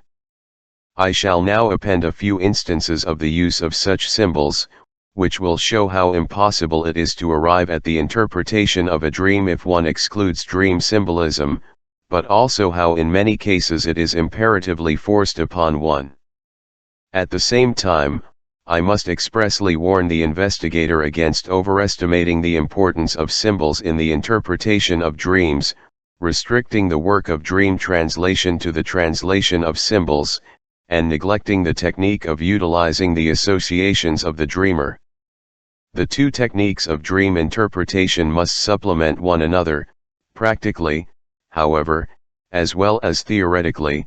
Precedence is retained by the latter process, which assigns the final significance to the utterances of the dreamer, while the symbol translation which we undertake play an auxiliary part. 1. The hat as the symbol of a man, of the male genitals. 1. A fragment from the dream of a young woman who suffered from agoraphobia as the result of her fear of temptation. From Nachtrage sur Traumdeutung in Zentralblatt für Psychoanalyse, I. NOS 5 and 6, 1911. I am walking in the street in summer. I am wearing a straw hat of peculiar shape, the middle pie of which is bent upwards, while the side pieces hang downwards. Here the description hesitates, and in such a fashion that one hangs lower than the other. I am cheerful and in a confident mood, and as I pass a number of young officers I think to myself, you can't do anything to me. As she could produce no associations to the hat, I said to her, the hat is really a male genital organ, with its raised middle piece and the two downward hanging side pieces. It is perhaps peculiar that her hat should be supposed to be a man, but after all one says, unter die Hobby kommen, to get under the cap, when we mean, to get married. I intentionally refrained from interpreting the details concerning the unequal dependence of the two side pieces, although the determination of just such details must point the way to the interpretation. I went on to say that if, therefore, she had a husband with such splendid genitals she would not have to fear the officers, that is, she would have nothing to wish from them, for it was essentially her temptation fantasies which prevented her from going about unprotected and unaccompanied. This last explanation of her anxiety I had already been able to give her repeatedly on the basis of other material. It is quite remarkable how the dreamer behaved after this interpretation. She withdrew her description of the hat and would not admit that she had said that the two side pieces were hanging down. I was, however, too sure of what I had heard to allow myself to be misled, and so I insisted that she did say it. She was quiet for a while, and then found the courage to ask why it was that one of her husband's testicles was lower than the other, and whether it was the same with all men. With this the peculiar detail of the hat was explained, and the whole interpretation was accepted by her. The hat symbol was familiar to me long before the patient related this dream. From other but less transparent cases I believed that I might assume the hat could also stand for the female genitals. 1. ICF Kirchgraber for a similar example, Zentralblatt für Psychoanalyse, 3, 1912, p. 95. Stekel reported a dream in which the hat with an obliquely standing feather in the middle symbolized the impotent man. 2. The little one as the genital organ. Being run over as a symbol of sexual intercourse. Another dream of the same agoraphobic patient. Her mother sends away her little daughter so that she has to go alone. She then drives with her mother to the railway station, and sees her little one walking right along the track, so that she is bound to be run over. She hears the bones crack. At this she experiences a feeling of discomfort but no real horror. She then looks through the carriage window, to see whether the parts cannot be seen behind. Then she reproaches her mother for allowing the little one to go out alone. Analysis. It is not an easy matter to give here a complete interpretation of the dream.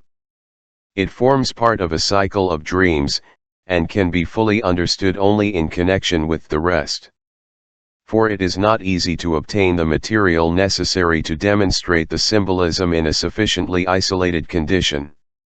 The patient at first finds that the railway journey is to be interpreted historically as an allusion to a departure from a sanatorium for nervous diseases, with whose director she was, of course, in love. Her mother fetched her away, and before her departure the physician came to the railway station and gave her a bunch of flowers. She felt uncomfortable because her mother witnessed this attention. Here the mother, therefore, appears as the disturber of her tender feelings, a role actually played by this strict woman during her daughter's girlhood. The next association referred to the sentence, she then looks to see whether the parts cannot be seen behind. In the dream facade one would naturally be compelled to think of the pieces of the little daughter who had been run over and crushed. The association, however, turns in quite a different direction. She recalls that she once saw her father in the bathroom, naked, from behind. She then begins to talk about sex differences, and remarks that in the man the genitals can be seen from behind, but in the woman they cannot. In this connection she now herself offers the interpretation that the little one is the genital organ, and her little one, she has a 4-year-old daughter, her own organ.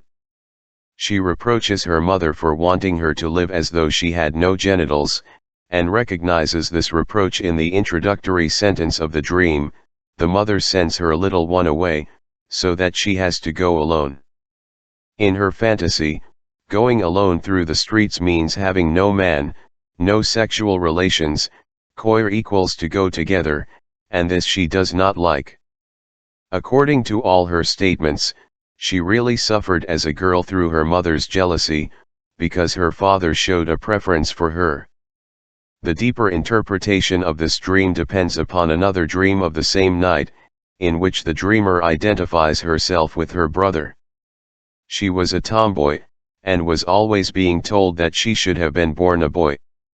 This identification with the brother shows with a special clearness that the little one signifies the genital organ. The mother threatened him, her, with castration, which could only be understood as a punishment for playing with the genital parts, and the identification, therefore, shows that she herself had masturbated as a child, though she had retained only a memory of her brother's having done so. An early knowledge of the male genitals, which she lost later, must, according to the assertions of this second dream, have been acquired at this time. Moreover, the second dream points to the infantile sexual theory that girls originate from boys as a result of castration. After I had told her of this childish belief, she at once confirmed it by an anecdote in which the boy asks the girl, "Was it cut off?" to which the girl replies, "No, it's always been like that." Consequently the sending away of the little one, of the genital organ, in the first dream refers also to the threatened castration. Finally, she blames her mother for not having born her as a boy. That being run over symbolizes sexual intercourse would not be evident from this dream if we had not learned it from many other sources. 3. Representation of the genitals by buildings, stairs, and shafts. Dream of a young man inhibited by a father complex. He is taking a walk with his father in a place which is certainly the Prater, for one can see the rotunda, in front of which there is a small vestibule to which there is attached a captive balloon. The balloon, however, seems rather limp. His father asks him what this is all for. He is surprised at it, but he explains it to his father. They come into a courtyard in which lies a large sheet of tin. His father wants to pull off a big piece of this, but first looks round to see if anyone is watching. He tells his father that all he needs to do is to speak to the overseer, and then he can take as much as he wants to without any more ado. From this courtyard a flight of stairs leads down into a shaft, the walls of which are softly upholstered, rather like a leather armchair. At the end of this shaft there is a long platform, and then a new shaft begins analysis. This dreamer belonged to a type of patient which is not at all promising from a therapeutic point of view. Up to a certain point in the analysis such patients offer no resistance whatever, but from that onwards they prove to be almost inaccessible. This dream he analyzed almost independently. The rotunda, he said, is my genitals, the captive balloon in front is my penis, about whose flaccidity I have been worried. We must, however, interpret it in greater detail. The rotunda is the buttocks, constantly associated by the child with the genitals, the smaller structure in front is the scrotum. In the dream his father asks him what this is all for, that is, he asks him about the purpose and arrangement of the genitals. It is quite evident that this state of affairs should be reversed, and that he ought to be the questioner. As such questioning, on the part of the father never occurred in reality, we must conceive the dream thought as a wish, or perhaps take it conditionally, as follows. If I had asked my father for sexual enlightenment. The continuation of this thought we shall presently find in another place. The courtyard in which the sheet of tin is spread out is not to be conceived symbolically in the first instance, but originates from his father's place of business. For reasons of discretion I have inserted the tin for another material in which the father deals without, however, changing anything in the verbal expression of the dream.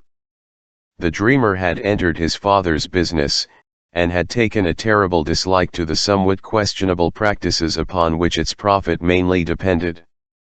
Hence the continuation of the above dream thought, if I had asked him, would be, he would have deceived me just as he does his customers. For the pulling off, which serves to represent commercial dishonesty, the dreamer himself gives a second explanation, namely, masturbation. This is not only quite familiar to us, see above, but agrees very well with the fact that the secrecy of masturbation is expressed by its opposite, one can do it quite openly. Thus, it agrees entirely with our expectations that the autoerotic activity should be attributed to the father, just as was the questioning in the first scene of the dream. The shaft he at once interprets as the vagina, by referring to the soft upholstering of the walls. That the action of coition in the vagina is described as a going down instead of in the usual way as a going up agrees with what I have found in other instances. 1 cf. Comment in the Zentralblatt für Psychoanalyse, I, and see above, note, 8, in earlier paragraph. The details that at the end of the first shaft there is a long platform, and then a new shaft he himself explains biographically. He had for some time had sexual intercourse with women, but had given it up on account of inhibitions, and now hopes to be able to begin it again with the aid of treatment. The dream, however, becomes indistinct towards the end, and to the experienced interpreter it becomes evident that in the second scene of the dream the influence of another subject has already begun to assert itself, which is indicated by his father's business, his dishonest practices, and the vagina represented by the first shaft, so that one may assume a reference to his mother. Point 4. The male organ symbolized by persons and the female by a landscape. Dream of a woman of the lower class, whose husband is a policeman, reported by B. Datner. Then someone broke into the house and she anxiously called for a policeman. But he went peacefully with 2 tramps into a church, one to which a great many steps led up, 2 behind the church there was a mountain, 3 on top of which there was a dense forest. 4 The policeman was provided with a helmet, a gorget, and a cloak. The 2 vagrants, who went along with the policeman quite peaceably, had sack-like aprons tied round their loins. 6. A road led from the church to the mountain. This road was overgrown on each side with grass and brushwood, which became thicker and thicker as it reached the top of the mountain, where it spread out into quite a forest. I or chapel equals vagina. Symbol of coitus. Mons veneris. Crines pubis. Demons in cloaks and hoods are, according to the explanation of a specialist, of a phallic character. 6. The two halves of the scrotum. 5. Castration dreams of children. A boy aged 3 years and 5 months, for whom his father's return from military service is clearly inconvenient, wakes one morning in a disturbed and excited state, and constantly repeats the question, "Did Daddy carry his head on a plate? Last night Daddy carried his head on a plate." B. A student who is now suffering from a severe obsessional neurosis remembers that in his 6th year he repeatedly had the following dream: he goes to the barber to have his hair cut. Then a large woman with severe features comes up to him and cuts off his head. He recognizes the woman as his mother. 6. A modified staircase dream. To one of my patients, a sexual abstainer, who was very ill, whose fantasy was fixated upon his mother, and who repeatedly dreamed of climbing stairs while accompanied by his mother, I once remarked that moderate masturbation would probably have been less harmful to him than his enforced abstinence. The influence of this remark provoked the following dream: his piano teacher reproaches him for neglecting his piano playing, and for not practicing the etudes of Moscheles and Clementi's Gradus ad Parnassum. With reference to this he remarked that the Gradus, too, is a stairway, and that the piano itself is a stairway, as it has a scale. It may be said that there is no class of ideas which cannot be enlisted in the representation of sexual facts and wishes. 7. The sensation of reality and the representation of repetition. A man, now 35, relates a clearly remembered dream which he claims to have had when he was 4 years of age. The notary with whom his father's mfil was deposited, he had lost his father at the age of thre. He brought 2 large emperor pears, of which he was given one to eat. The other lay on the window sill of the living room. He woke with the conviction of the reality of what he had dreamt, and obstinately asked his mother to give him the second pear. It was, he said, still lying on the window sill. His mother laughed at this. Analysis. The notary was a jovial old gentleman who, as he seems to remember, really sometimes brought with him. The window sill was as he saw it in the dream. Nothing else occurs to him in this connection, except, perhaps, that his mother has recently told him a dream. She has 2 birds sitting on her head. She wonders when they will fly away, but they do not fly away, and one often flies to her mouth and sucks at it. The dreamer's inability to furnish associations justifies the attempt to interpret it by the substitution of symbols. The 2 pears poems on Poyers are the breasts of the mother who nursed him. The window sill is the projection of the bosom, analogous to the balconies in the dream of houses. His sensation of reality after waking is justified, for his mother had actually suckled him for much longer than the customary term, and her breast was still available. The dream is to be translated: "Mother, give, show, me the breast again at which I once used to drink." The once is represented by the eating of the one pear, the again by the desire for the other.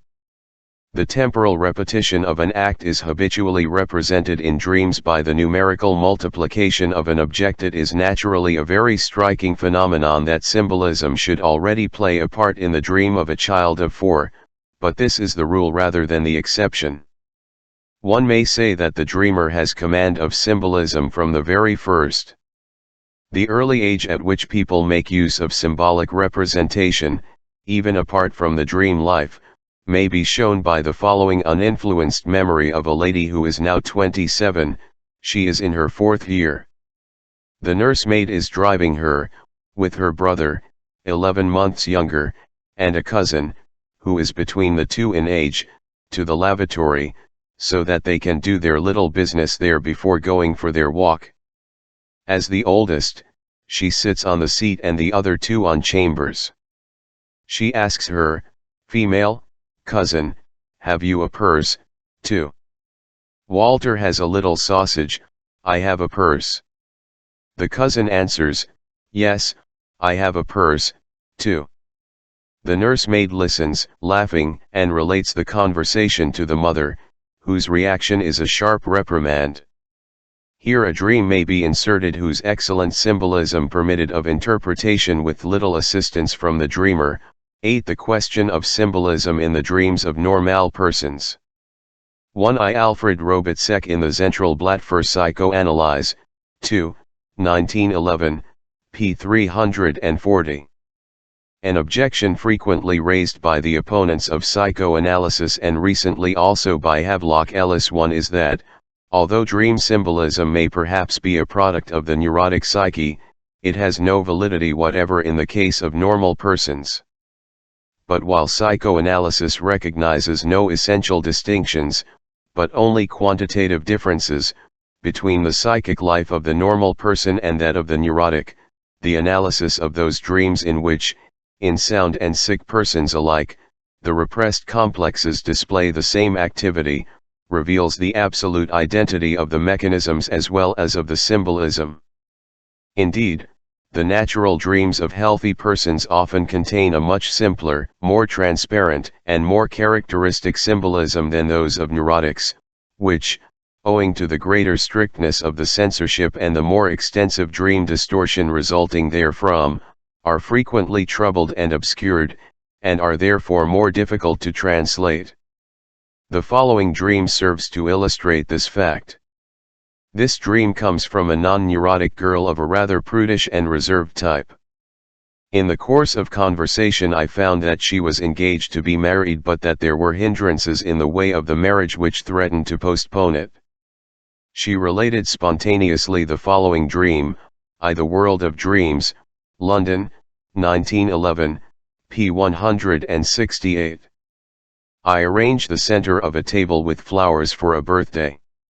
On being questioned she states that in the dream she seemed to be at home, she has no home at the time, and experienced a feeling of happiness. The popular symbolism enables me to translate the dream for myself. It is the expression of her wish to be married. The table, with the flowers in the center, is symbolic of herself and her genitals. She represents her future fulfilled, inasmuch as she is already occupied with the thoughts of the birth of a child, so the wedding has taken place long ago. I call her attention to the fact that the center of a table is an unusual expression, which she admits, but here, of course, I cannot question her more dire.ctly. I carefully refrain from suggesting to her the meaning of the symbols, and ask her only for the thoughts which occur to her mind in connection with the individual parts of the dream. In the course of the analysis her reserve gave way to a distinct interest in the interpretation, and a frankness which was made possible by the serious tone of the conversation. To my question as to what kind of flowers they had been, her first answer is, expensive flowers, one has to pay for them. Then she adds that they were lilies of the valley, violets, and pinks or carnations. I took the word lily in this dream in its popular sense, as a symbol of chastity. She confirmed this, as purity occurred to her in association with lily. Valley is a common feminine dream symbol.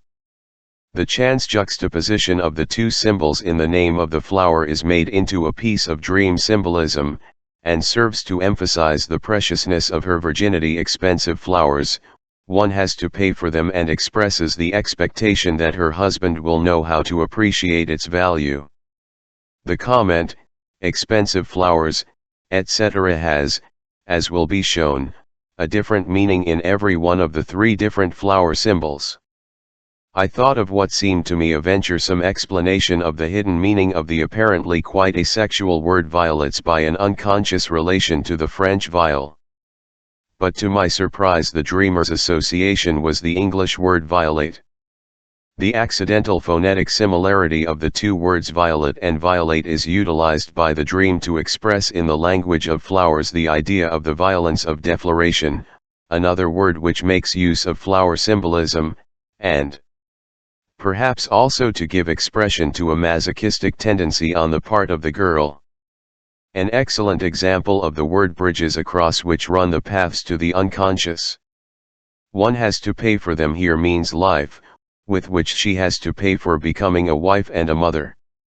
In association with pinks, which she then calls carnations, I think of carnal. But her association is color, to which she adds that carnations are the flowers which her fiancé gives her frequently and in large quantities.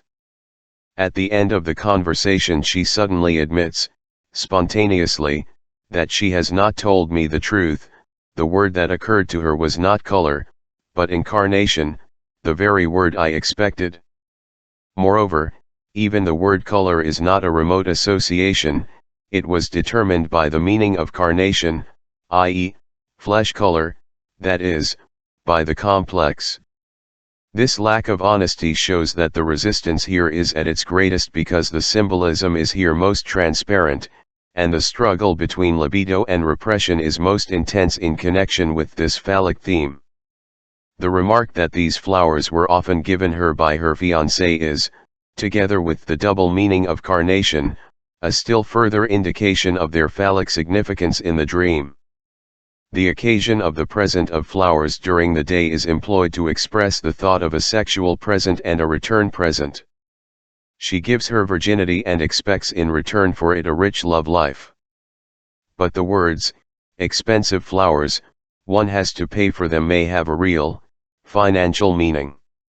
The flower symbolism in the dream thus comprises the virginal female, the male symbol, and the reference to violent defloration. It is to be noted that sexual flower symbolism, which, of course, is very widespread, symbolizes the human sexual organs by flowers, the sexual organs of plants. Indeed, presence of flowers between lovers may have this unconscious significance. The birthday for which she is making preparations in the dream probably signifies the birth of a child. She identifies herself with the bridegroom, and represents him preparing her for a birth, having coitus with her. It is as though the latent thought were to say, if I were he, I would not wait, but I would deflower the bride without asking her, I would use violence. Indeed, the word violate points to this. Thus even the sadistic libidinal components find expression. In a deeper stratum of the dream the sentence I arrange, etc., probably has an autoerotic, that is, an infantile significance. She also has a knowledge possibly only in the dream of her physical need, she sees herself flat like a table, so that she emphasizes all the more her virginity, the costliness of the center, another time she calls it a centerpiece of flowers. Even the horizontal element of the table may contribute something to the symbol.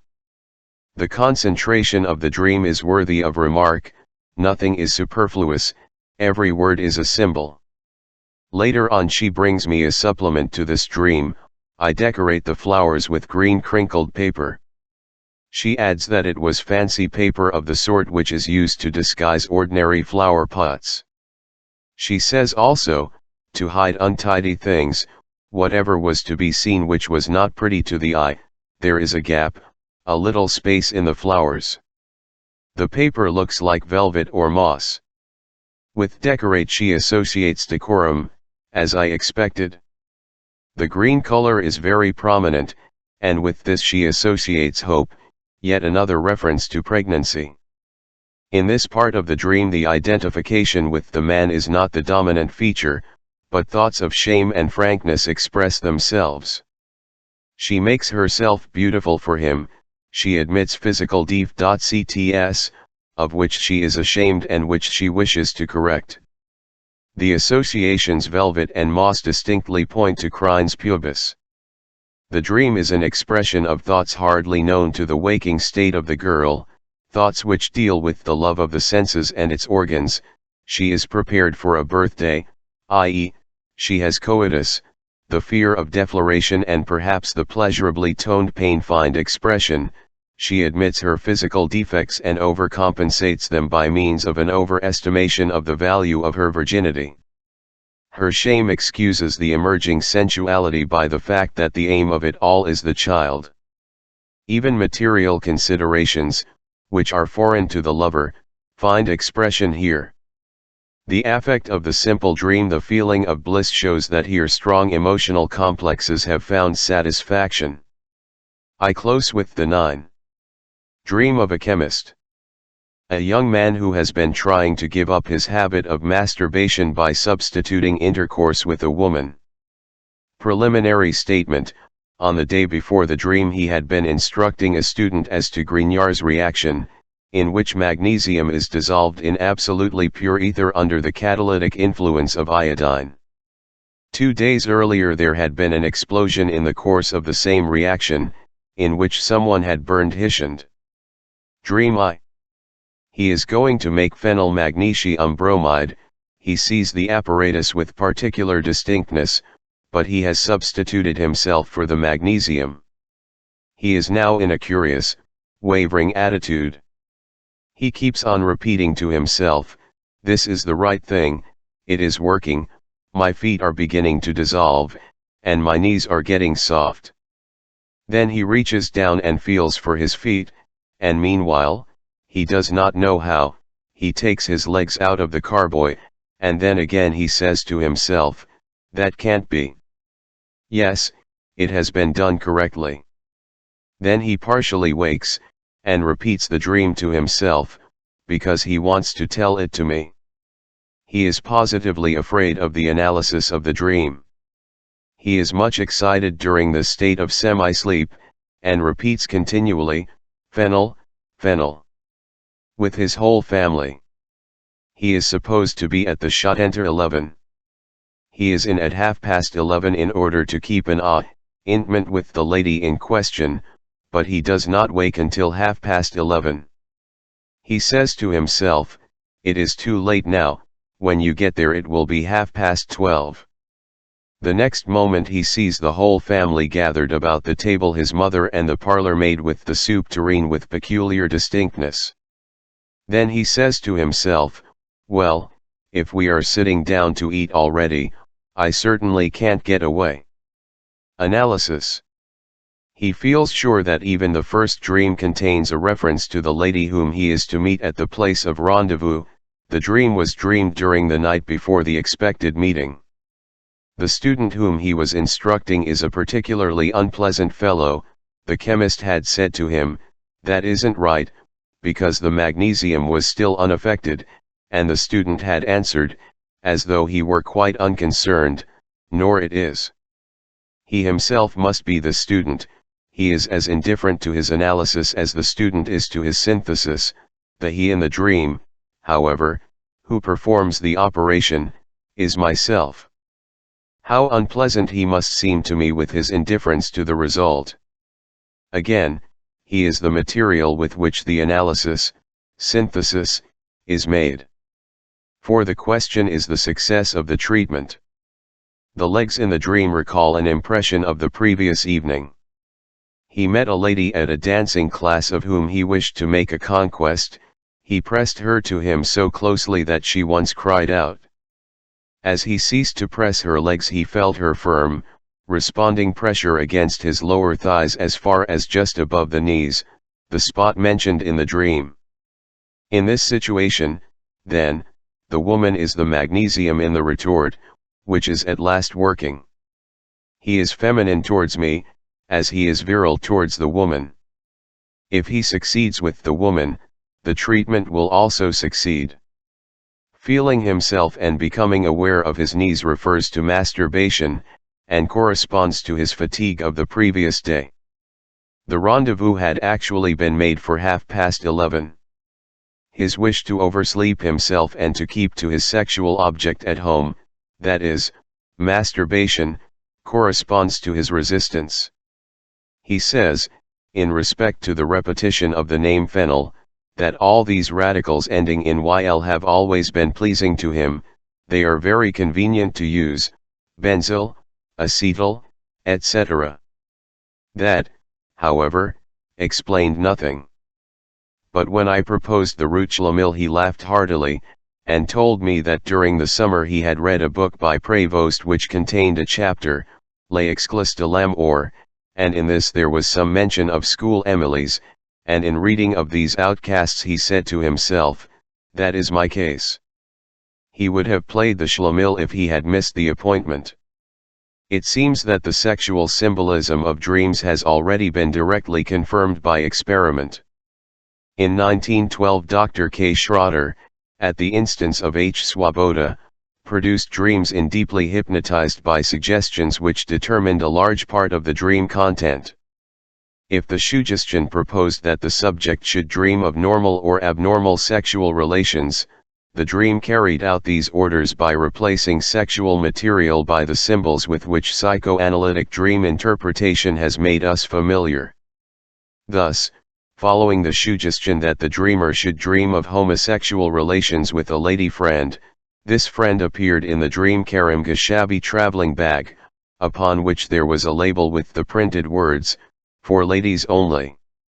The dreamer was believed never to have heard of dream symbolization or of dream interpretation. Unfortunately, the value of this important investigation was diminished by the fact that Dr. Schroeder shortly afterwards committed suicide. Of his dream experiments he gave us only a preliminary report in the Zentralblatt für Psychoanalyse. Only when we have formed a due estimate of the importance of symbolism in dreams can we continue the study of the typical dreams which was interrupted in an earlier chapter. I feel justified in dividing these dreams roughly into two classes: first, those which always really have the same meaning, and second, those which despite the same or a similar content must nevertheless be given the most varied interpretations.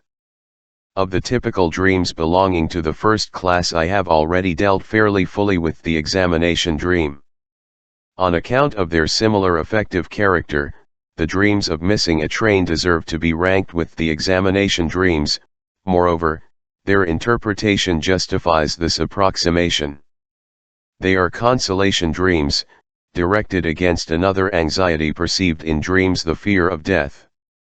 To depart is one of the most frequent and one of the most readily established of the death symbols. The dream therefore says consolingly, reassure yourself, you are not going to die, to depart, just as the examination dream calms us by saying, don't be afraid, this time, too, nothing will happen to you. The difficulty is understanding both kinds of dreams is due to the fact that the anxiety is attached precisely to the expression of consolation. The meaning of the dreams due to dental stimulus, which I have often enough had to analyze in my patients, escaped me for a long time because, much to my astonishment, they habitually offered too great a resistance to interpretation. But finally an overwhelming mass of evidence convinced me that in the case of men nothing other than the masturbatory desires of puberty furnish the motive power of these dreams. I shall analyze two such dreams, one of which is also a FLYMG dream. The two dreams were dreamed by the same person, a young man of pronounced homosexuality which, however, has been inhibited in life. He is witnessing a performance of Fidelio from the stalls of the opera house, sitting next to L, whose personality is congenial to him, and whose friendship he would like to have. Suddenly he flies diagonally right across the stalls. He then puts his hand in his mouth and draws out two of his teeth. He himself describes the flight by saying that it was as though he were thrown into the air. As the opera performed was Fidelio, he recalls the words, "He who a charming wife acquires." But the acquisition of even the most charming wife is not among the wishes of the dreamer. Two other lines would be more appropriate: he who succeeds in the lucky, big, throw the friend of a friend to be. The dream thus contains the lucky, big, throw, which is not, however, a wish fulfillment only. For it conceals also the painful reflection that in his striving after Friendship he has often had the misfortune to be thrown out, and the fear lest this fate may be repeated in the case of the young man by whose side he has enjoyed the performance of Fidelio. This is now followed by a confession, shameful to a man of his refinement, to the effect that once, after such a rejection on the part of a friend, his profound sexual longing caused him to masturbate twice in succession. The other dream is as follows: 2 university professors of his acquaintance are treating him in my place. One of them does something to his penis, he is afraid of an operation. The other thrusts an iron bar against his mouth, so that he loses 1 or 2 teeth. He is bound with 4 silk handkerchiefs. The sexual significance of this dream can hardly be doubted. The silk handkerchiefs allude to an identification with the homosexual of his acquaintance. The dreamer, who has never achieved coition, nor has he ever actually sought sexual intercourse with men, conceives the sexual act on the lines of masturbation with which he was familiar during puberty. I believe that the frequent modifications of the typical dream due to dental stimulus that, for example, in which another person draws the tooth from the dreamer's mouth will be made intelligible by the same explanation. It may, however, be difficult to understand how dental stimulus can have come to have this significance. But here I may draw attention to the frequent displacement from below to above which is at the service of sexual repression, and by means of which all kinds of sensations and intentions occurring in hysteria, which ought to be localized in the genitals, may at all events be realized in other, unobjectionable parts of the body. We have a case of such displacement when the genitals are replaced by the face in the symbolism of unconscious thought. This is corroborated by the fact that verbal usage relates the buttocks to the cheeks, and the labia minora to the lips which enclose the orifice of the mouth. The nose is compared to the penis in numerous allusions, and in each case the presence of hair completes the resemblance.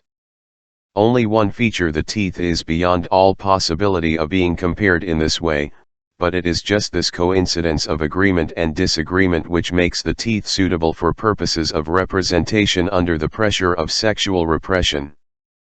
The extraction of a tooth by another is usually to be interpreted as castration, cf. hair cutting, steecle. One must distinguish between dreams due to dental stimulus and dreams referring to the dentist, such as have been recorded, for example, by Coriat, Zentral Blatt für Psychoanalyse, 3, 440. I will not assert that the interpretation of dreams due to dental stimulus as dreams of masturbation, the correctness of which I cannot doubt, has been freed of all obscurity. One carry the explanation as far as I am able, and must leave the rest unsolved. But I must refer to yet another relation indicated by a colloquial expression. In Austria there is in use an indelicate designation for the act of masturbation, namely, to pull one out, or to pull one off. Am unable to say whence these colloquialisms originate, or on what symbolisms they are based, but the teeth would very well fit in with the first of the two. According to C.G. Jung, dreams due to dental stimulus in the case of women have the significance parturition dreams. E. Jones has given valuable confirmation of this. The common element of this interpretation with that represented above may be found in the fact that in both cases, castration birth, there is a question of removing a part from the whole body. Cf. the biographical dream earlier in this chapter. Dreams of pulling teeth, and of teeth falling out, are interpreted in popular belief to mean the death of a connection. Psychoanalysis can admit of such a meaning only at the most as a joking allusion to the sense already indicated. To the second group of typical dreams belong those in which one is flying or hovering, falling, smming, etc. Do these dreams signify? Here we cannot generalize. They mean, as we shall learn, something different in each case, only, the sensory material which they contain always comes from the same source. We must conclude from the information obtained in psychoanalysis that these dreams also repeat impressions of our childhood, that is, that they refer to the games involving movement which have such an extraordinary attraction for children. VV here is the uncle who has never made a child fly by running with it across the room, with outstretched arms, or has never played at falling with it by rocking it on his knee and then suddenly straightening his leg, or by lifting it above his head and suddenly pretending to withdraw his supporting hand. At such moments children shout with joy and insatiably demand a repetition of the performance, especially if a little fright and dizziness are involved in it. In after years they repeat their sensations in dreams, but in dreams they omit the hands that held them, so that now they are free to float or fall.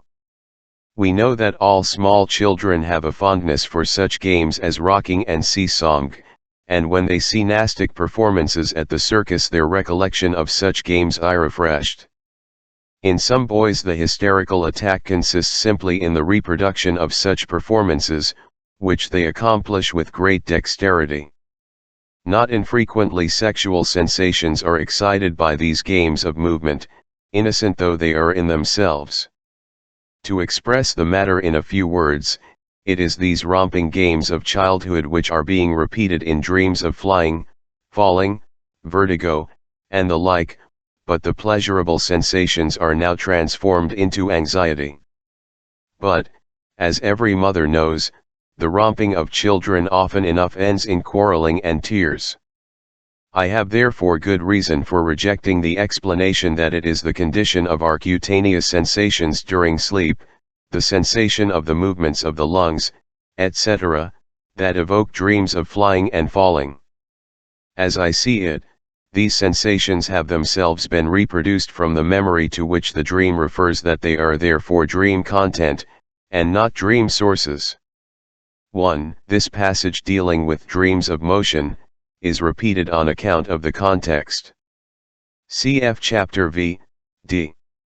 This material, consisting of sensations of motion, similar in character, and originating from the same sources, is now used for the representation of the most manifold dream thoughts. Dreams of flying or hovering, for the most part pleasurably toned, will call for the most widely differing interpretations of a quite special nature in the case of some dreamers, and interpretations of a typical nature in that of others. One of my patients was in the habit of dreaming very frequently that she was hovering a little way above the street without touching the ground. She was very short of stature, and she shunned every sort of contamination involved by intercourse with human beings. Her dream of suspension, which raised her feet above the ground and allowed her head to tower into the air, fulfilled both of her wishes. In the case of other dreamers of the same sex, the dream of flying had the significance of the longing, if only I were a little bird. Similarly, others become angels at night, because no one has ever called them angels by day. The intimate connection between flying and the idea of a bird makes it comprehensible that the dream of flying, in the case of male dreamers, should usually have a coarsely sensual significance, and we should not be surprised to hear that this or that dreamer is always very proud of his ability to fly. A reference to the German slang word vogeln, to copulate, from Vogel, a bird. Dr. Paul Federn, Vienna, has propounded the fascinating theory that a great many FLYMG dreams are Erdotchen dreams, since the remarkable phenomenon of erection, which constantly occupies the human fantasy, cannot fail to be impressive as an apparent suspension of the laws of gravity, cf. the winged phalli of the ancients. It is a noteworthy fact that a prudent experimenter like Morley Vold, who is really averse to any kind of interpretation, nevertheless defends the erotic interpretation of the dreams of flying and hovering. He describes the erotic element as the most important motive factor of the hovering dream, and refers to the strong sense of bodily vibration which accompanies this type of dream, and the frequent connection of such dreams with Erdotchens and emissions. Über den Traum, Guess. Schriften, Volume ill dreams of falling are more frequently characterized by anxiety. Their interpretation, when they occur in women, offers no difficulty, because they nearly always accept the symbolic meaning of falling, which is a circumlocution for giving way to an erotic temptation. We have not yet exhausted the infantile sources of the dream of falling. Nearly all children have fallen occasionally, and then been picked up and fondled. If they fell out of bed at night, they were picked up by the nurse and taken into her bed.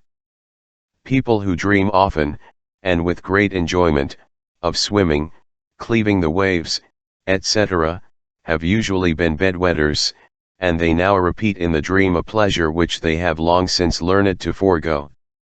We shall soon learn, from one example or another, to what representations dreams of swimming easily lend themselves.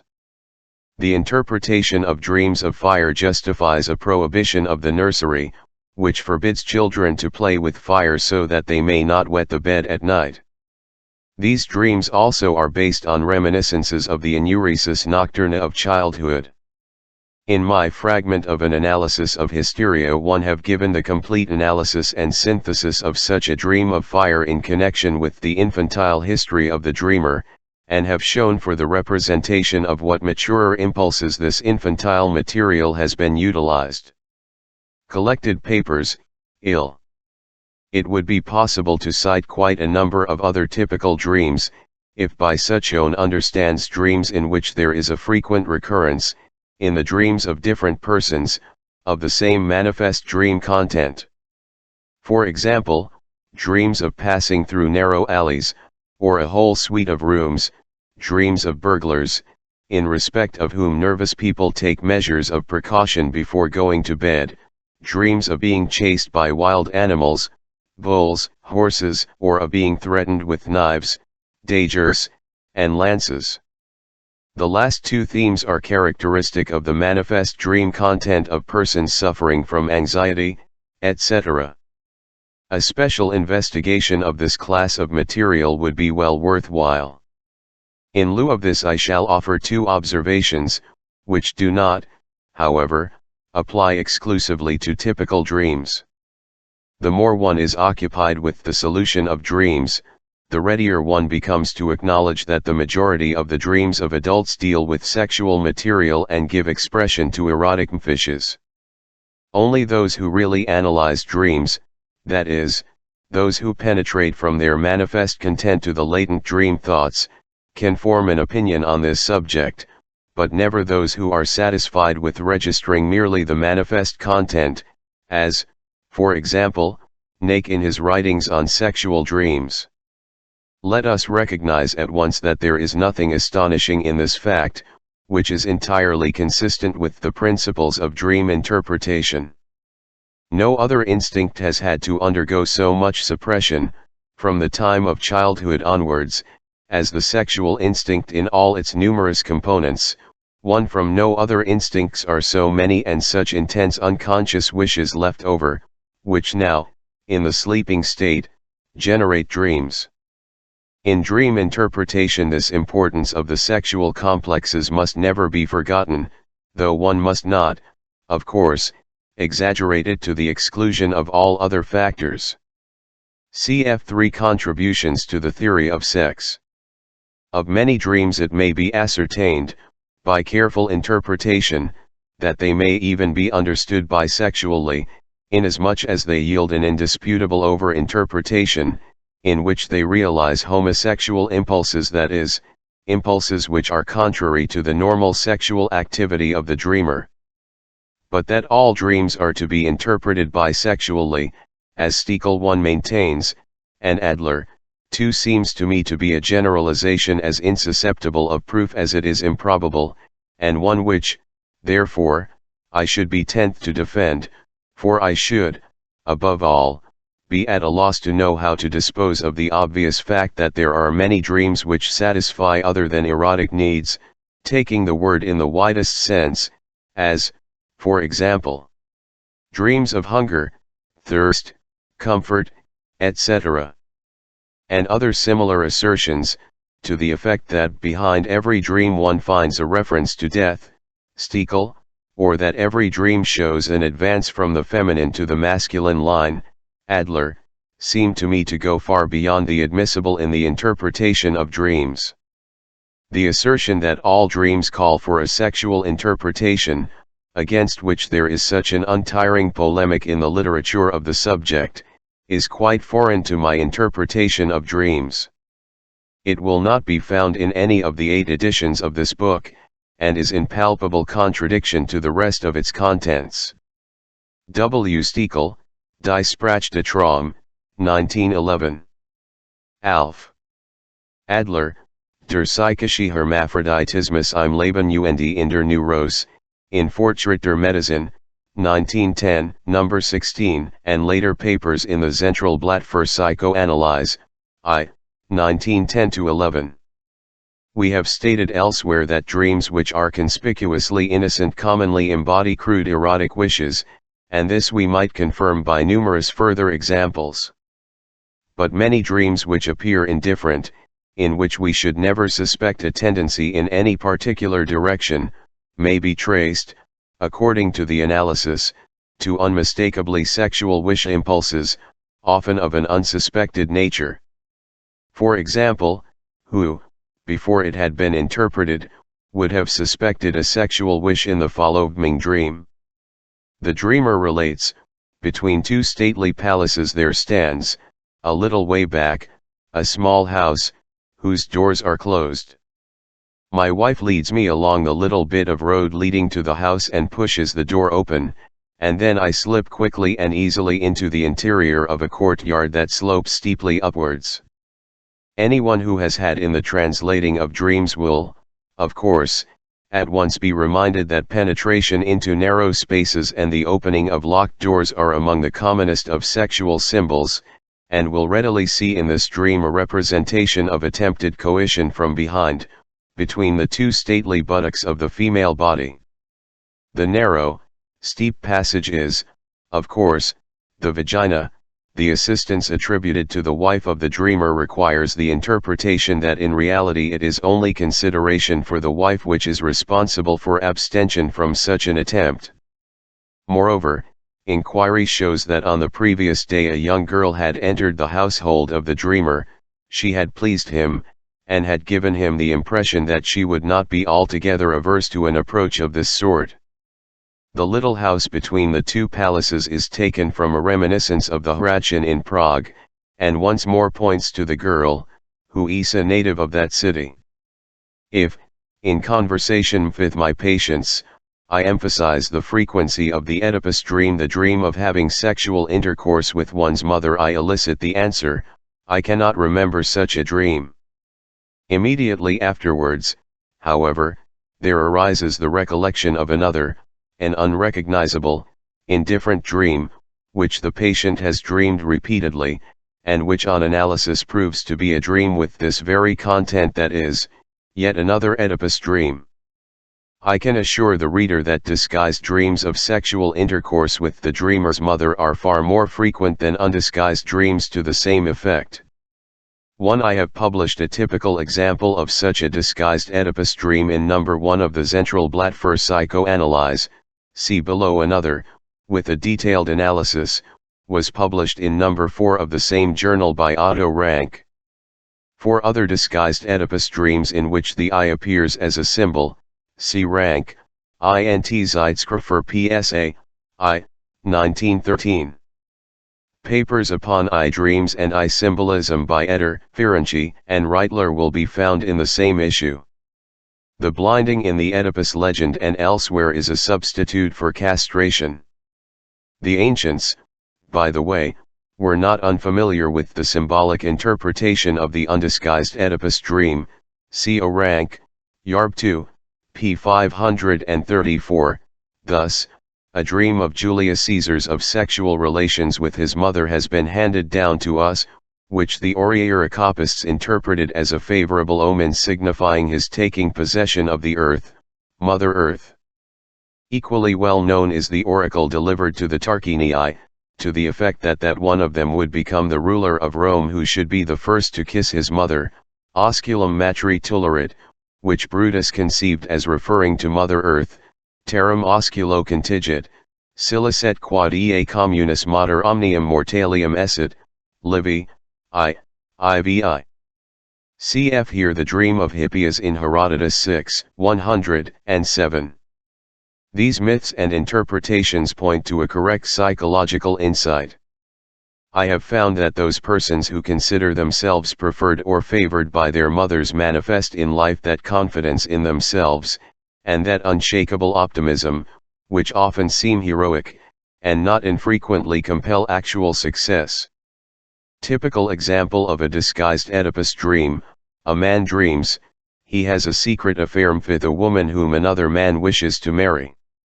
He is concerned lest the other should discover this relation and abandon the marriage, he therefore behaves very affectionately to the man, he nestles up to him and kisses him. The facts of the dreamer's life touch the dream content only at one point. He has a secret affair with a married woman, and an equivocal expression of her husband, with whom he is on friendly terms, aroused in him the suspicion that he might have noticed something of this relationship. There is, however, in reality, yet another factor, the mention of which was avoided in the dream, and which alone gives the key to it. The life of the husband is threatened by an organic malady. His wife is prepared for the possibility of his sudden death, and our dreamer consciously harbors the intention of marrying the young widow after her husband's decease.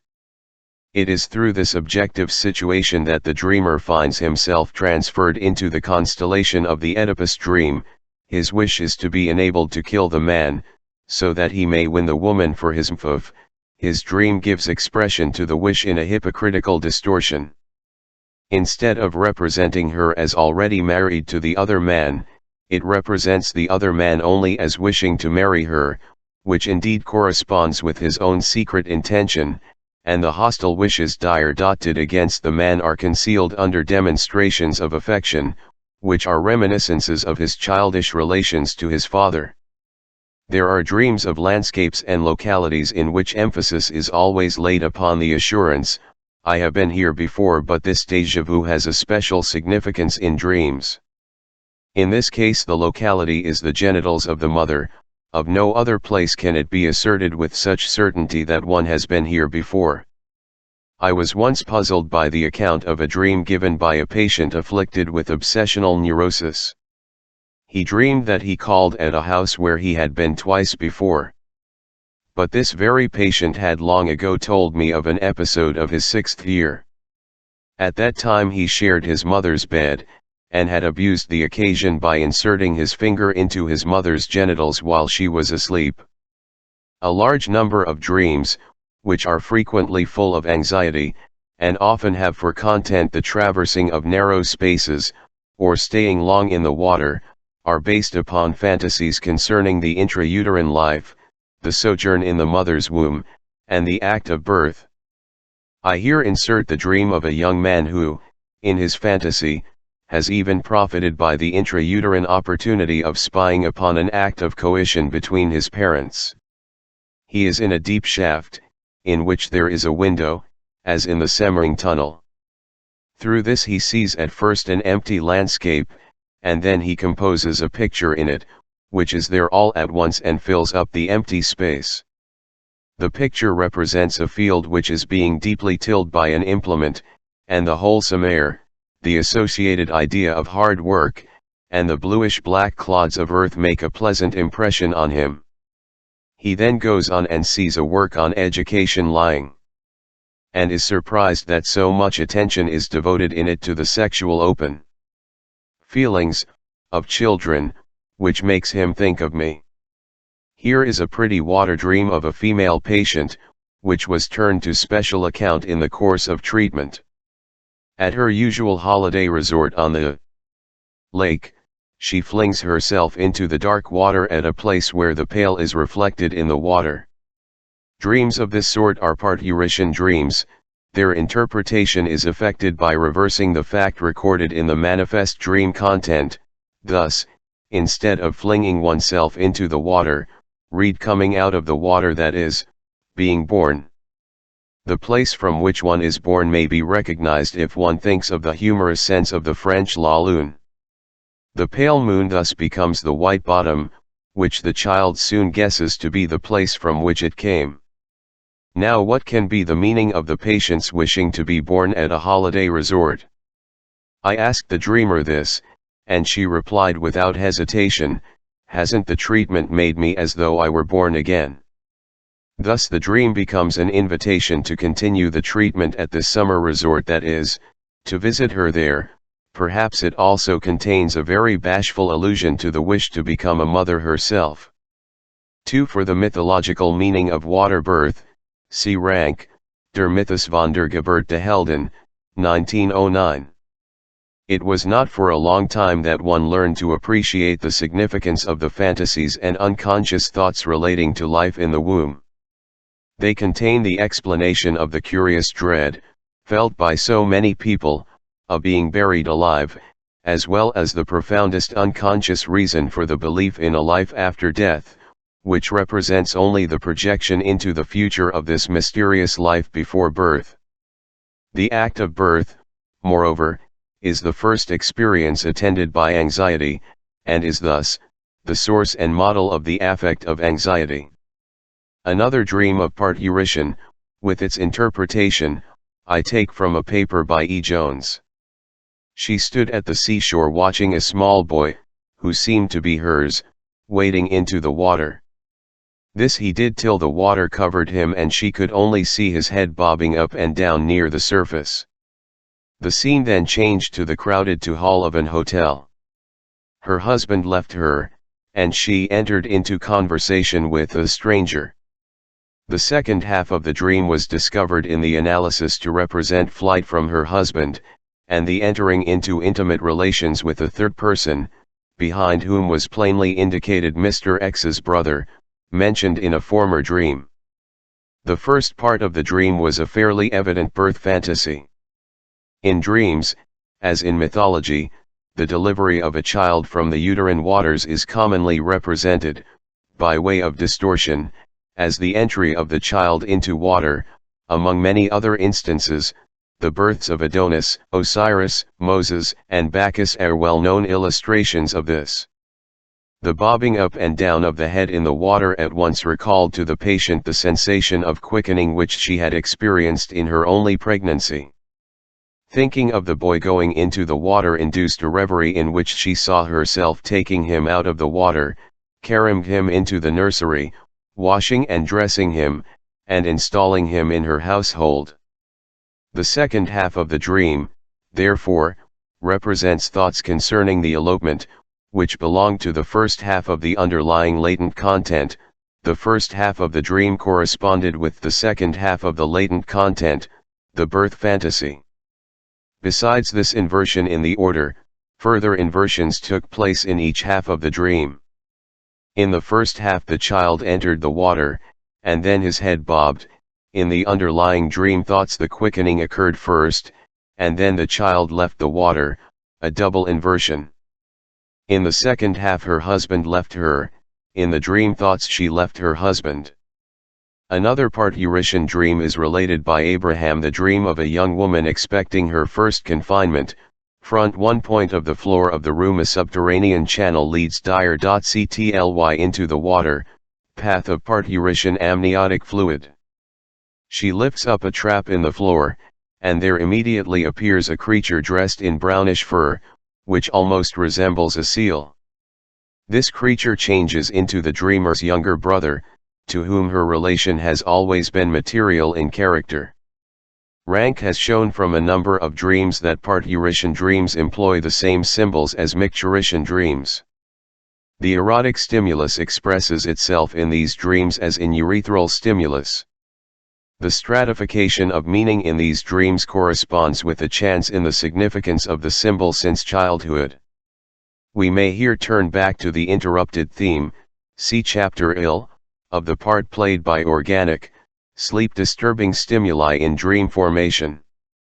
Dreams which have come into existence under these influences not only reveal quite frankly the wish-fulfilling tendency, and the character of convenience dreams, but they very often display a quite transparent symbolism as well, since waking not infrequently follows a stimulus whose satisfaction in symbolic disguise has already been vainly attempted in the dream. This is true of emission dreams as well as those evoked by the need to urinate or defecate. The peculiar character of emission dreams permits us dire.ctly to unmask certain sexual symbols already recognized as typical, but nevertheless violently disputed, and it also convinces us that many an apparently innocent dream situation is merely the symbolic prelude to a crudely sexual scene. This, however, finds direct representation, as a rule, only in the comparatively infrequent emission dreams, while it often enough turns into an anxiety dream, which likewise leads to waking. The symbolism of dreams due to urethral stimulus is especially obvious, and has always been divined. Hippocrates had already advanced the theory that a disturbance of the bladder was indicated if one dreamt of fountains and springs. Ellis Skerner, who has studied the manifold symbolism of the urethral stimulus, agrees that the powerful urethral stimulus always turns into the stimulation of the sexual sphere and its symbolic imagery. The dream due to urethral stimulus is often at the same time the representative of the sexual dream. O. Rank, whose conclusions, in his paper on Die Symbolschichtung im Wektraum, I have here followed, argues very plausibly that a large number of dreams due to urethral stimulus are really caused by sexual stimuli, which at first seek to gratify themselves by way of regression to the infantile form of urethral erotism. Those cases are especially instructive in which the urethral stimulus thus produced leads to waking and the emptying of the bladder, whereupon, in spite of this relief, the dream is continued, and expresses its need in undisguisedly erotic images. The same symbolic representations which in the infantile sense constitute the basis of the vesical dream appear in the recent sense in purely sexual significance: water equals urine, amniotic fluid, ship to pump ship, urinate, seed capsule, getting wet semen, pregnancy, swimming equals full bladder, dwelling place of the unborn, enuresis coitus, rain equals urination equals symbol of fertilization, traveling, journeying, alighting, getting out of bed, having sexual intercourse, honeymoon journey, urinating equals sexual ejaculation. Rank 1, c. In a quite analogous manner, dreams due to intestinal stimulus disclose the pertinent symbolism, and thus confirm the relation, which is also amply verified by ethnopsychology, of gold and feces. Thus, for example, a woman, at a time when she is under the care of a physician on account of an intestinal disorder, dreams of a digger for hidden treasure who is burying a treasure in the vicinity of a little wooden shed which looks like a rural privy. A second part of the dream has as its content how she wipes the posterior of her child, a little girl, who has soiled herself. Freud, Character and Anal Erotism, Collected Papers, 11, Rank, Die Symbolschichtung, etc., Dattner, in turn. Zeitschrift. F. Psychology I, 1913, Rake in turn. Zeitschrift, 3, 1915. Dreams of rescue are connected with parturition dreams. To rescue, esp.chali, to rescue from the water, is, when dreamed by a woman, equivalent to giving birth. This sense is, however, modified when the dreamer is a man. I for such a dream see Pfister, Ein Fall von Psychoanalytischer Seelensorge und Seelenheilung, in Evangelisk Freiheit, 1909. Concerning the symbol of rescuing, see my paper, The Future Prospects of Psychoanalytic Therapy, p. 123 above. Also, Contribution to the Theory of Love, I, a special type of object choice in men, in Collected Papers, 4. Also Rank, Beilige zur Rettungsfantasie, in the Zentralblatt für Psychoanalyse I, 1910, p. 331, Rake, zur Rettungssymbolik, Ibid, p. 299. Robbers, burglars, and ghosts, of which we are afraid before going to bed, and which sometimes even disturb our sleep, originate one and the same childish reminiscence. They are the nightly visitors who have waked the child in order to set it on the chamber, so that it may not wet the bed, or have lifted the coverlet in order to see clearly how the child is holding its hands while sleeping. I have been able to induce an exact recollection of the nocturnal visitor in the analysis of some of these anxiety dreams. The robbers were always the father, the ghosts more probably correspond to female persons in white nightgowns.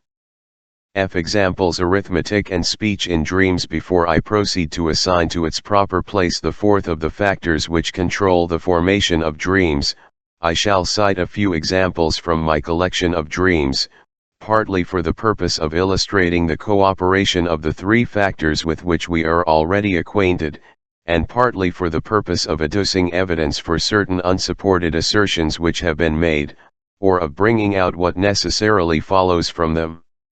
It has, of course, been difficult in the foregoing account of the dream work to demonstrate my conclusions by means of examples.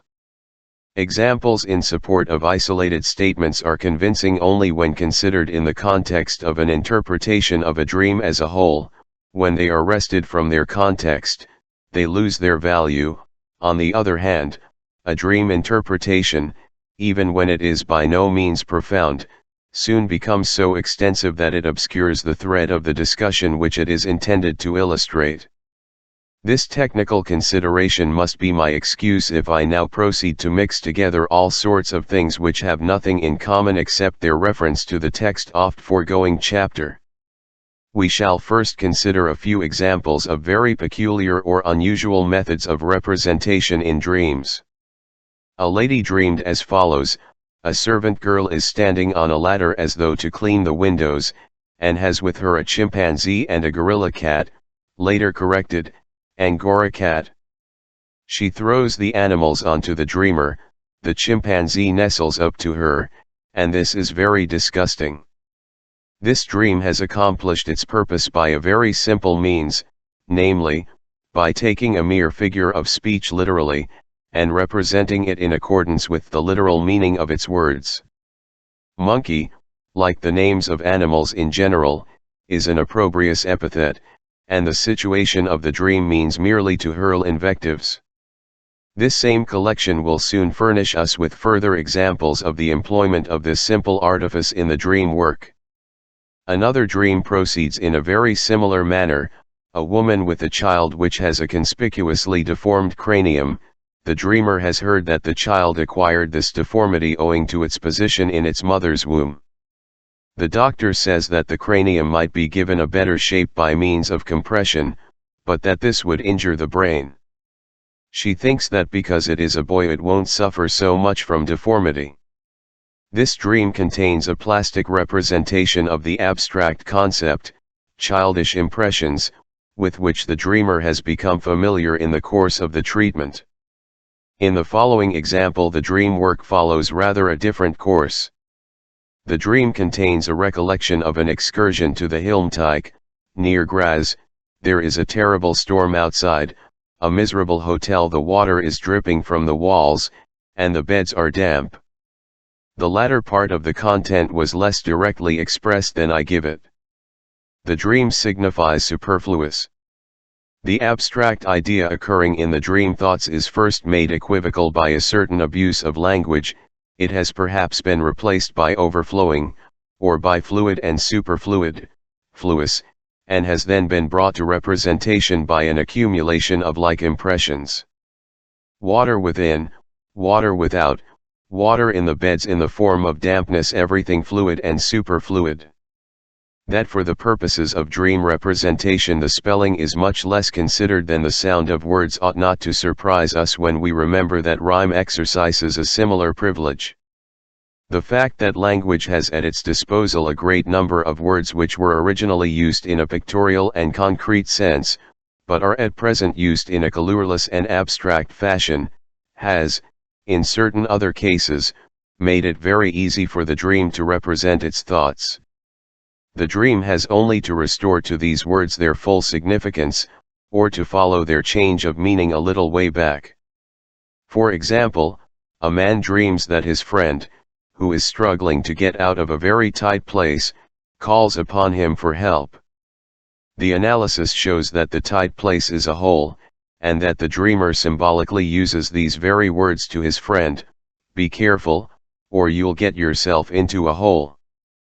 Another dreamer climbs a mountain from which he obtains an extraordinarily extensive view.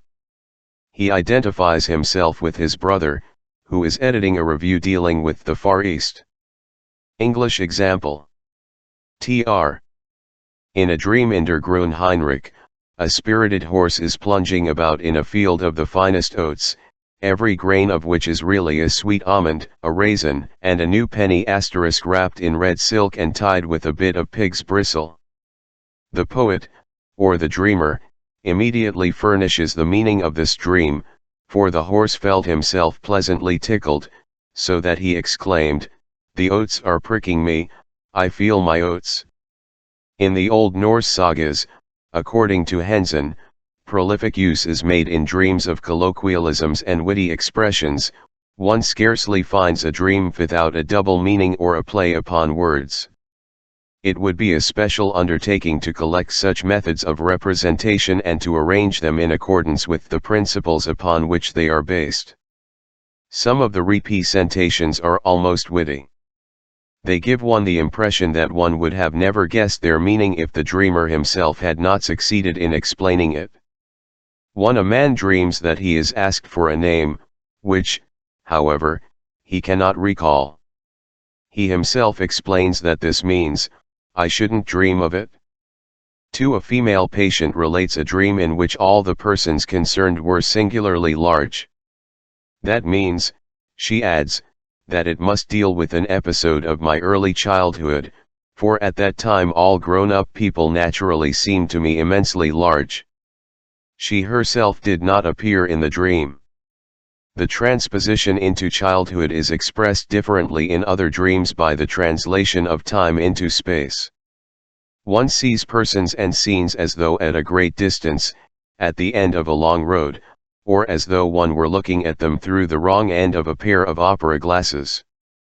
A man who in waking life shows an inclination to employ abstract and indefinite expressions, but who otherwise has his fits about him, dreams, in a certain connection, that he reaches a railway station just as a train is coming in.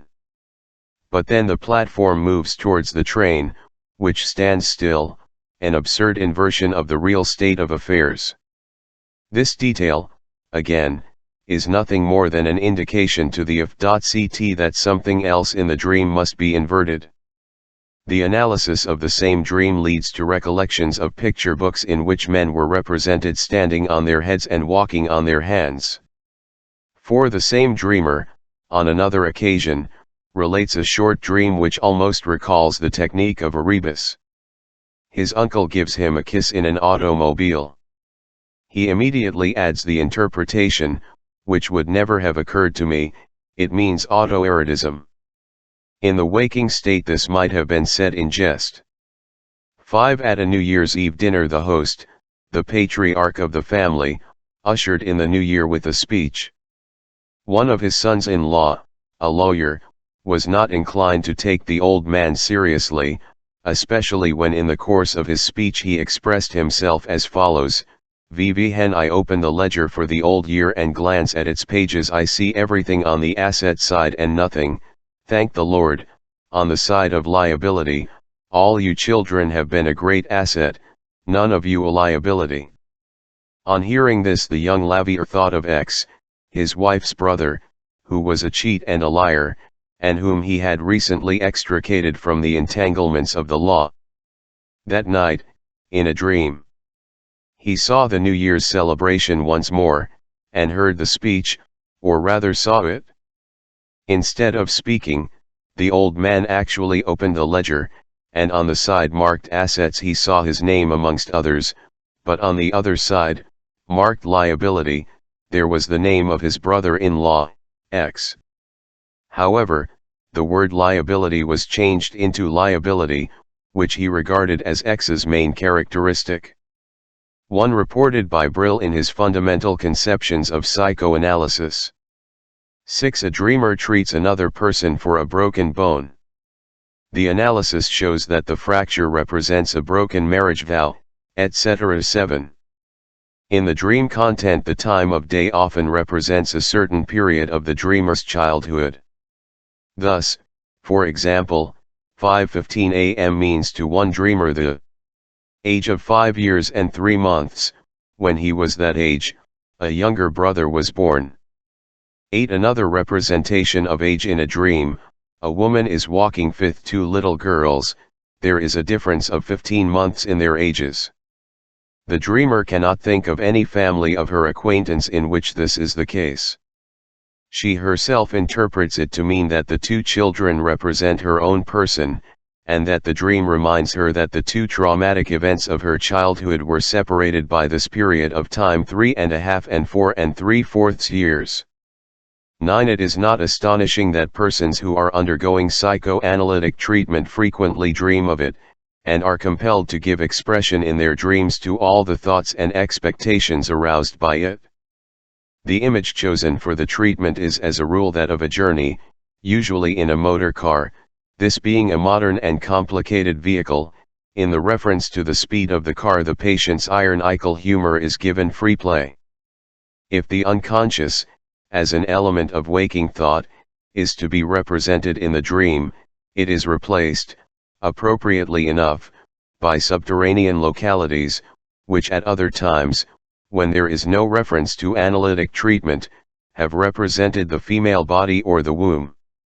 Below in the dream very often refers to the genitals, and its opposite, above, to the face, mouth, or breast.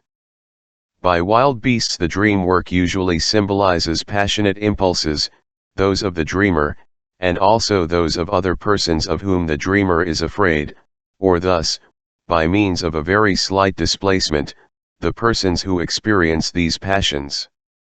From this it is not very far to the totemistic representation of the dreaded father by means of vicious animals, dogs, wild horses, etc.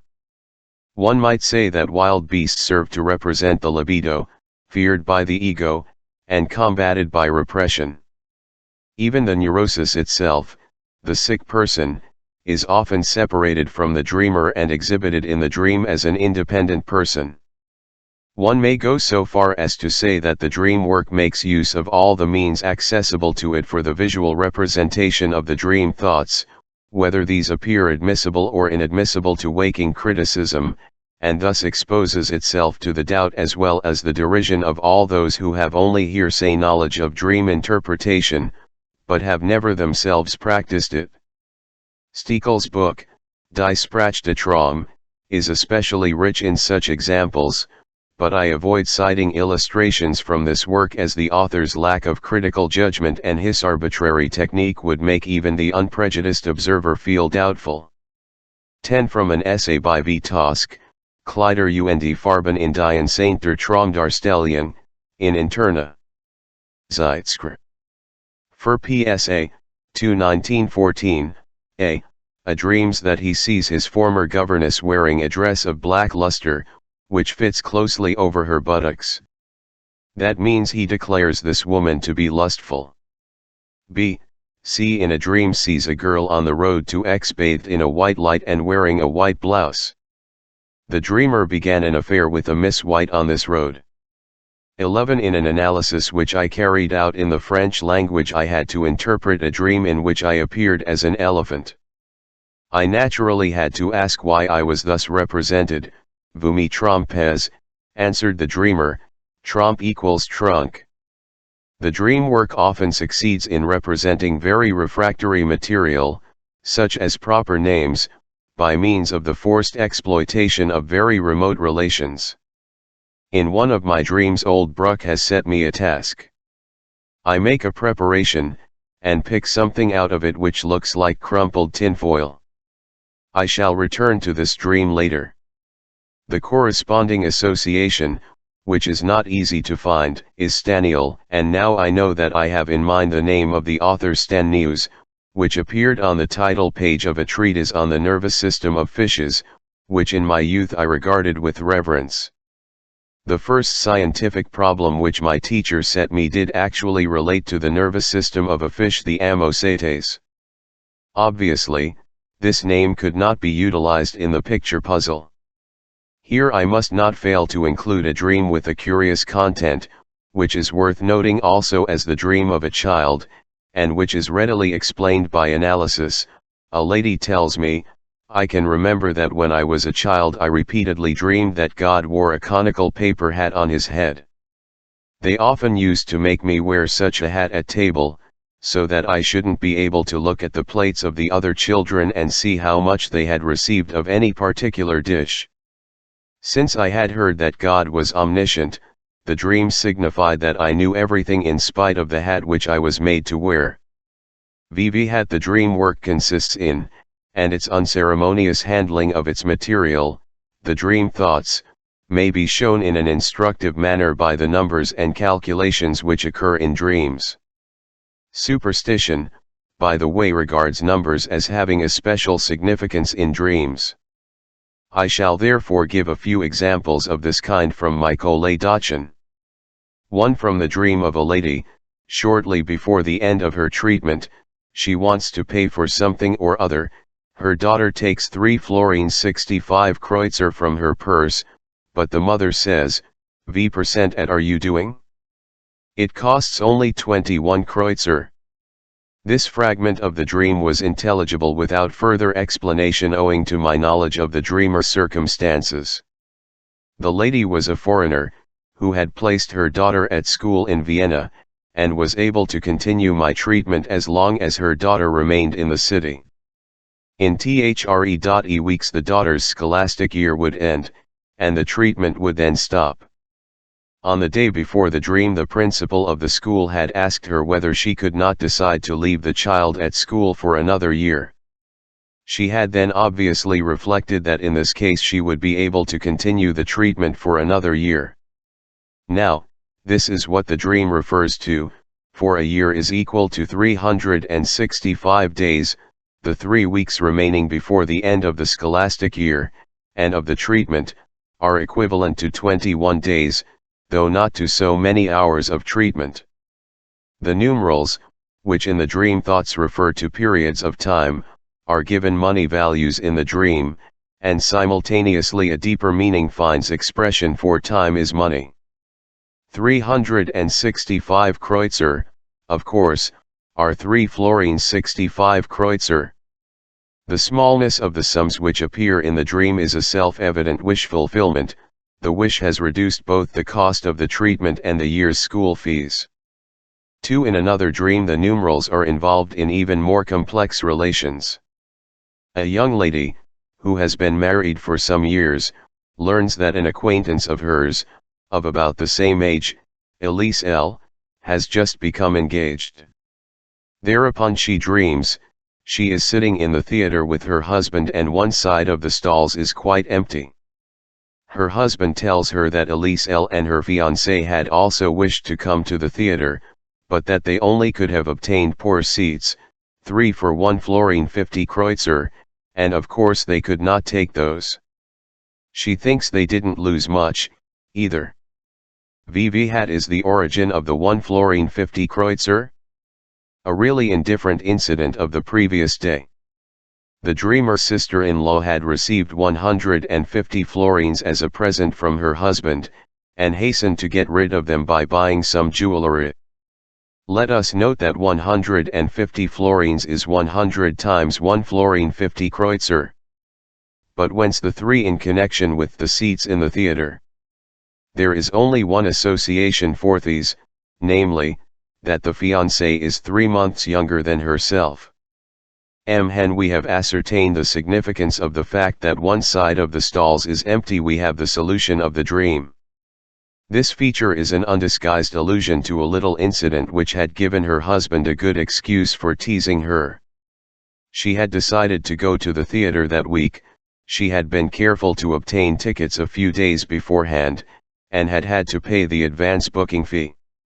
When they got to the theater they found that one side of the house was almost empty, so that she certainly need not have been in such a hurry. I shall now substitute the dream thoughts for the dream. It surely was nonsense to marry so early, there was no need for my being in such a hurry. From Elise L's example I see that I should have got a husband just the same and 100 times better if I had only waited. Antithesis to the haste of her sister-in-law, I could have bought 3 such men for the money, the dowry. Our attention is drawn to the fact that the numerals in this dream have changed their meanings and their relations to a much greater extent than in the one previously considered. The transforming and distorting activity of the dream has in this case been greater, a fact which we interpret as meaning that these dream thoughts had to overcome an unusual degree of endopsychic resistance before they attained to representation. And we must not overlook the fact that the dream contains an absurd element, namely, that 2 persons are expected to take 3 seats. It will throw some light on the question of the interpretation of absurdity in dreams if I remark that this absurd detail of the dream content is intended to represent the most strongly emphasized of the dream thoughts: it was nonsense to marry so early. The figure 3, which occurs in a quite subordinate relation between the 2 persons compared, 3 months difference in their ages, has thus been adroitly utilized to produce the idea of nonsense required by the dream. The reduction of the actual 150 florins to 1 florin 50 kreutzer corresponds to the dreamer's disparagement of her husband in her suppressed thoughts. 3. Another example displays the arithmetical powers of dreams, which have brought them into such disrepute. A man dreams, he is sitting in the bees' house, the bees are a family with which he was formerly acquainted, and he says, "It was nonsense that you didn't give me Amy for my wife." Thereupon, he asks the girl, "How old are you?" Answer, "I was born in 1882. "Ah, then you are 28 years old." Since the dream was dreamed in the year 1898, this is obviously bad arithmetic, and the inability of the dreamer to calculate may, if it cannot be otherwise explained, be likened to that of a general paralytic. My patient was one of those men who cannot help thinking about every woman they see. The patient who for some months came next after him in my consulting room was a young lady. He met this lady after he had constantly asked about her, and he was very anxious to make a good impression on her. This was the lady whose age he estimated at 28. So much for explaining the result of his apparent calculation. But 1882 was the year in which he had married. He had been unable to refrain from entering into conversation with the 2 other women whom he met at my house, the 2 by no means youthful maids who alternately opened the door to him, and as he did not find them very responsive, he had told himself that they probably regarded him as elderly and serious. Bearing in mind these examples, and others of a similar nature, to follow, we may say, the dream work does not calculate at all, whether correctly or incorrectly, it only strings together, in the form of a sum, numerals which occur in the dream thoughts, and which may serve as allusions to material which is insusceptible of representation. It thus deals with figures, as material for expressing its intentions, just as it deals with all other concepts, and with names and speeches which are only verbal images. For the dream work cannot compose a new sp.ch. No matter how many sp.ches, and answers, which may in themselves be sensible or absurd, may occur in dreams, analysis shows us that the dream has taken from the dream thoughts fragments of speeches which have really been delivered or heard, and has dealt with them in the most arbitrary fashion. It has not only torn them from their context and mutilated them, accepting one fragment and rejecting another, but it has often fitted them together in a novel manner, so that the speech which seems coherent in a dream is dissolved by analysis into 3 or 4 components. In this new application of the words, the dream has often ignored the meaning which they had in the dream thoughts, and has drawn an entirely new meaning from them. 1. Upon closer inspection, the more distinct and compact ingredients of the dream sp.ch may be distinguished from others, which serve as connectives, and have probably been supplied, just as we supply omitted letters and syllables in reading. The dream speech thus has the structure of breccia, in which the larger pieces of various material are held together by a solidified cohesive medium.